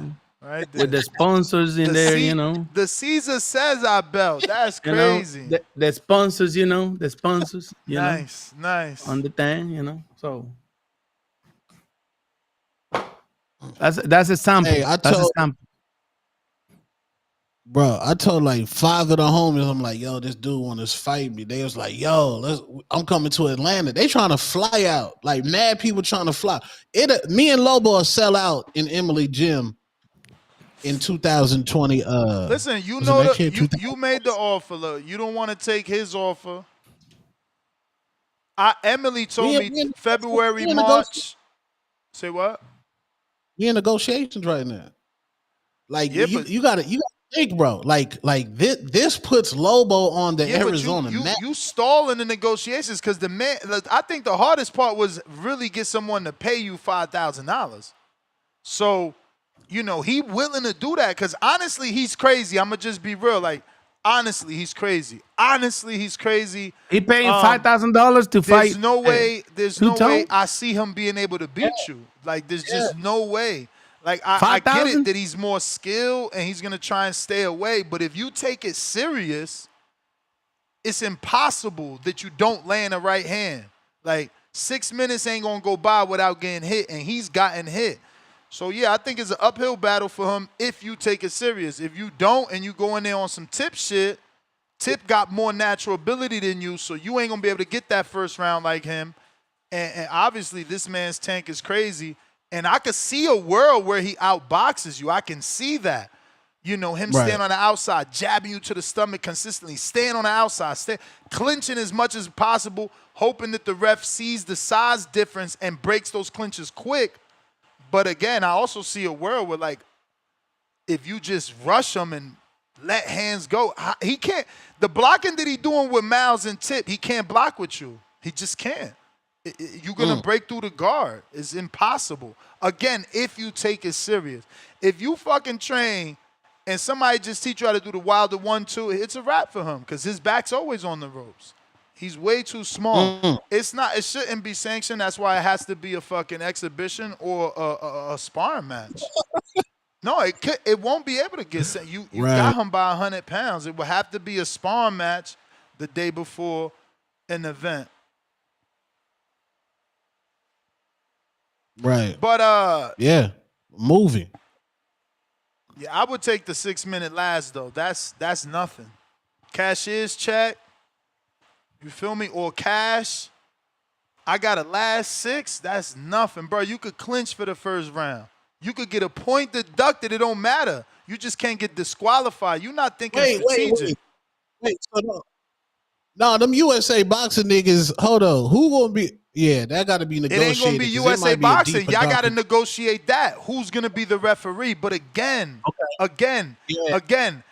since it's a spar session, you negotiate pro rules, and then you negotiate a ref. Doomy's in the community again. He's a great ref. He's on camera reffing all the Border Wars fights, and he's going to school or class or whatever to do the regular USA boxing. He's gonna do that, but he's a great ref. And again, if you go pro rules, you got to get 3 warnings or be flagrant to get a loss. So you could clinch 2 times, right? Where you got a warning. They ain't got nothing to do with the ones you didn't get a warning. So it's like, you clinching way too much, Tone. This is a strong warning. You clinched again, like he either gonna take a point, but like, yo, Tone, stop playing. After this, I'm gonna take a point. You clinched again. He finally took 1 fucking point. It take 3 to get disqualified. So you should be able to last 6 minutes, bro. I'm truly being a friend here. That's $5,000, man. Again, where's the motherfucker that weigh 132 and is 5'6" and want to pay me $5,000? Because I want it. With a hurt shoulder, I'm taking it. I could definitely last 6 minutes. I could last 6 minutes. That's no way. What they want? 2 rounds? Look, they said that's a donation check. That's what I'm saying. That's a donation check. I bet you if you call his bluff, he backing out because everything I'm saying is true. Everything. Look, now he got a last 9. I fucking told you. I told you. See? Yeah. Now he want more time. Now you want more time. I'm telling you, bro, I know boxing, man. I know boxing. You could easily make it through 6 minutes. He trying to change it. We ain't doing no 3 minutes, even though sparring is different from a pro fight. In 4K. That's crazy. Look, he changed it. 4K. That's crazy. He changed it real quick. Like, damn, Ness gave him Ness gave him the sauce. I gotta get more time. Niggas ducking toed in 4K. Lord child. Again, I've never fought. Go ahead, Caesar. I hope my man the caller early what how old he was? 25? Yeah. Hey, put 5K in there. I'll do an exhibition. That's what I'm saying, I'll bro. do an exhibition. Where are the dudes that's paying me $5,000? Put 5K in there. Bring your 25 years old here, and I do an exhibition. Look, OC just text you. He like, damn, Ness, you giving, laughing my eyes off. You giving Tone all the cheat codes on surviving 6 minutes. Flex emoji. I'm telling you, thinking way too much. I'd have called his bluff. Now look, he changed it. Now he want to do. Oh no, that's Quest. I was about to say, damn, Lobo, you wild. I seen 5 rounds and the avatar similar. Yeah. I thought that was fucking Lobo saying 5 rounds now. Niggas ducking. That's crazy. That's crazy. Tone. If you're 6'4", and good with your mouth, like anything, 2 minutes round, it's not that crazy. If I'll be getting them 5K. He already commentated 2 border wars, man. He know he could last 2-minute rounds. Tone taller than you, Ness? Hell yeah, I think so. No. Okay. Hell yeah. Tone big as hell. He ducking. Lobo crazy. Lobo crazy because again, if Tone get any bit of training, how you gonna take his power, champ? Hey, but go back to y'all. They underestimate my athletic ability, bro. Y'all severely underestimate. So you severely underestimating my dog. Y'all think I'm just laughing at jokes. Y'all It's a mismatch, bro. I mean, Lobo gonna have to show supreme footwork. But he said it. I seen him in the chat say he was running this morning. So you can talk your way out you can talk your way out of these people. 5K? I get it. He got real. See, Real that's two of Tone us. even want to fight That's two of us, you're and right though, man. we older than Tone saying shit. I'll take that 5K ASAP. Hey, I'll be in your corner giving you that little water and all that and motivating you and shit for 50. Hey, Lobo, me and you could do the exhibition on Friday. I'm trying to take Tone meal ticket. He bullshit. Yo, we can stream it to your channel only. I don't give a fuck. Hey. Yo, Tone, you slacking on 5,000. That's crazy. I hope put 5,000. Yo, they said I'm trying to build Lobo to 3-0-2. Quest think you gonna lose the Lobo. That's crazy. Go ahead, big boss. That's why I said that though. It's like he got to really have people with Tone, because Tone, you would think like you said, because his size and stuff, he could just use a jab alone. Like if he just learn a jab alone, like that's it. Like you said, a jab and then that fucking wilder one too, because something gotta land regardless. Like you said, it's just that's literally how it go. Even like you said, hitting the guard, even them punches be dazing and stuff. So, bruh, if Lobo dare stay on the ropes, if he do this shit one time, man, Tone could do windmill right hands and he gonna drop him, bruh. Like when Jogba fought Bacoli, and Bacoli started doing that Triple G corkscrew shit down the middle. That's all Tone have to do because Tone already told him, So damn, that's kind of right though, Tone. You might have to take that for that money though, for real. Like, and like Ness saying, you ain't got to learn much. Just a 1-2 and a jab. So, but hey Ness, look earlier. You wasn't really wrong. And Tone, he was making good ass points. Hey, it's funny though, like you said, Miss Caesar, you got something against Turkey. That man say Mohammed Alakel from Turkey Planet. I said, damn, that was a crazy ass statement, Caesar. But I ain't tripping on the undercard either. I did expect a little more. Like I tagged Mike Carpenter. I said he need to throw Marquise Taylor on there with Boachuk. Cause shit, Marquise Taylor, he had been in camp with Ray Ford and them up there in Jersey. And he said he was just waiting on the opponent or whatever it is. So I don't know. Hopefully they can end up making that since Boachuk already with Tom Laughlin in that. I'm feeling that Callum Walsh and Fernando Vargas fight. I still, Nez, like I done told you before, I got no clue what sorcery they did to get that damn cut healed, man. That motherfucker Callum Walsh, his eyeball was damn near finna fall out from that badass cut just a couple months ago. Hey, man, we want the win, man. That's even better. We gonna target that eye. That's what I'm thinking they gonna do, because it's just when you get them, you get them badass cuts like that scar tissue always be there, So I don't know, but I mean we'll see. And then of course Mbilli and Martinez, that's a banger for sure, for sure. But yeah, something that you're really right, because they selling it off of Bud and Canelo. Like somebody said in the chat on YouTube, they're like they sold 50,000 tickets already without even announcing the undercard. And I'm like, that's true, that is true. So. It's like that's all people care about is Canelo and Crawford any damn way, really. But I do kind of get what Steven was saying, but it just does, I don't know. Hey, this is a thing though. What I was gonna say next with the Michael Hunter situation. See, you was right yesterday, but so was Treese, because you remember the WBA, they got their little tourney or whatever. That fight was ordered. I guess that's probably why Don King he don't want to miss out on that. But the only thing is, I guess Michael Hunter, he probably looking as though, I guess, damn, when that fight gonna happen. Because he the one who had put the eyeballs on the court when Jarrell Miller fight was canceled. And people was tagging him saying, shit, get Michael Hunter in there. Because, Michael Hunter was supposed to be fighting Pulev August the 23rd, same day as the MVP card, but it fell apart for some reason.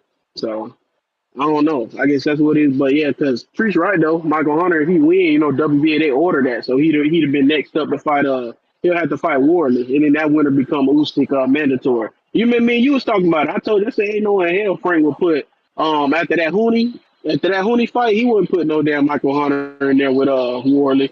He's way too crafty. He way too slick. He'll embarrass that man. Balls, that Michael Hunter can roll with. Hold on, I said keep it rolling. This I got you on the camera. Okay. But yeah, 'cause I couldn't hear it. But yeah, no, I said he way too crafty, and that's he'll embarrass him. He can roll with punches every damn thing, so it ain't really nothing. But that's how I'm kind of looking at it with that situation. It would have been nice for sure if they had it even on the main card, because I know Turkey like to do the little the grand arrival stuff and then the weigh-ins like he did with Bud and Madrimov, and then they had a little fights then. So I guess that's why the Jarrell Miller thing was going to headline the day before.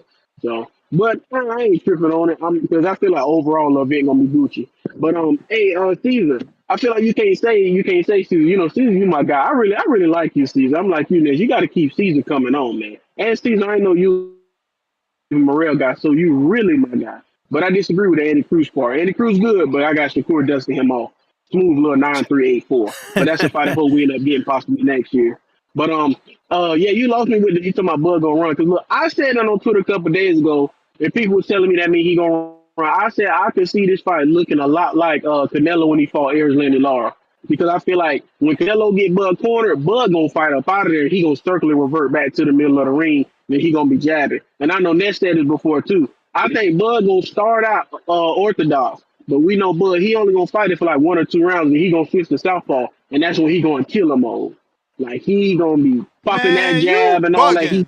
He's starting out southpaw. I bet you he starts southpaw. Ain't no, bro. He started southpaw I think with he gonna come out Madrimo. orthodox for 1 round. Remember, he did Madrimo. He came out orthodox for fucking a minute in his switch. He backed up his switch real quick and stayed southpaw rest of the fight. I don't know. I mean, you might be right, Mitch. We don't see it, but I just think Bud go. You know, I got him for sure winning by UD. But that's what I say. I don't think he's gonna run Steve. I think he's gonna be like Laura, and Laura ain't run to me. Laura did shit. I thought Laura won that fight still to this day. So, but that's all I already got. And then last thing is, because I watched it last night. Did you ever finish that movie you was talking about, War of the Worlds?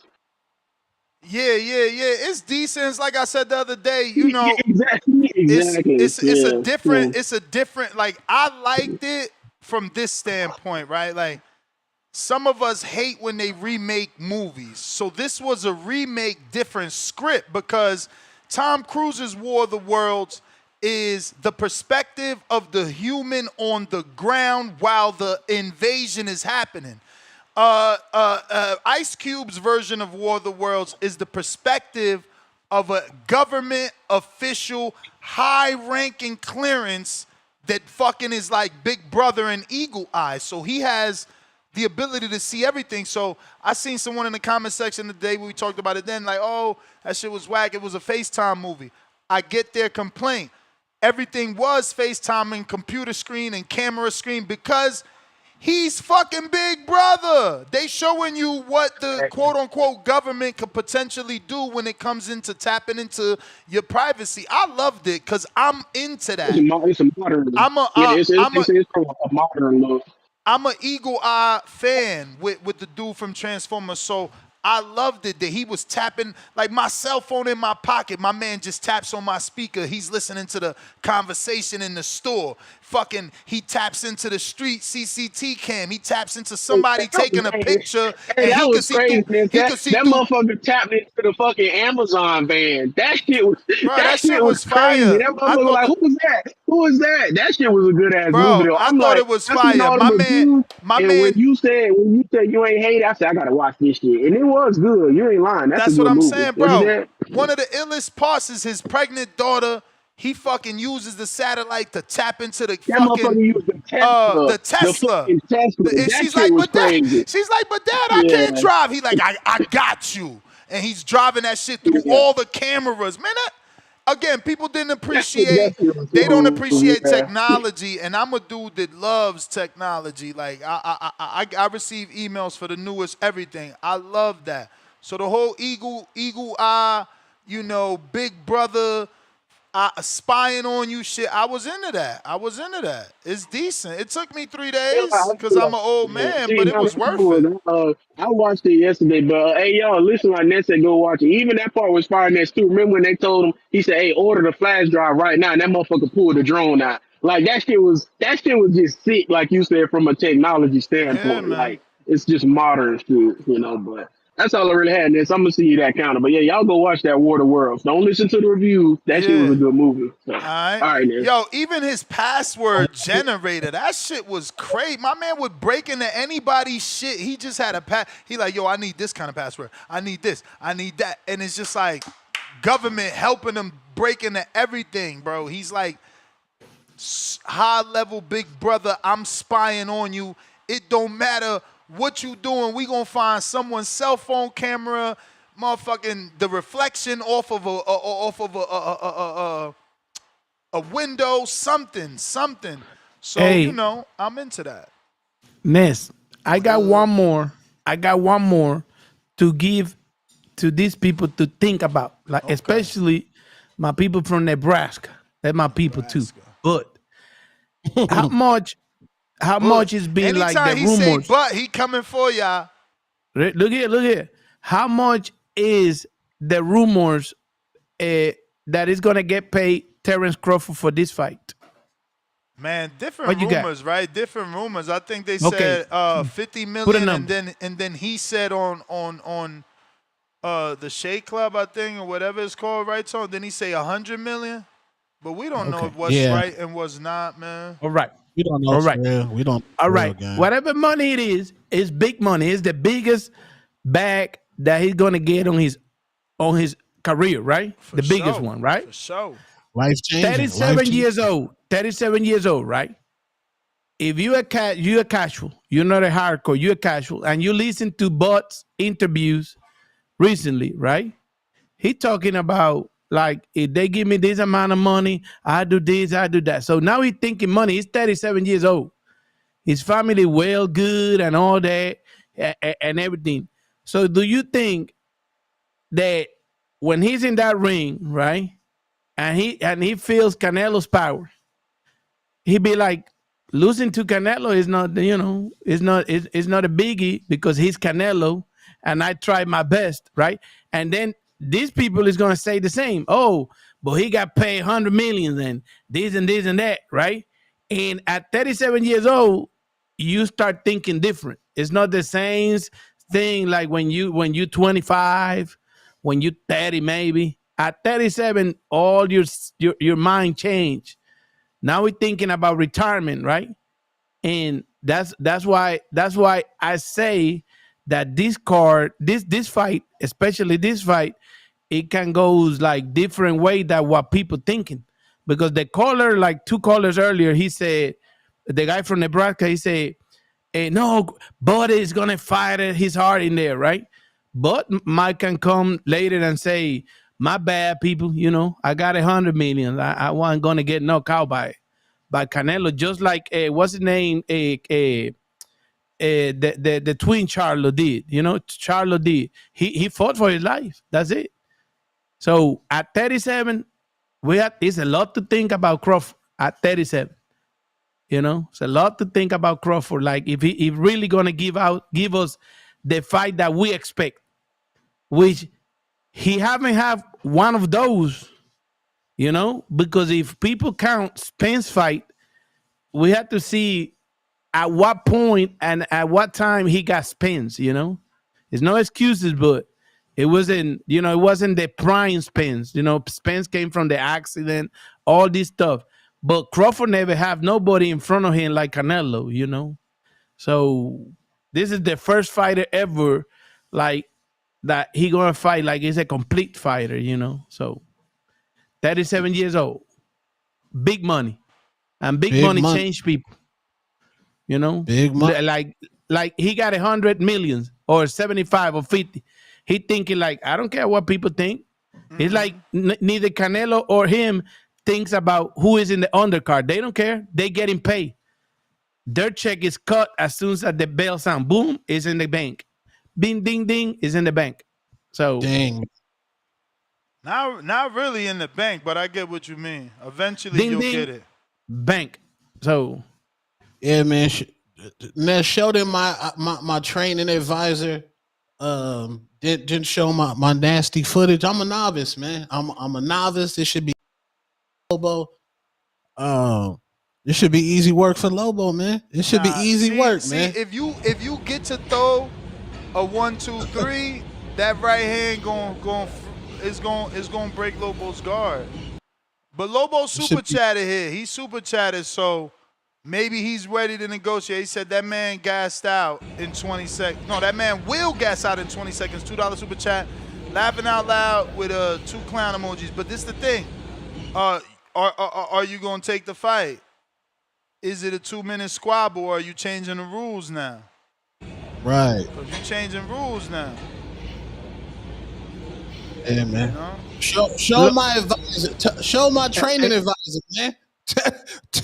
Tell him I'm on my Devin Haney. You know, Devin Haney got multiple trainers, man. You know, Devin Haney be sending footage to Ben Davis. Yeah, man.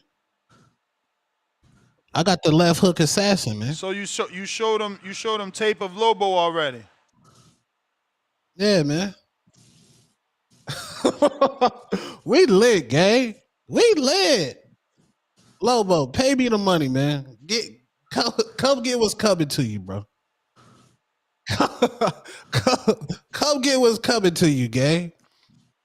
Come get what's coming to you, gang. Do he want the fight? Is he gonna take the fight, or he got more stipulations? H-Town $2, 6'4", good with your mouth is crazy, Tone. That was Laughing out loud 4 times. Pound for pound, number 1 in the chat, holding that status. Shout out Juice. OGs versus YN, Sparring Wars. Devil emoji. We got Big Ball sent that counter. We got Jersey Dude with another $20 super chat.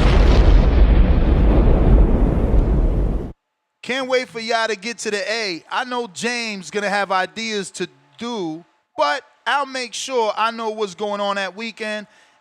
It's whatever y'all want to do. A lounge, strip club, rooftop party, or whatever. We outside. We're going to leave that to the Tone. Tone, which one of those options sound good? Because I was going to immediately say lounge. I'm an old head. A lounge. Tone probably want to do what? I want a lounge. Okay. I'll take a lounge. Something soft. Actually, I should text Danny, I can't wait. I'm going to text Danny, see how far away that lounge we had breakfast in is, because that shit looked like it was dope. It should look like it was a club at 10 in the morning. I can't understand it. Look at Lobo. Lobo saw that 3 piece and got terrified. It's all good. It's got to be 3 minutes because it's a sparring, not a bout. Laugh out loud. So look, that's it. He laughing out loud. That means he know he don't really want the squabble. We back friends. Is you fighting in the ATL then, man? Give Tip his rematch because we met your demands, bro. Right. You trying to change up the time. Alexander, $5. So the reports are that Paramount CBS is signing a distribution deal with TKO Boxing in Turkey. It will be announced soon. Thoughts? I don't want to believe that. That's just the conspiracy theorist saying, okay, they just did this with the UFC, so they're going to do the TKO. Ain't nobody signing no deal with TKO without proof of concept. Shit ain't even established yet. Where the proof of concept at, man? JXV88, $5. Let's see if Crawford will have another glove, quote-unquote, mishap, crying out loud, like he did with Evanesian and Madrimov. $10. Tevis Smith. Spence had the accidents. Canelo got wrecked knees, and he's older than his actual age. Bud gonna cook him. Nas William, $2. Two-Tone Nevada fucking with Ryan. Hell no. Damn. Pat what do y'all think about that? But like, Nash, you haven't given your analysis yet, man. Like, what do you think about Bud and Canelo, man? Like it's getting closer, bro. Like, have you even thought about it? We're almost there. I'm following up actually with these people. It's 10 a.m. over here. Yo, you hear me? We hear you, champ. I'm ducking that conversation. What? Telling Tone I'm ducking that conversation until I find a fight party place. Salute to those Tonos. Salute to you, Cesar. Hey, man. I mean, Cesar, you're making some point, but when you think about it, right? You're saying about Crawford maybe coming this way, maybe like just taking the payday and things like that. But as you said, you've been following Crawford for like all his career, and all his career, he's never been running out of a fight. Like the only one that we had like a fight that was kind of like, you know, a bit, I would say, like boring, if we can use the word boring. It's really against Madrimov. But if you think about it, Madrimov didn't come to fight. So we know Canelo comes to fight. So if someone comes to fight with Bud, we know it's gonna be firework. You know that. So you mentioned about the payday. At the same time, you have to think about it. Crawford's like got himself a reputation. So if he does like you saying like running and stuff like that, he's gonna have a stain on his name, and we know he doesn't want that. He's like Buzz is a proper like, he's got a mentality like, no way, I have to get the win. And also, if you think about it, what happened with what's his name with Charlo when he fought Canelo? Now the fight they had with Canelo that had a stain on what's his name on Charlo's name, because like really if you think about it, no one talked that much about Charlo because that fight kind of like put him like put his name a bit like lower to before compared to before. So like your take is I respect your take, and I said like I actually like the way I like the fact that you come to the show, but you like Ness is right.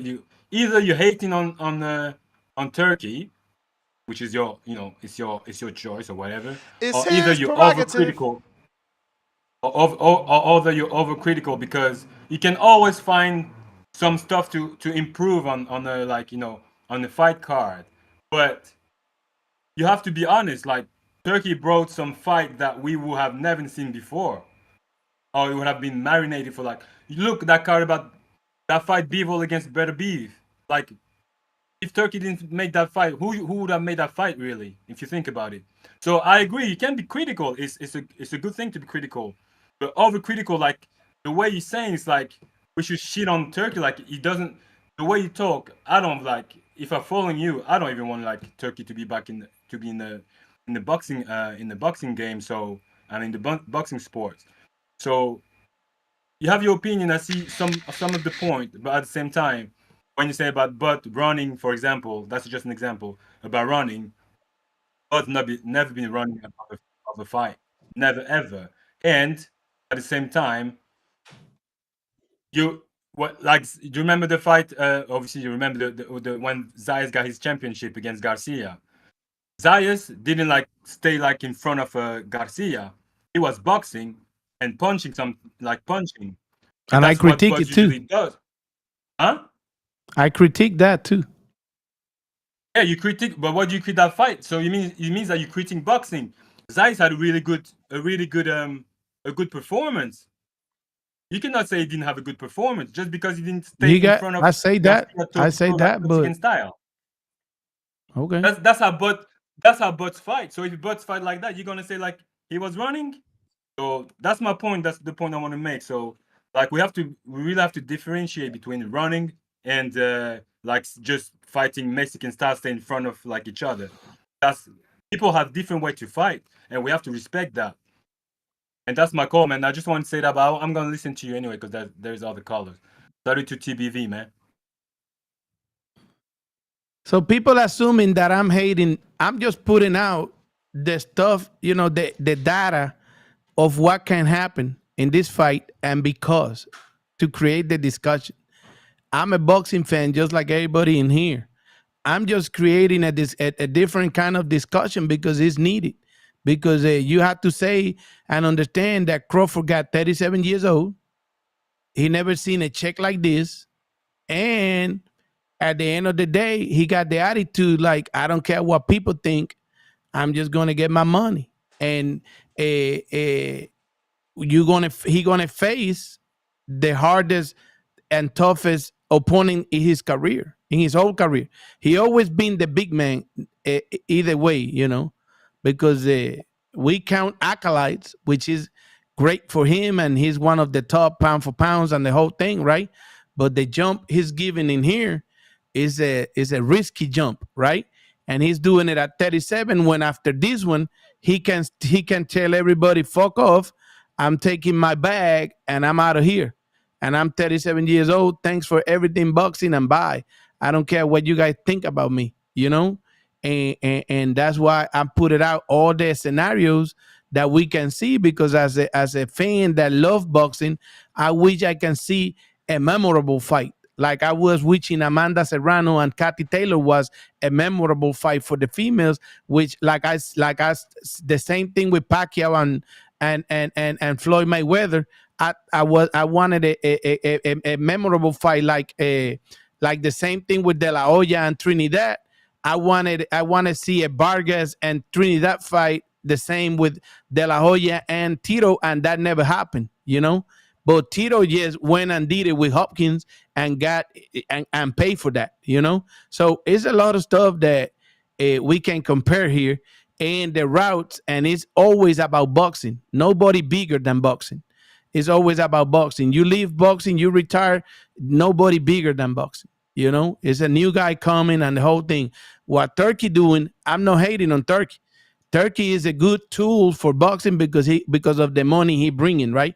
The way he's doing it, I don't like it, and I had to say my part. I pay for boxing, so I got to say my part. I got my mic, so I say my part in Spanish. I come here, Nez give me a room. I'm gonna say my part because we in America, we can do that because we in America. Nez got this program, but to be honest, Nez, can you have this program in Saudi Arabia?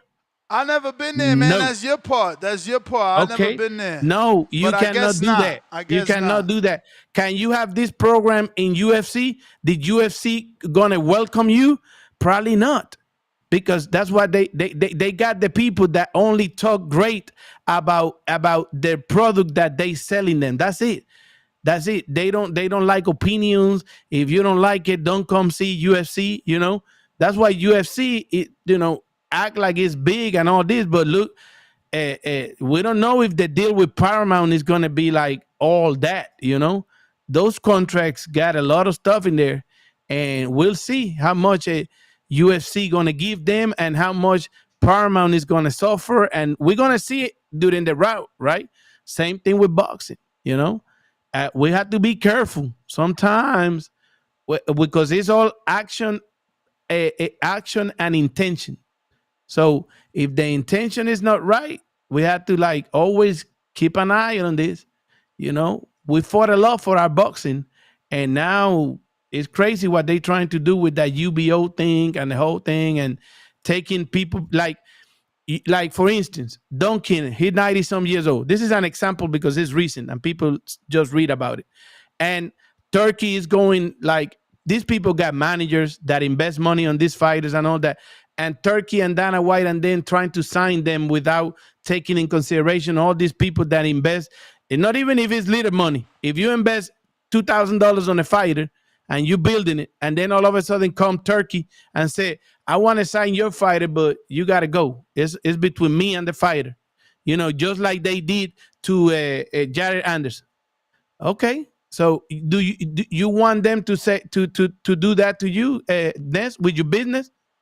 Bro, you build border wars, and they say I need a real life situation. Those hypotheticals don't work because you build border wars. Let's say you build border wars and you got it right, and they see your model, right, and then they come back and say, well, Dana, we got money. Let's make border wars 2.0, and then he come and say, two-tone people, come with me, and let's do it over here. That's fair market. That's America. If he could come to Two-Tone and say, yo, Two-Tone, come with me. This is what I'm paying you. I'm not about to hold Two-Tone back. No. That's not fair market. That's not America. That is America. That is America. The big fish been swallowing the little fish all our life. Sitting here in a fantasy they live world. In that. We live in that to happen, but it's not like it shouldn't be like that. But Caesar, it's always like that. It's always been dog eats dog world. Big fish swallows the little fish. Yeah. What you looking for? Equality? Did you forget women just started voting? No. We in America. No. You trying to talk like Saudi Arabia is that much of a difference? We just gave women equality, right? We just gave them their independence. We still got piece of shit men that are sexist. So what are we talking about? We need to worry about us and stop worrying about them. Y'all be too political. Let's stay boxing. Equality is never gonna happen in life at all. There is no equality in life at all because people don't work harder now. it can be like you can work hard like the other ones and have a chance. You can earn your chance. You can grow, but these people trying to like everything like me. Do you remember I got a situation with one of them companies, and they said, "Well, we ain't never gonna give you a press what's the name, credentials, right?"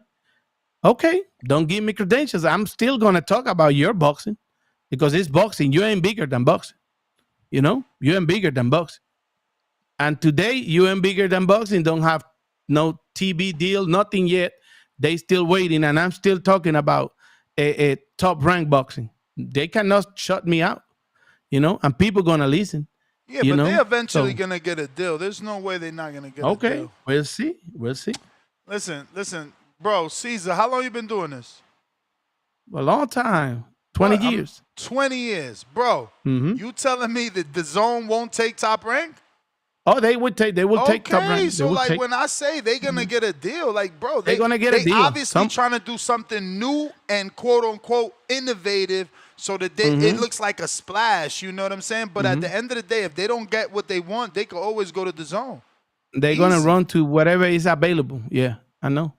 So it's not the same. Like, listen to how you phrase these things, bro. The way your mind operates, they're gonna run to whatever's available. Run to. That's what they, So bro, what they got gonna do? 50 years in business. The zone would be lucky to get Top Rank. You got to keep it 100. Amount of archives? Do you know the amount of archives? The on-demand playback fucking value that they have. The fact that they can get the fights that the Top Rank has and put it on their YouTube channel? Are you kidding me? So ESPN wasn't lucky to have a Top Rank? That's why they did a fucking 8-year deal. So why they let it go? So why they let it go? Is no more value? No. You heard Bob Arum. It could be what Bob is trying to do with his company instead of staying locked in. All we hear Bob say is we want to be on multiple different networks. Okay. So maybe ESPN wanted exclusivity, which they're within their right. They're ESPN. UFC just got exclusivity the thing is that with you guys Paramount. are negative, and you automatically think that Top Rank got dropped or the Top Rank didn't want to re-up. What if it's they wanted to re-up but not be exclusive? I want to re-up, but I also want to be on DAZN. I want some of that DAZN money Turkey's offering me. Nah. You know that's our direct competitor. Well, we might have to go somewhere else because I know I could get the bag from Turkey. I just got to find someone else to get the bag from too, the way Al Heyman did. Fox, Showtime, 2 bags, same year. ESPN was only giving Top Rank 1 bag. There's a possibility, like Frank and Eddie, who received bags from Turkey, they also get rights fees from DAZN. But let me get to these super chats. I got OC the Boss, $5. Crying out loud 4 times. Lobo, I'll do 3-minute rounds, 10 rounds for $5K. Thinking emoji. Think about that. Think about it, excuse me. LJ, $2. Shout out to my girl, Hannah, listening right now. Salute, Hannah. JXV88, $5. Can't wait to see how beautiful the Charlo fight ages after Canelo sparks Bud. Everyone will eat their crow if Bud starts running like Charlo. Carlos Romero, $5. All Tone needs to do is get some good pad work and then implement in sparring. Get at least, 15 3-minute sparring sessions.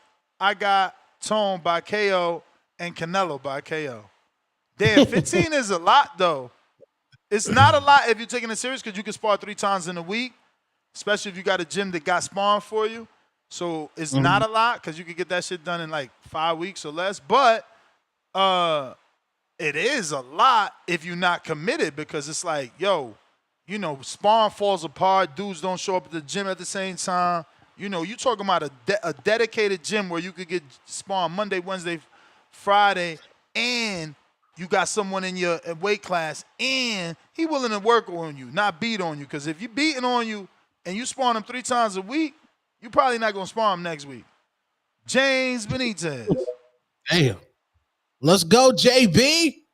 JB, hometown. Let's go. Yo, Let's go. What's up, Tom? What's up, Tom? How you doing? Who else on the panel with you? Caesar. Oh, what's up, Caesar, man? My Puerto Rican version, man. What's up?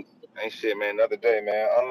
You know, man, this Canelo Crawford shit, man. I mean, it can go two ways, man. Bud can get sparked the fuck out like Charlo, look worse than Charlo, or he can surprise us all and everything, man. You know, but I just hope that it is a magnificent event, though. But that card is real shaky, man. I think on November 22nd is already looking like it's a much, much better card. It's going to have more eyes on it than Bud Crawford. You know, even though Bud been a big name, pound for pound fighter, this, that, and the third, niggas really don't care to watch him like that, man. But, you know, he's still that guy that's an alleged superstar that's still begging for people to watch him. But, you know, that's just my opinion. I think the viewership for this is going to be less than the Berlanga fight. So we're going to see what happens when that day comes. That's with all the other shit, man. I don't think the shit I've been asking for you in the background been too much, dog. He can give me weekly updates. You talk about the weight and shit like that, bro. You give me no. Hold on. Man, then fuck it then. But Ness, I'm keep pull out, pull out, man. Just pull out now, because you sound crazy. Hey, like once you get off, I'm gonna tell them your weird ass stipulation. You just got weirder than Lobo. Get the fuck out of here! I ain't getting no weirder than Lobo. Yup. And you want to know why? You want to know why? Your stipulation is weird. Your stipulation is weird. Now you want weight checks, and he better wait to wait. He want the fighter to wait before the weigh-in. That's unheard of. He's 30 pounds. You worse than Canelo in 10. You worse than Canelo in 10. My man. If you scared, say you fucking scared. If you scared, say you fucking scared, bro. Like, we already forced you into the fight. Look. His girl not in the car today, so he ain't got to fake tough. Bro, just pull out, man. Nobody got time for this shit. You gonna make Supermax pull out because he see you scared. You gonna make Supermax want collateral because he see you fucking scared. You talking scared. Wait this and wait that. Motherfucker, tell that man make the weight. If he don't make the weight, you don't fight. It's that simple. That simple. You faking all this other shit. Would you like give me check-ins. Give me check-ins. Wait to wait before the fight. All shit we never heard of in boxing. All shit we never heard of in boxing. You making up your own rules. Then you got your man calling in. Y'all down bad. You got Alex Vega glazing you. Give him some credit. He's fighting Supermax. He's making Supermax get down and win. Bro, nobody gives two fucks. You either fight or you not, bro. We know you scared. We know you scared. You got to prove it to your girl and to the back call, because they the ones both lying for you. We know you scared. Hold on. Me and Supermax know you fucking fit. You shitting in your pants. Me and Supermax know that shit. And he gonna fucking stop you. We smell the fear on you. He gonna fucking stop you, man. You don't got the skill of Eddie. You can't get the skill of Eddie. Ain't nobody gonna give you the skill of Eddie. You'll never slip under punches like Eddie. Never. I didn't get up there and I told his ass, we don't make that weight, I'll walk the fuck away. Walk away. Is my city. I'm glad to go to the strip club. I'm glad to go home and sit in my own bed and do whatever the fuck I want to do. You know what I'm saying? But I'm not gonna waste. I'm not even somebody fucking time. You scared? Serious? You scared? Man, if he's willing to show that commitment, internet. Why the fuck would I be? Why the fuck would I be scared? Man, why the fuck would I be scared if I left the gym this morning? Because you know this shit for you, doing this shit for me. You know your girl and your ex-wife gonna show up and they gonna see you picking up the pieces. Man, look here. Girl can be replaced tomorrow. Ex-wife see me worse than this. So it is what it is, bro. I don't give a fuck what nobody think about me, because I know the kind of man I am. And you know what, Ness? Instead of goddamn worrying about this, I can goddamn do so much other better shit. And that's what you want to do. That's what you want to do. That's what you want to do. That's why you're looking for ways out. That's why you're looking for ways out. I'm out of here, Ness. Bro. All right. That's why you're looking for ways out. You scared. You know what? You scared, say you scared. You scared, say you scared. When I asked, I'm not scared. Because you know what? When I asked his ass last week, where's he out on his weight? Motherfucker went 0 dark. Yo, bro, we showed the video. We showed the video. We showed the video of Supermax poking you in your fucking chest. He made a hole in your fucking chest. And what the fuck I do? You ain't do shit. Soft ass backhand. Soft ass backhand. Hey, Soft ass backhand. He was poking the shit out you. Look, Ness. Poking the shit out you. You probably got his fingerprints. He probably got his fingerprints on your chest. God damn, what's this? Look, Ness. Man, niggas just gotta make some fucking weight. Do what Ness new and Ness make the trouble. Every fight gotta make the weight. Every fight gotta make the weight. You said 250. You said 250. He agreed. You said 250. He agreed, and that's what it is. Motherfucker, hey Tone. Supermax did what Tone didn't do. And we said weekly update. Supermax did what Tone didn't do. He called your fucking bluff. You didn't expect him to make 250, and you scared now. You shitting now. Damn. Man. You know damn well he ain't, bro. You know damn well he ain't, bro. He's almost 30 pounds out. Pray and pray on my downfall. Pray and pray on my downfall. Look, you praying on Super Mac's downfall. Instead of saying, yeah, Max, make that weight, my friend. You praying on his downfall. You sending him donuts. You sending him donuts. You doing delivery. You paying for his Domino's. You paying for his Domino's. You trying to set him up. Tell your nigga to lose 8 pounds in 2 weeks. Tell him to lose 8 pounds in 2 weeks, man. You worried about weight. You worried about weight. He worried about punching you in your face. That's the different mentality. You worried about weight. He worried about punching you in your fucking face. You scared. It's nasty. Hey, yo, how they gonna defend this shit? No. 2 times you ducking this man. 2 times. 2 times you ducking this man. He owns you. 2 times, he fucking owns you. He owns you. Hold on. You ducked him last season. You know you ducked him last season. Ness. We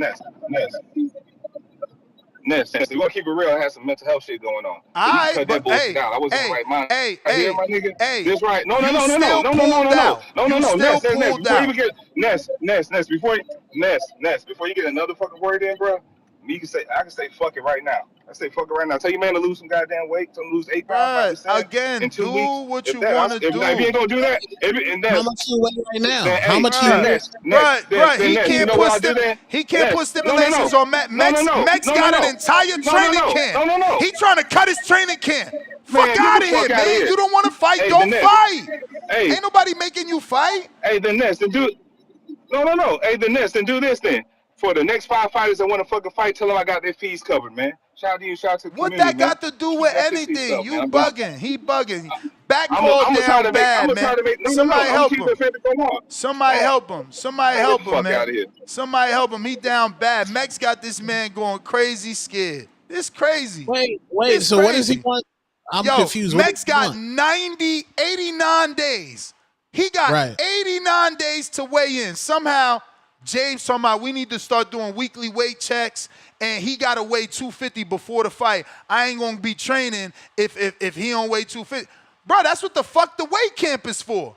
That's what the training camp is for, to make weight. Like, no, let's cut his time off. He got to show me quack. Wait, so Supermax right now got to lose 30 pounds between now and Border Wars? Arguably 21. James don't believe that he's 271. James saying he's 278. So it's either 21 or 27. Like, my man's scared shitless. Meanwhile, Vega said in the chat, bro, I gotta lose that right now. And then OC said in the chat, bro, I gotta lose that right now. And then Anthony Edwards said, I gotta lose that right now. He the only one panicking, fucking paranoid, like I said yesterday in the fucking chat. Paranoid over weight because you paranoid over fucking Supermax. Y'all niggas talk about Max. Now, the truth teller's here. Y'all don't want to fight now. Them straight punches going to rain down your face, and so is blood going to trickle down your cheek. Y'all know what the fuck it is. Stop disrespecting him if you scared to fucking fight him. Always got something to say about his weight. Always got something to say about how the fuck he look, but you won't fight him. And you looking for a way out. Anybody see different, you fucking blind.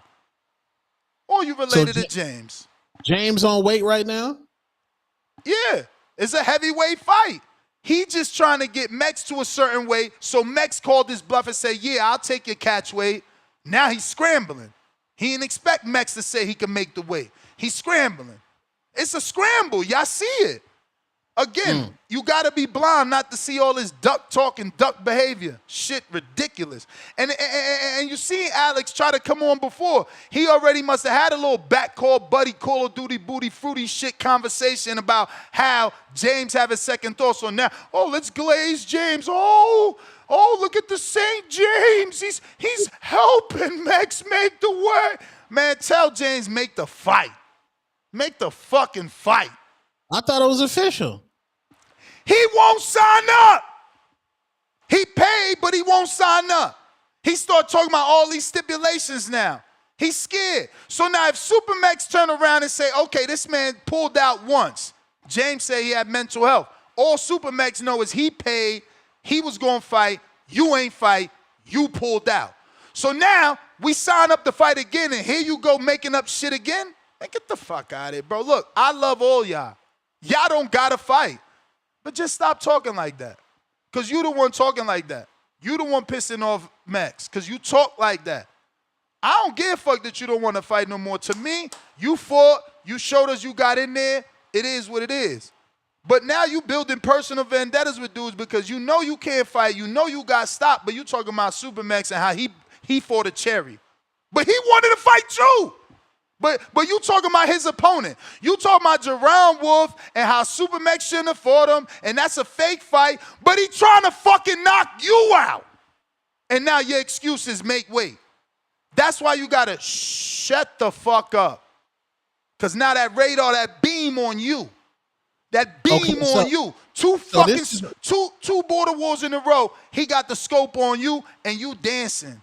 Tap dancing, making an excuse. Well, I don't know if I could fight. I got my girl. Then he's got his girl in the car. I mean, this is the most embarrassing story ever in Border Wars. I swear to fucking God. I've never seen no shit like this, and you can't make it up. Your girl fucking punked you into getting the fight. She punked you into getting the fight because she in the car like, nah, not my baby, not my baby. Hearing this shit, hearing you get played, and now you gotta fight him. So now she not in the car. Now you don't want to fight him. Bro, this is nasty work. I can't make this shit up. Tyron, what up? Nasty. Drama at Border Wars, November 8th down in Atlanta. It goes down. Buy your tickets now. This shit gonna sell out. Yo, it's good, champ. What up? Shouts out TVV. What's good to Tone, the superstar. What up, man? It's cracking. Not much, man. Bless. Is Ryan still on the panel? Nah, nope. He did. Okay, just y'all two. Okay, shouts out to the both of you guys. Hope everyone blessed. Tuning in. Just want to give my thoughts on the topic. As far as the undercard goes, I think it's cool. Given the amount of money that Canelo is getting, as well as Bud is getting. With Canelo, you really don't need a quote-unquote big undercard.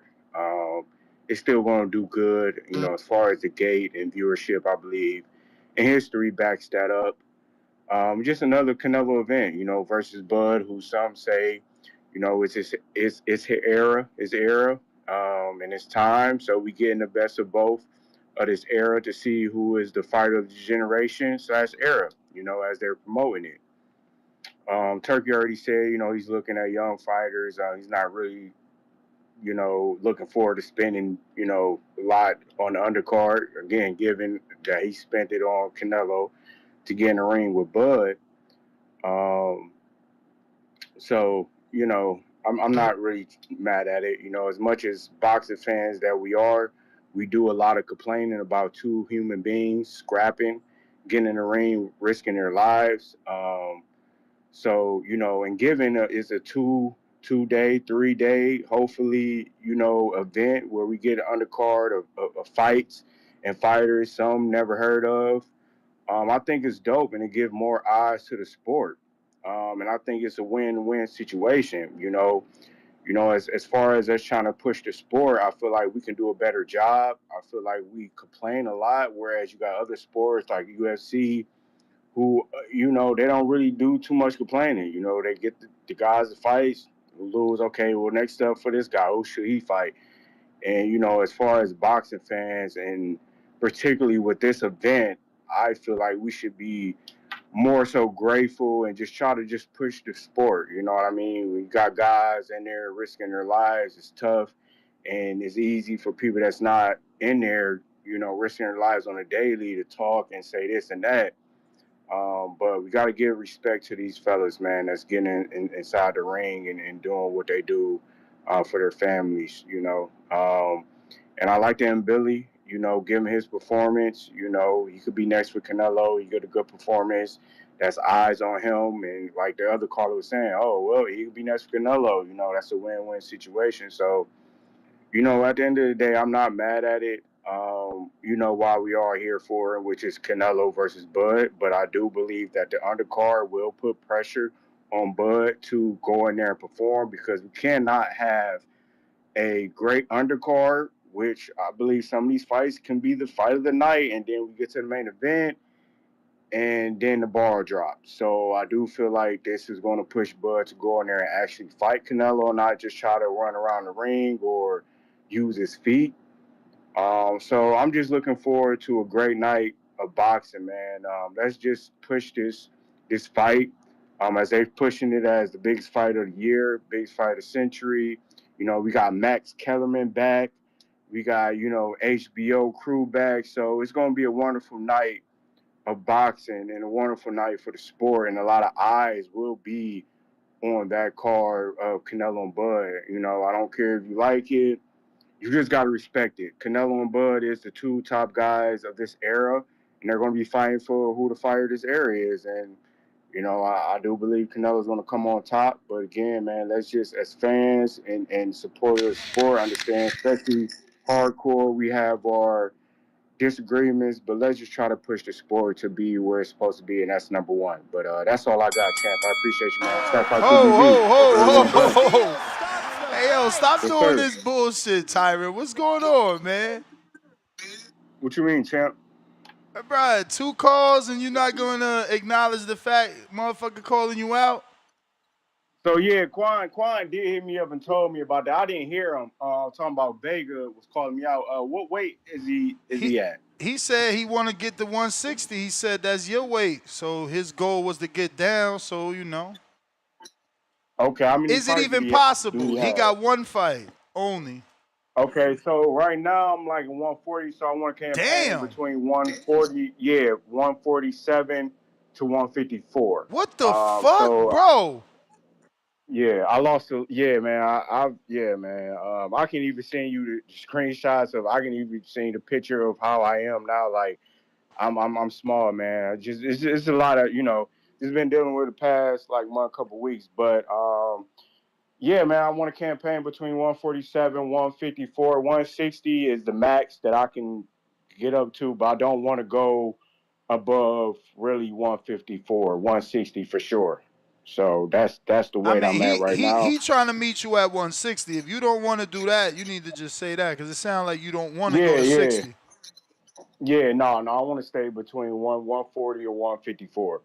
For sure. But I know with the 160, so would that be just the weight that I would have to weigh in, or would it be still like a 10-pound weight difference? Because obviously, you could tell him to weigh in at 60. Y'all can negotiate that. Okay. Yeah. We can definitely talk about that. Is it possible, though? I know you was going through some shit. Is this even possible? Do you want to put this on your plate? Right. So this year, I was going to take the rest of this year off, champ, and come back again early next year, depending on if y'all have, the board award, early next year. That was my plan. Phoenix. Because I'm still getting, I'm about to get situated and moving in my new place. Now I'm still, renting out this. Nah, for sure. That's all we need to know. And this all I be saying from dudes like James. It don't got to be James specific, but look, somebody want to fight you. Nah, man, I'm still going through some shit. All right, champ, do your thing, right? How the fuck I'm going to shame you for not wanting to fight? But you also not out here bum-ass Alex, man, calling me out. Bum-ass Alex. Yeah, but I can't fight Ness because I'm busy with life. But, yo, he's a fucking bum, bro. Word is born. Come on, bro. Yeah, no, Yeah, that was never me. Like anybody that ever steps in the ring, you're not a bum. Like regardless of win or lose, like you got the heart, and as a man, like you can't do nothing but respect it. So I just want to take the rest of the year off just to get myself back to where I need to be. You know what I mean, as far as living situation and everything like that. And beginning next year, man, it's full go for sure, man. But I just want to take the rest of this year off to get myself back to where I need to be. You know, right. so yeah. For sure, But I champ. appreciate You, man. Thank you for clearing Yes, that sir. up. Yeah. And I just want to say, James called out CYP in our Border Wars chat. He like, nah, Ness. This is all reasons. He perfect. He perfect. This is all reasons why he didn't want to fight Max. He said, nah, Ness. I'd rather not fight Max. I'ma lose weight to fight CYP. Then everybody must have told him he gonna get his ass beat. So he was like, I said, yo, just fight Max. Another excuse was, nah, I ain't gonna fight Max because I'm gonna lose weight to fight his brother. Bro, it's just like, bro, we would leave you alone if you stop all this capping. Like, you don't got a lie to hang with me. I fuck with you. You ain't got the cap. I fuck with you. You know what I'm saying? No need to cap at all. Flyer is done. Is it done? Let me see. I'm gonna put in my Border Wars chat so they could let me know if it needs any updating. But man, let me take this time to tell you that did you see my messages? You heard Kimachenko is back. Keem the Dream is back. I did see that Keem is Hey, you back see on that the build mystery. up? See that build up? We got CYP and Keem on the same card. Oof. That's gonna be lit. That's gonna be lit. That's gonna be incredible. It's gonna be fire. Let me see what we got cooking here for a Kimachenko opponent.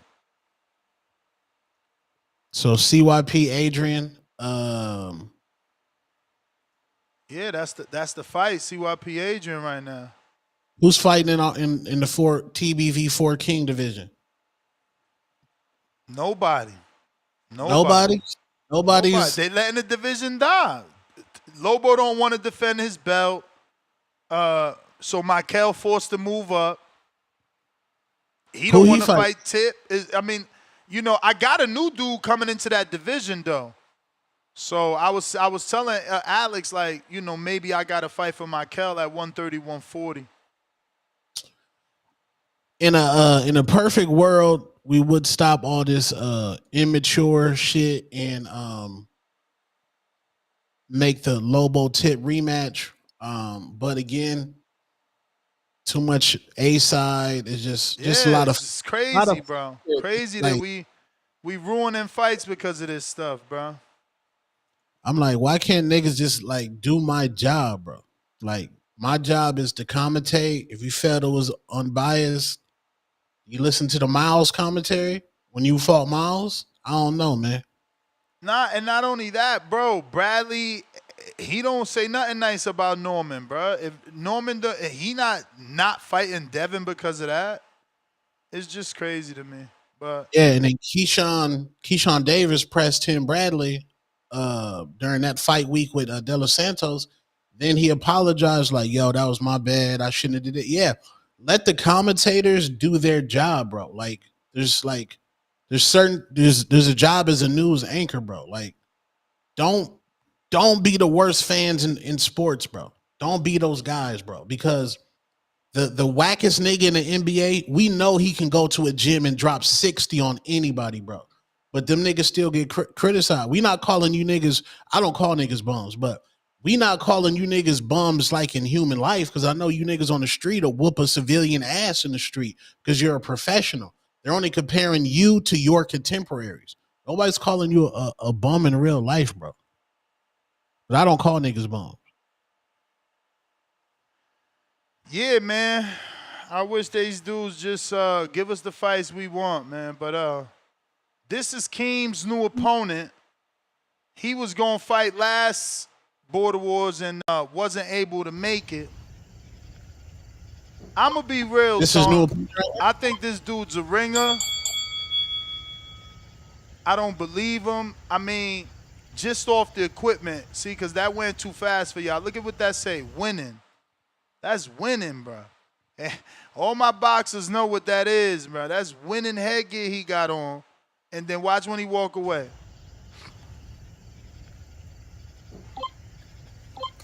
I couldn't see the brand of them gloves, though. But look at them shoes. This is scary. This look is at them scary, shoes. Too. Yeah. He got them this hyper dunks, them Pacquiaos, bro. This dude has got to be a ringer. Where these niggas at, in the alley? This shit look absolutely terrifying, like a horror movie. And he's southpaw. I don't know if this is legit footage. I feel like he got to be a ringer. With this level of equipment, you can't just be starting. Yeah, and the Pacquiao shoes, man. I don't see. So you think this is busted footage? I think that. I think he could be. I think he could be better than what he's leading on. It took me forever. It took me to threaten not to be able to give him the fight, and he was like, "Man, just tell me what you want. I'm gonna give you whatever you need." I said, "Sparring," because people want. All we had was pad work before, and they didn't believe in the pad work. I see good defense. And then again, the equipment, I see an educated right hand. But that left hand right there was crazy. I don't know if this is real. He got me not knowing. I really don't know. Yeah. This is this looks like he looks like he's better than he is. Like he's not going hard on whoever that is in the Asics. With the title gloves, he's clearly the novice. I don't like them crickets in the background.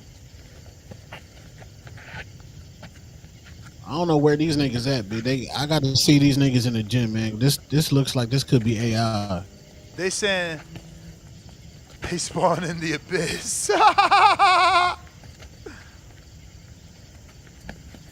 Nah, man. This looked like a trunk about to open, and somebody's going to say, "You got 4 minutes to leave town." This is crazy. I don't know what's going on. But what you see is the southpaw is obviously the more skilled. He's leading the sparring. That right hand is educated. I mean, did he even get hit?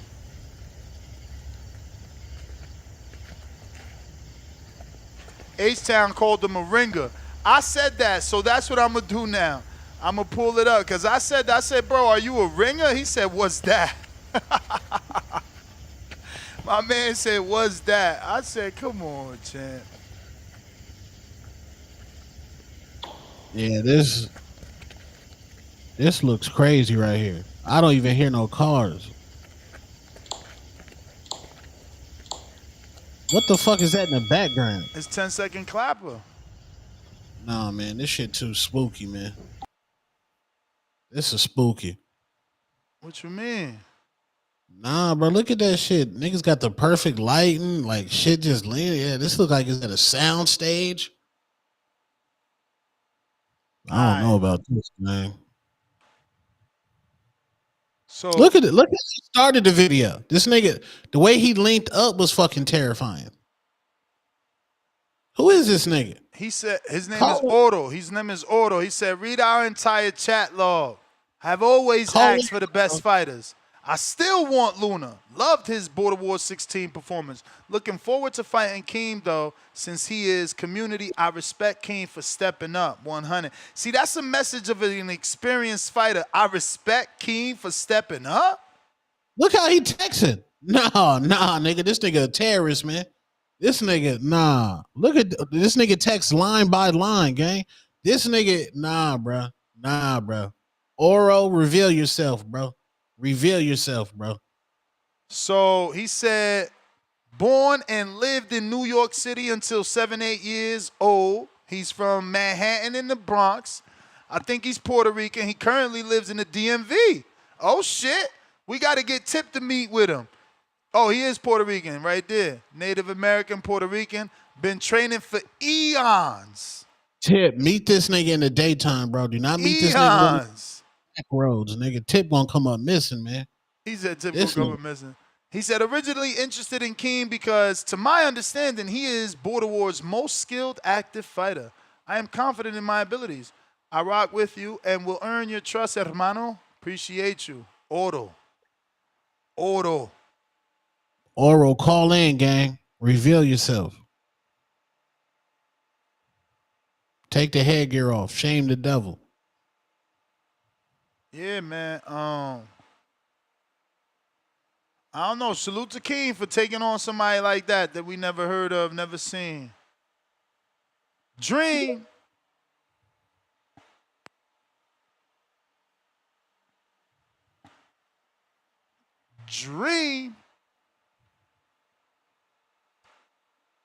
This Akeem the Dream? Nah, this somebody named Dream, but they ain't working. I don't know. You gotta unmute. Oh, ain't where Michelangelo at? He's squabbling? Man, that motherfucker ain't called since Border Wars got announced. Oh, wow. That man ain't called since Border Wars got announced. Yeah. All right, so we're going to go out to Real Clean. What up? Shout out to AB, man. AB tried the meals, man. Nuveta. I got to get his review, see how that was. Real, you got to unmute. Yo, what's good with you guys? What up? How you guys doing? What's good, Tom? What up? Chilling. Yo, I was just listening. Chilling. That's good. I was just listening, man. Honestly, I give it up for us, the OGs. That just die, and we die by this shit, man. These cats over here making a bunch of excuses, bro. That's all I hear is excuses, dog. That's all I hear from everybody. It's unacceptable in boxing, dog. It don't matter what weight you perform at. I'm taking the rest of the year off because what? What do you mean, dog? Unless there's an injury or nursing, why would you take the rest of the year off, dog? Like, that's why we need motivation out here, bro. We need somebody to get this shit going, somebody pushing.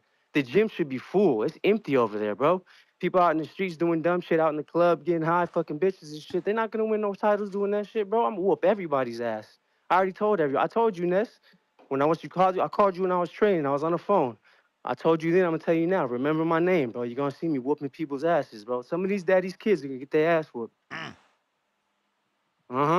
That's how I'm coming. I'm representing Arizona, Phoenix, Arizona. I die by this shit, bro. I train. I eat this shit, bro.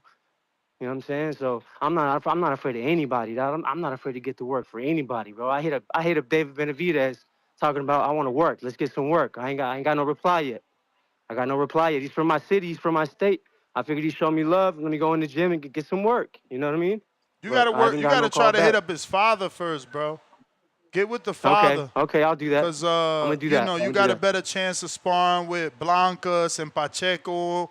Okay. And then he'll put you in with David. He ain't going to throw you in there with his prized possession without knowing who you are. Because they don't know me. They don't know me. Exactly.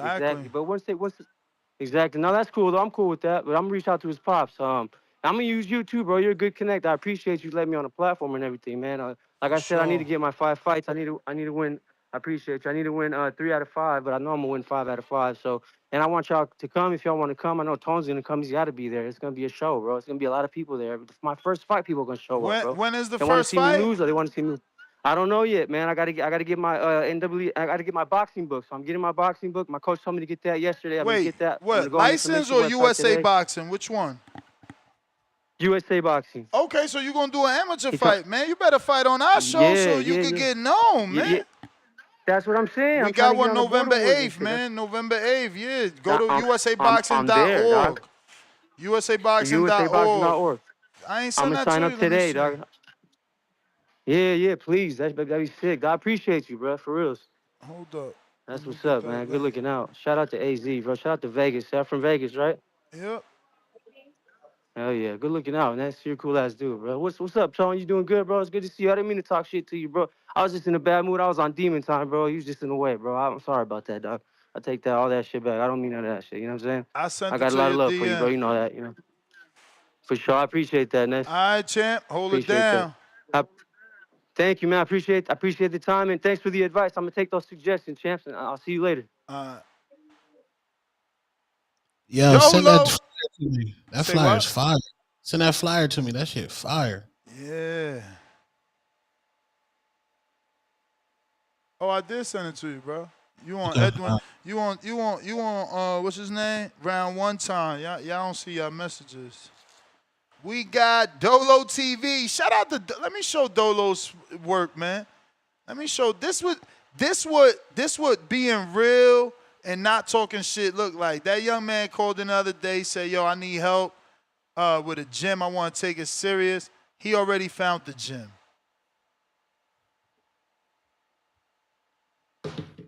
Oh, shit. Let's go, Dolo. Congrats, man. I seen that last message. Hold on a minute. I'm going to go to you after we show this footage, man. My man out here working, bruv. Let's go. Look at all this shit he sent. Let's go to this, man.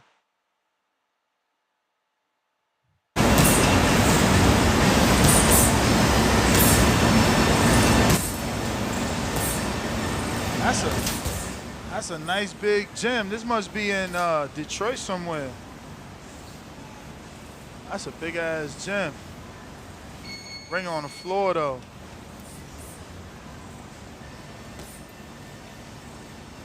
Okay. Let's go.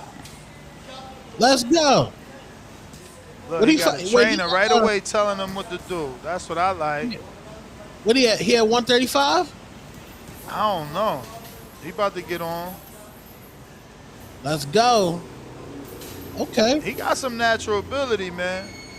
Yeah. Southpaw too. Yeah. I like that the trainer showed up. Like, yo, Lamar, we ain't gonna just let you hit the bag and look like whatever. I need you to do this. He gonna be a problem. Yeah. What if he at 135? He probably 147. We ain't gonna show no more footage because we know how y'all is, man. When you send something, we show something. What up, Dolo TV? What you weigh? What weight class you in, champ? I weigh like 140, 145, so I probably like 130, 135. Ooh-wee. You get a couple fights in you, you're going to be in there with Lobo. Southpaw versus Southpaw. Yes, sir. You can hear me good? I don't got my headphones. I'm on the car. Nah, you sound good, man. You got your book, bro? What up, man? I was gonna say, give me like a week. Give me like a week to get that. Give me like a week to get that book and then that 50 to you. Yeah, let's do it, man. But I'm on papers. I ain't gonna lie to you. So I had asked my parole agent, is it good if I leave the state? She had gave me the green light already. So I'm great. That's what's up, man. God bless to that, man. Cause I know I had another fighter that the PO wouldn't let him leave the state to fight because it was in Vegas. So I was mad as hell because that's corny. Like, let you go to one state but not the other. Right. Yeah. So she I ain't never had no violations. She ain't gonna have no problems out of me. So she don't even drop me no more shit. That's what's What up. state you fighting out of, bro? What state? What state you out of? I'm in Michigan. That nice. Ring in Grand Rapids. Oh, that's lit. But yeah, I was gonna say though, I like the gym and shit, but that combination he had me working on, I ain't never seen that combination before. That shit was throwing me off. Hey man, nothing comes overnight. You gotta put in that work. Yes, sir. But you look good, bro. You look like a natural, man. Look like a natural. I appreciate it. It's only gonna get better from here. That was your first session with him? Yeah, that was my first one. I mean, he ain't say nothing positive? Because you look like a natural, man. Yeah, he did. He said, just keep working. He told me no more smoking. No more smoking. So I told him, I stopped. Once I decided I'm going to get in the gym, I stopped smoking. That's what up. So that shit over with. Because I was winded, like, terrible. Yeah, man. I mean, boxing is the hardest sport, bro. Like, it ain't like training for football or basketball, that's for sure. This one requires all your stamina. Yes, sir. Yeah, man. Give me like a week to get this shit to you. I'm gonna get it to you. Hey, you got it, man. You got it. Yep, I appreciate the opportunity. Hey, nice meeting you, Tone. I ain't met you yet, man. But I look forward to meeting both of y'all November 8th. Let's go, champ. Let's go. Salute. Salute Dolo TV, man. We rocking with you, champ. We Yes, rocking I'm back with you. listening. All right. Let's see here. If you're watching on YouTube, don't forget to hit that thumbs up. It's going to help with the visibility of the show. And we got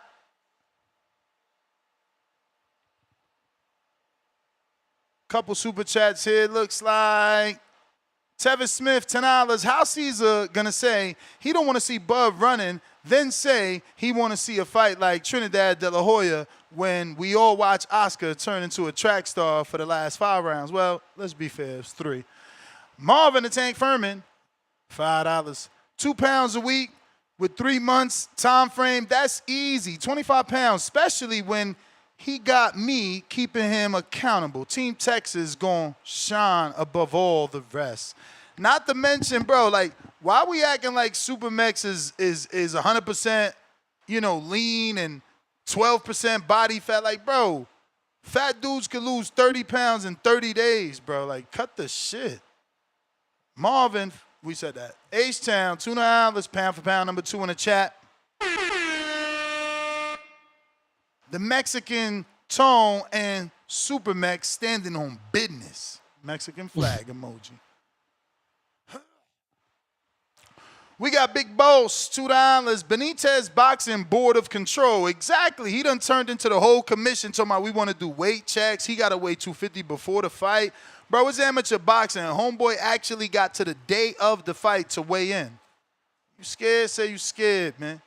Jonathan Sins, $5. Can you, folded hands emoji, stop saying Call of Duty, booty fruity, tootie, back call? Because when I say 0 rounds, none, or gone in 1 round, I'm wrong. Let's be fair.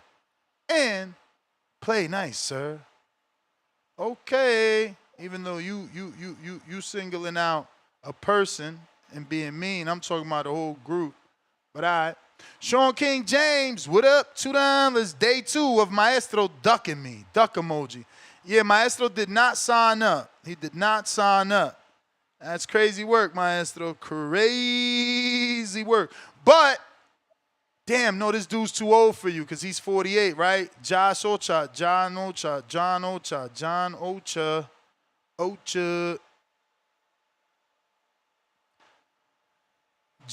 Ocha, I think, is 48, so you won't be able to get that.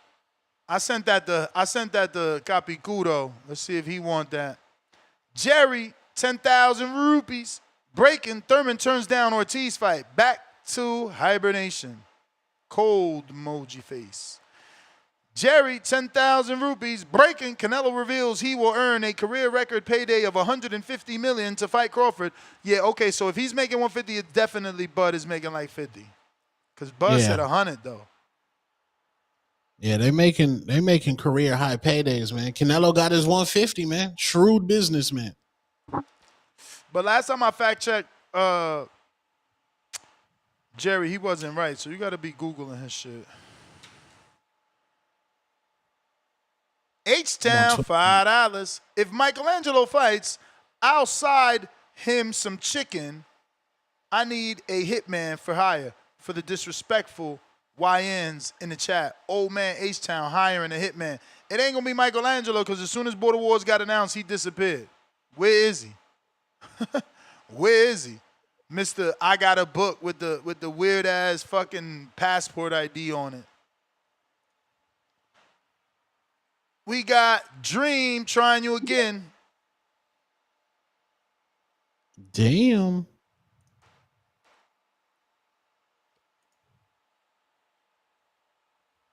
Is it scary that Canelo's been so quiet? I think it is. I mean, he just had a kid, bro. I know he had another child. I think his 7th, but he just been quiet, man. And he just posted some picture where he looks fucking jacked. Pause. Look, Paramount is signing TKO for a show called Front Runner. Hey, man, that's what you do. These dudes, whatever they was doing wrong, they was doing wrong. I ain't going to hate on Dana if he do shit right. If he can make people popular, because Front Runner sounds like a show where you going to put, prospects to get known on national terrestrial television, right? So we'll see, man. We will see. We will see.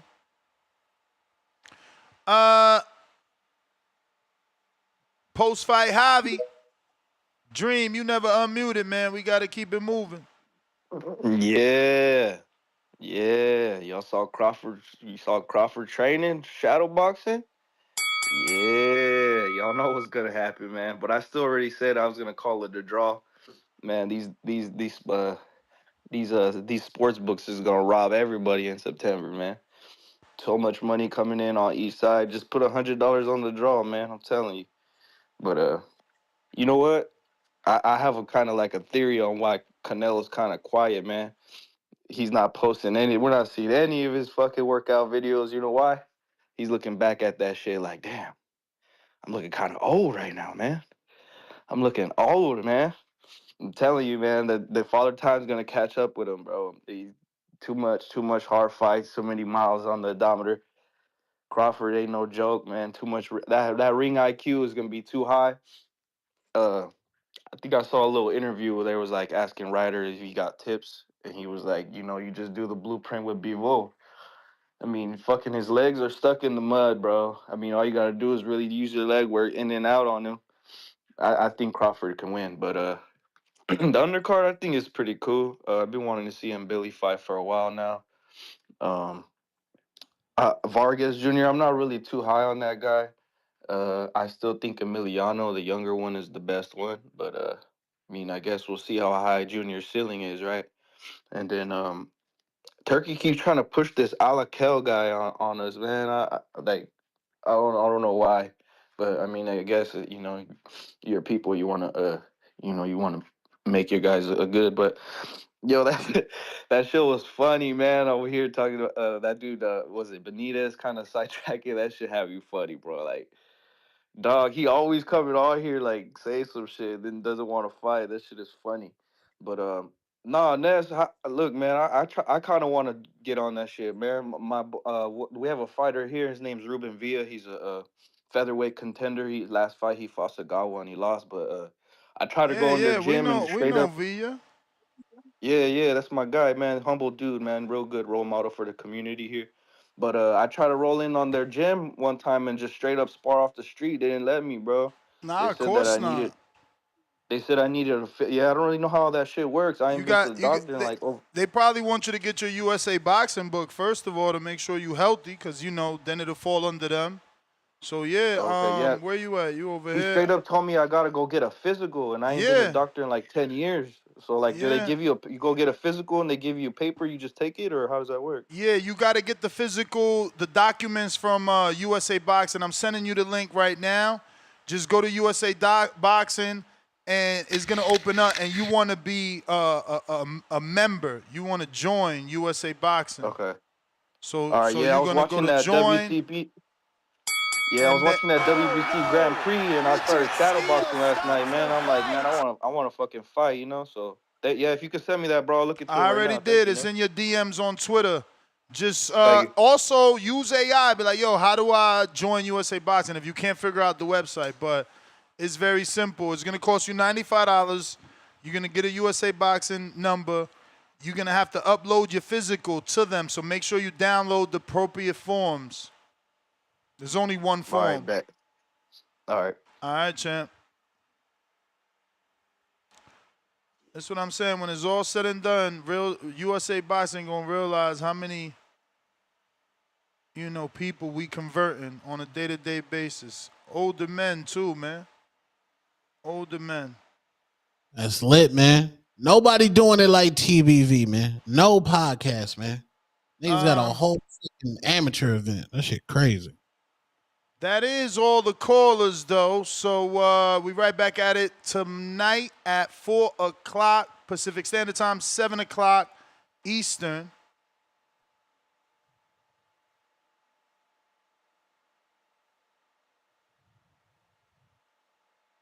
Oh, shit.